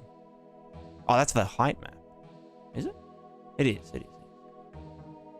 And A is a nothing burger. Very good. I'm gonna have water here. Water. Does a thing. You've seen this, you know. Although I do need to see why it is propagating in excluded areas like this. Yeah, see that? I just need to run the input through the excluders before I actually add it to the thing. Yeah. Giga. Alright, so now you're accustomed with the stuff. Over here, hold on. Over here. Nope, not here. Over here. There's an explanation of the material functions that I have supplied. We have the foliage bender, which is sampled at the pivot point.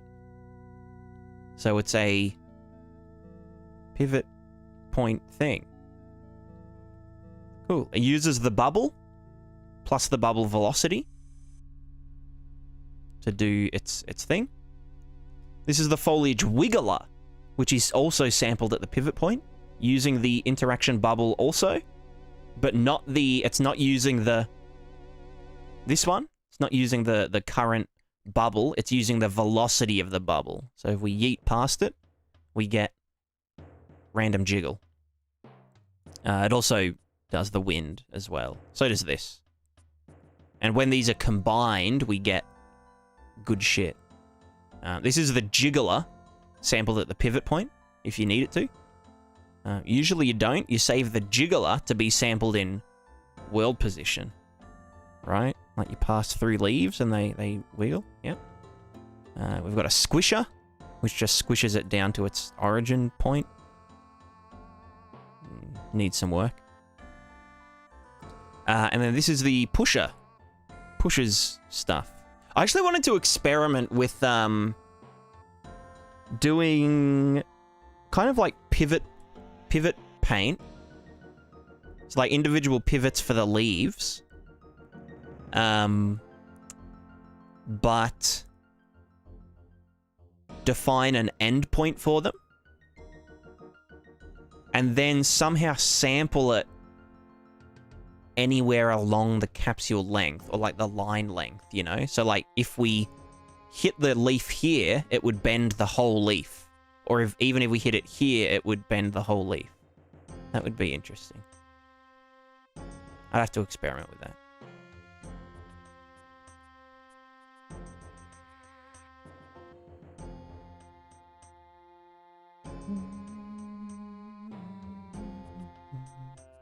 Plugin V2 complete rewrite confirmed. Hell yeah, brethren.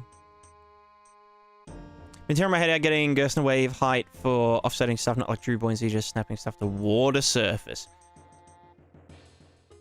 What kind of, like gameplay stuff to the surface, or just particles and effects?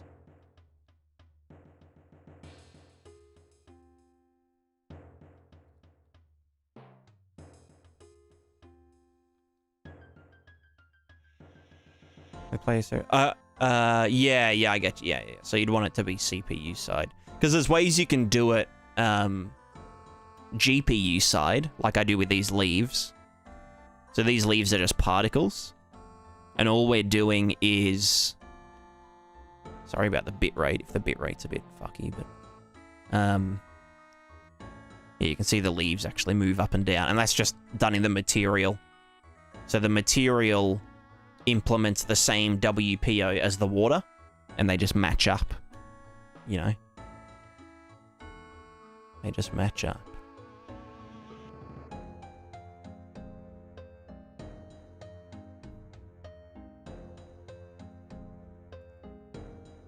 Any examples of combining the higgler and the figgler? No, not the higgler and the figgler, just the jiggler and the wiggler, which is like this. So it wiggles, but it also bends, and the individual things jiggle, and they also get pushed. So this bush has all four combined. You know? Sound a bit irate, a bit the great bit rate. Excuse me? Huh?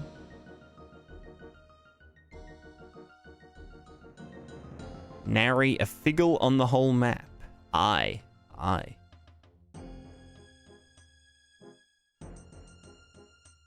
Yo, any jigglers?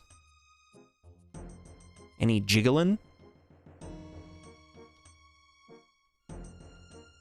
Yeah, so Akudo. So,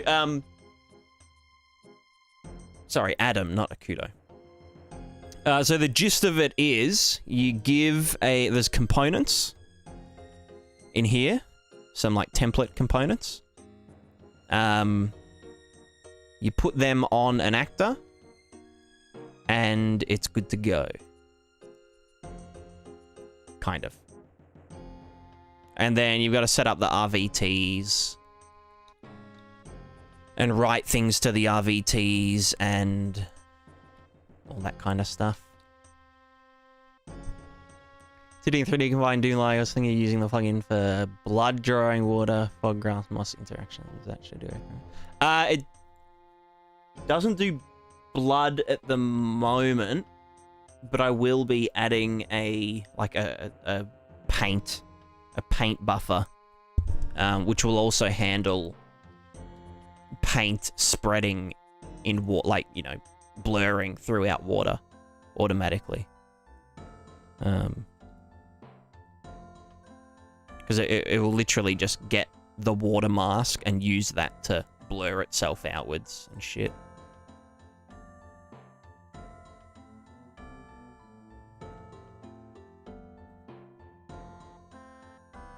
But yeah, it will be able to do blood in the future. Like, natively. You could kind of cock around with it and do something, you know, kind of scuffed, but yeah. It's very much set up to not be dicked around with too much. Sort of. It's supposed to be a mage guy, so I think you're using the interactions for charging up spells and energy making. Yeah. That's like exactly one of the things that I kind of had in mind when I was making it. Like, you know, shoot a fireball, it's like, and like all the leaves go like that, and like all the grass, you know. Pew pew. I think Zen's how it look in first person. It should look fine. I've seen Sov run through this level with his third person character. I wish it was easy to just put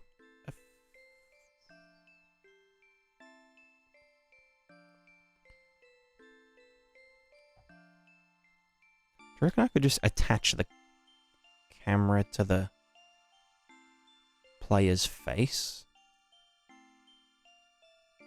I shouldn't cock around with it. No. Ignore that. But But yeah, it should look pretty good. If you're in first person, you could probably lower the size of the simulation. Because this is top down zoomed out, I have to like, you know, it has to reach at least the edges of the screen at all times. But if you're in first person, you could kind of like bring it in a lot closer. So you could go Prismatic Manager. You could go simulation size, world space. You know, divide by 4. Probably not that much. That's a bit extreme, but yeah. And that would increase the resolution of, you know, this stuff, which, you know, you might want to be not shit. So that would make it look good. I was thinking lowering the resolution, simulation texture, whatever is going to look fine. The style I'm going for, I think. Yeah, you can. Just in the manager, you can set all of the resolutions of the things separately. Oh god, that water is like very noisy. Look at those fine ripples. Yeah, this is gonna like zero out. Yeah, you can see like here. This is how big the simulation is. So this is like very exaggerated. This is like too small, I'd say.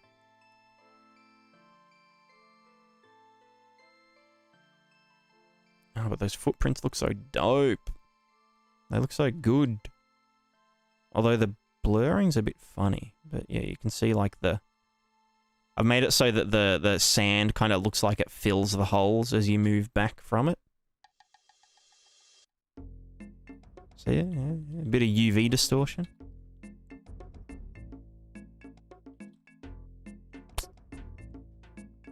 Not too shab. Not too shabe. I think in first person. Oh fuck! What the fuck did I just? What the fuck? There. Oh, there we go. I think in first person, like 20 meters. So what's the fucking thing?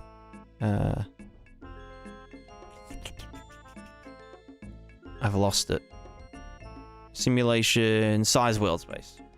2K should be fine. What's 2K again? 2048. Probably. Decided to break it? Hell yeah. You don't even have to try. It's already broke. Yeah, so 2K is also pretty fine for this. Like, size-wise. So it ends... Yeah, like there. If it's circular. I figured for like third and first person games, a circular fall off probably better.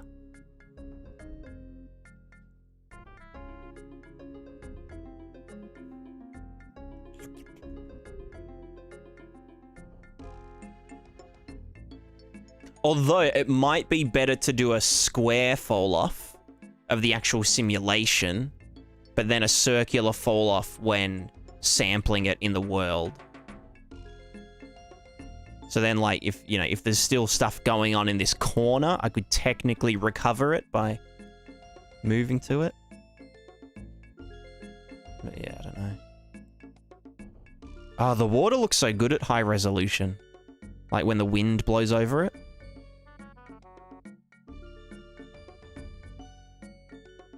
Like, it actually looks like fucking water.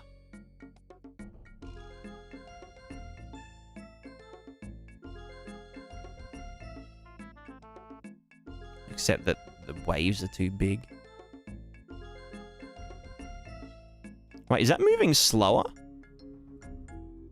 Did I not factor in the size? Probably not. They're moving really slow. Yeah. Well, there's bug number 1.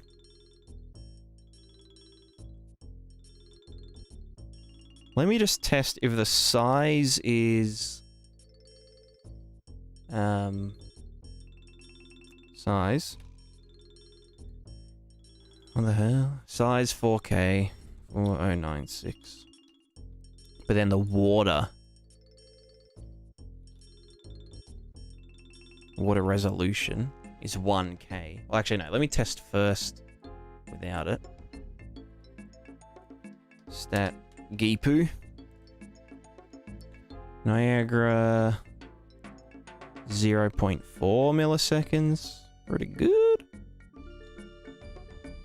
But then with the water at 1K. Oh, fuck. I just put it at 16K. Right, and now, with just the water at 1K, we are... Oh, shit. 2 milliseconds. Jesus. Yeah.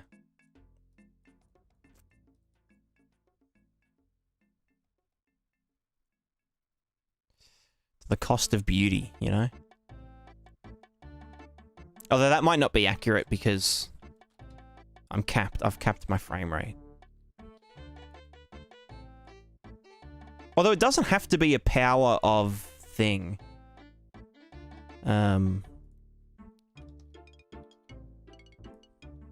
Like this could just be... Oh, wait, no, I put it at 2K. My bad. Okay, at 1K, how is it?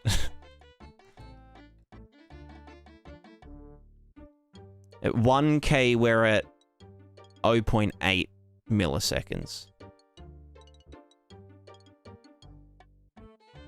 Which is fine.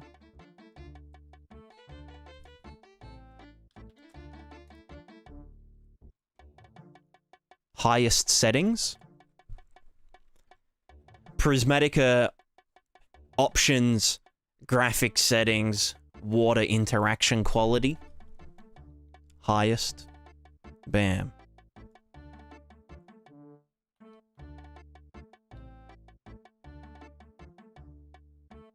I kind of want to limit the fat waves to be not fat. Not as fat. Because they're supposed to just be capillary waves, you know? I'm just going to keep tweaking this forever until I fucking die.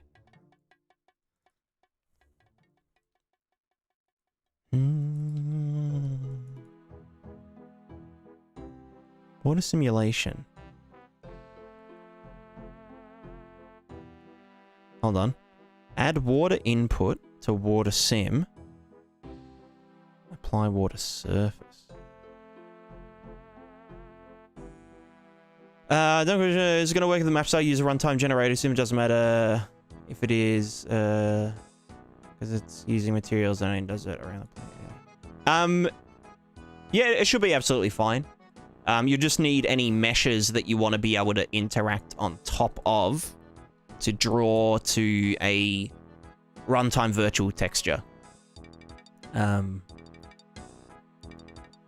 So like the way that the water knows where it is just through a height texture RVT.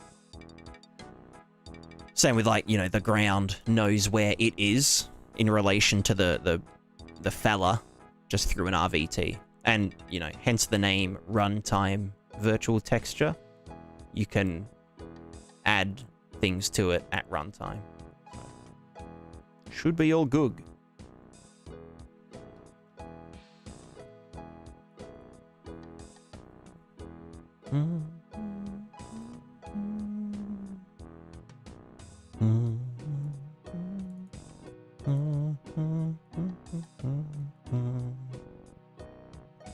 That's doing a delta time gradual blah blah blah. But I want to do an absolute over the...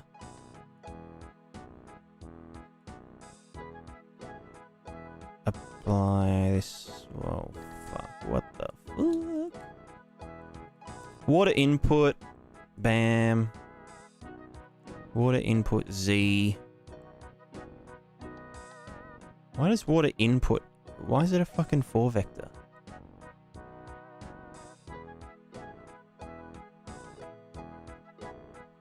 Stupid. Stupid. We want to get the float water surface and just do a fatty old zoop. Zoop. No. Yeah. Yeah. Just yeet that into here. Probably. Should be fine. We'll see what happens.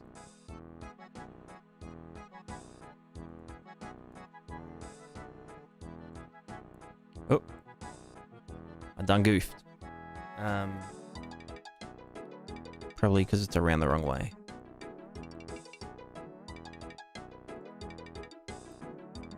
Add fucking thing to the thing. Add water input to water sim. You should be 1 minus the.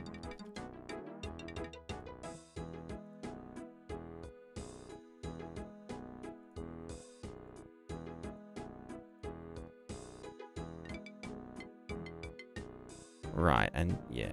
So let me just check. Render Taj. Water. Water? Son of a... Why the fuck are you still doing that? Eh? You are not the water surface.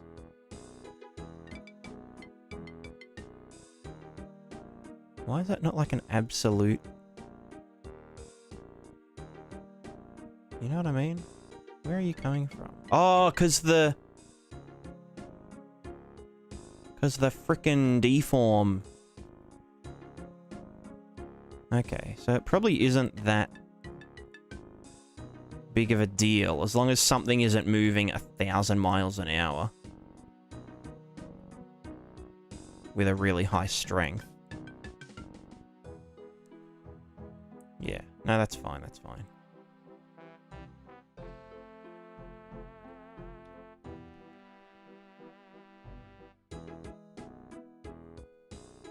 Okay. Right, the other thing I wanted to do was...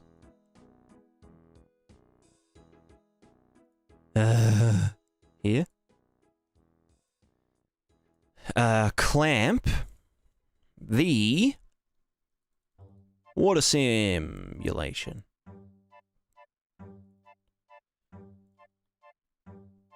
Fuck, I can't remember. Clamp. Go like 3. Ooh, I wonder what happens if I do it uneven. That would actually be kind of funky.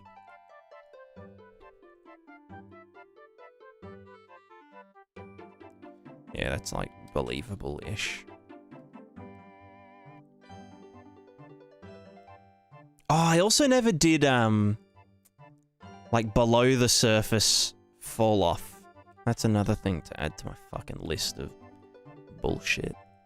Alright, let's see what happens if it's uneven. Let's see what kind of weird shit happens.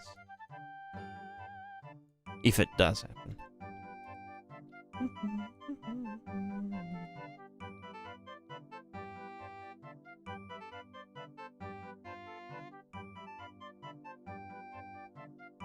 I guess it just evens out really quick.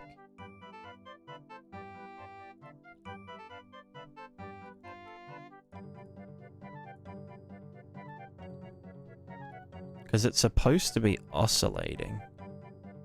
Yeah. I mean, that could be a kind of interesting way to still be able to get big kind of waves initially, but have them settle down quicker.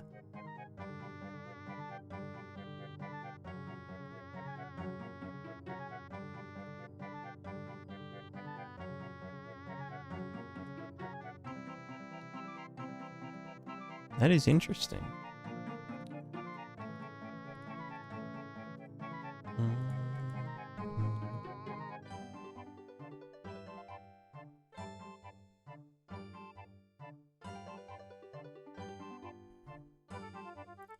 That actually looks good. Kind of, I guess. Do I want to do it the other way? Where this is... You know? Narm Sayern?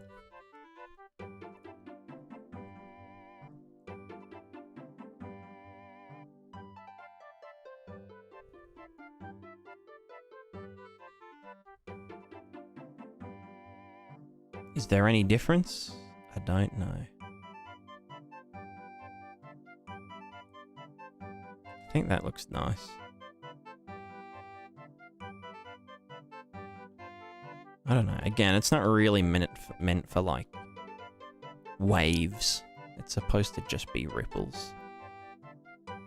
Oh no, what are you doing? Yo, any balls in the chat? Huh?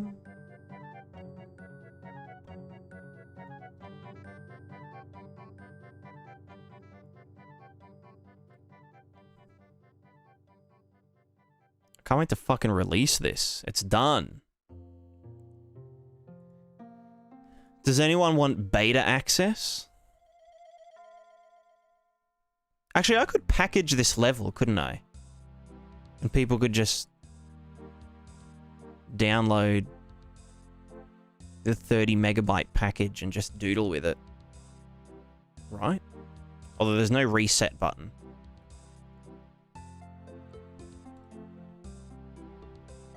I mean, that would be a pretty good test for performance and shit. Beta access? Hell yeah.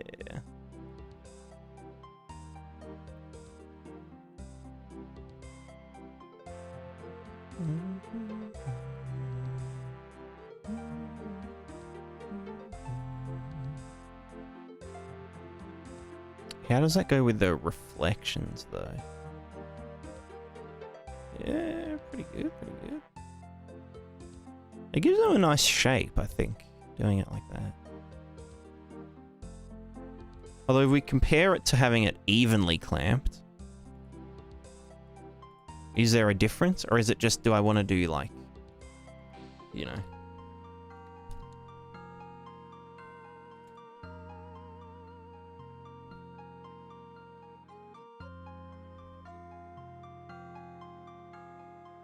I feel like these are like more rounded. The other ones kind of have a nice little slurp to them, but I don't know. Maybe I'm just tripping.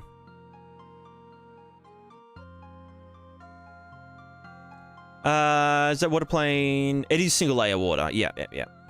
You can see the refraction and stuff. My legs getting all refracted.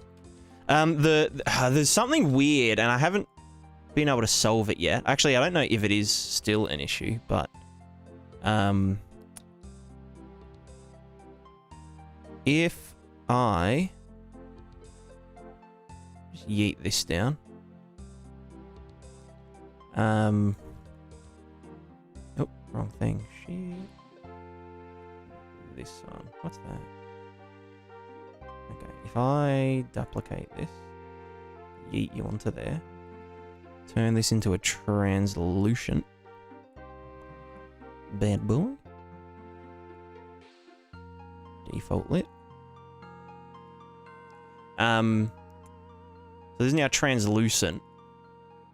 It will do some wacky ass shit in terms of like jitter. See, it looks super jittery.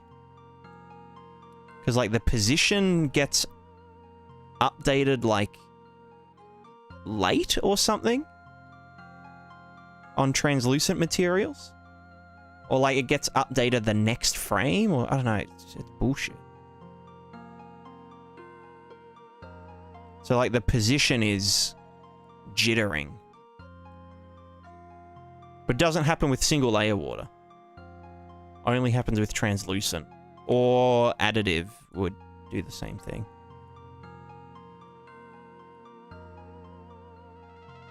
Wasn't there a way to set when translucency runs in the material? Maybe. before DOF? Could possibly be it. Still doing it there. After motion blur.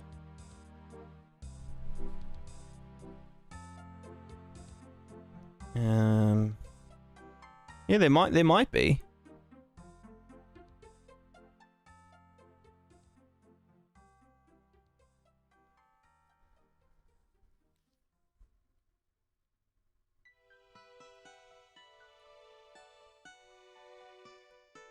Output depth and velocity. Maybe. Yeah, it might be a project setting. I mean, I could probably... Let me try something.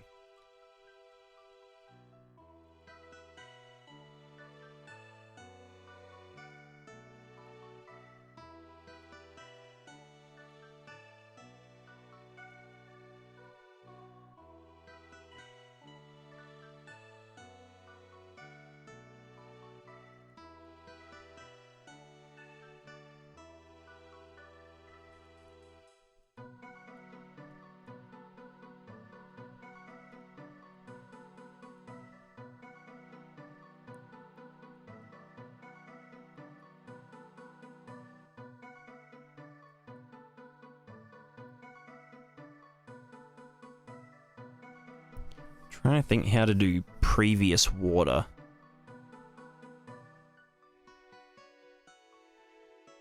I want to do it here. Yeah.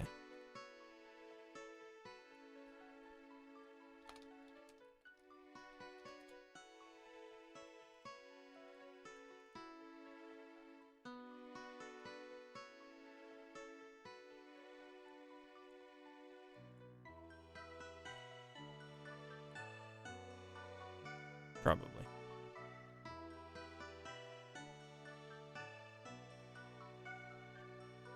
Nah. So it must be needing the...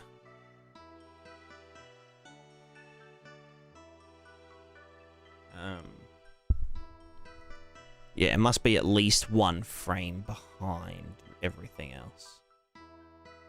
Which doesn't make sense to me. I don't understand.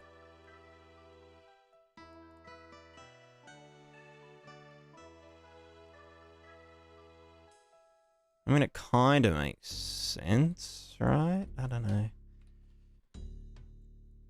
But yeah, basically, long story short, translucency, no. Single layer water, yes. And literally everything else, yes.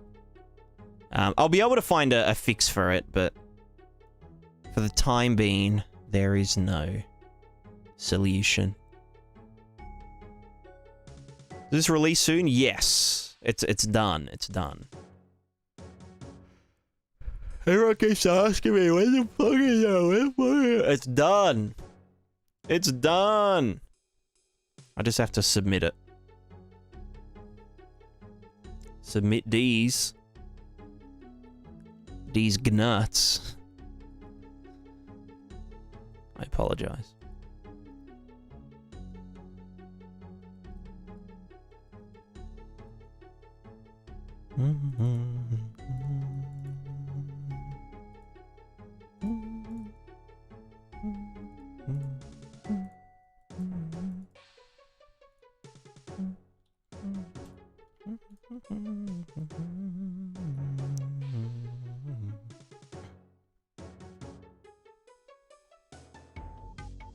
Does that look better? I don't know.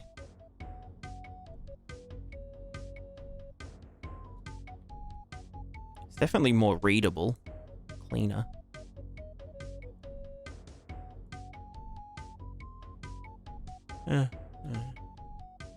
Started doing a 2D grid system, pretty lost, but I just started. Yeah, it's pretty hectic.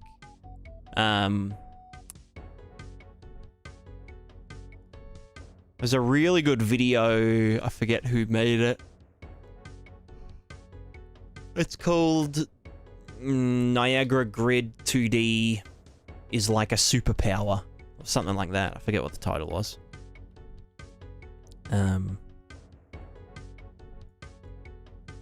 Yeah, really good video on like just the basics of what the hell's going on with it. Oops.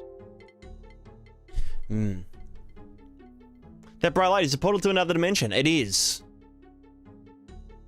Through this portal.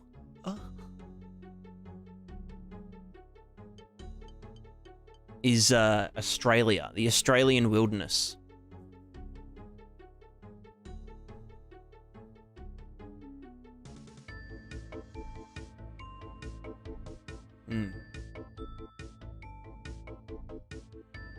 Crystal Fisher, thank you, thank you. Oh, I'm glad it's done. Well, done. There's still other stuff to get added.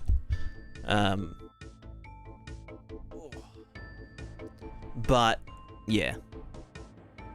I'll do that as time goes on. You know, as I need them implemented. Not as everyone else needs them implemented. Turn down bloom. I can't, man. Because I don't... It's default. I don't have a post-process volume.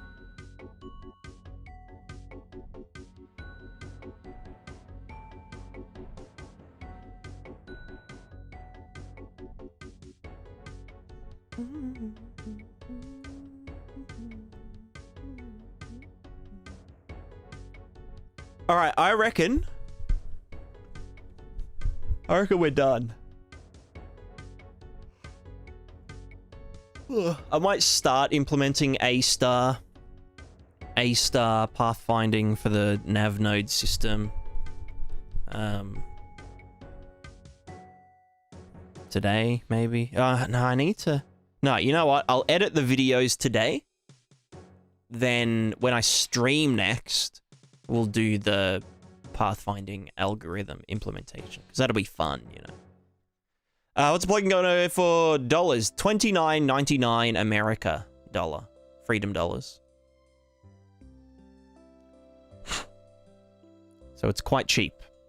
But hopefully everyone will be able to play around with it, you know.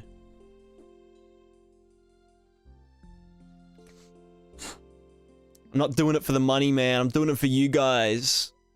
Yo, this one goes out to you guys.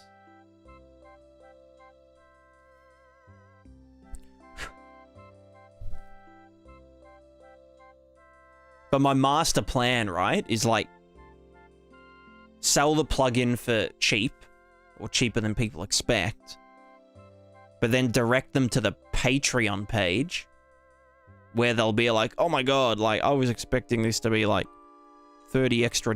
I'm going to subscribe at the highest tier on the Patreon. And then they forget to unsubscribe to the Patreon ever. So they just like keep, you know, I'm basically just Amazon. That's my idea anyway.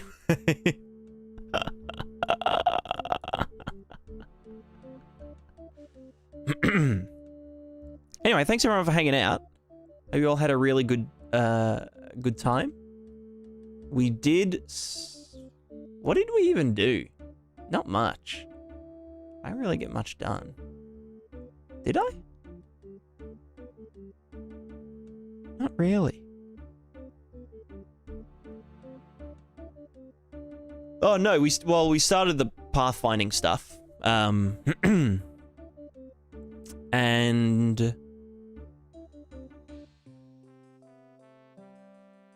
did some grid stuff. Fix some bugs with the nav node system thing. Can't remember. It was a productive session. It's only been like 5 hours. So, you know. Just got to the end of this one. Yesterday I was able to stick around stream a bit longer. Yeah, I'll probably... I don't know. I don't really like starting early morning. I think I prefer starting early night. And then going until Sov starts. And then raiding Sov. Rather than Sov raiding me in the morning. We're gonna do live dev streams again, but life just got in the way. Yeah, no, I feel that. I can sympathize.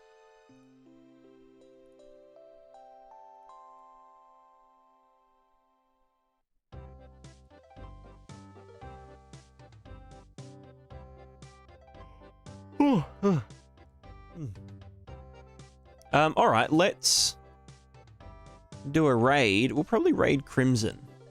So for those of you that are on the YouTube, make sure you check out First Crimson on YouTube.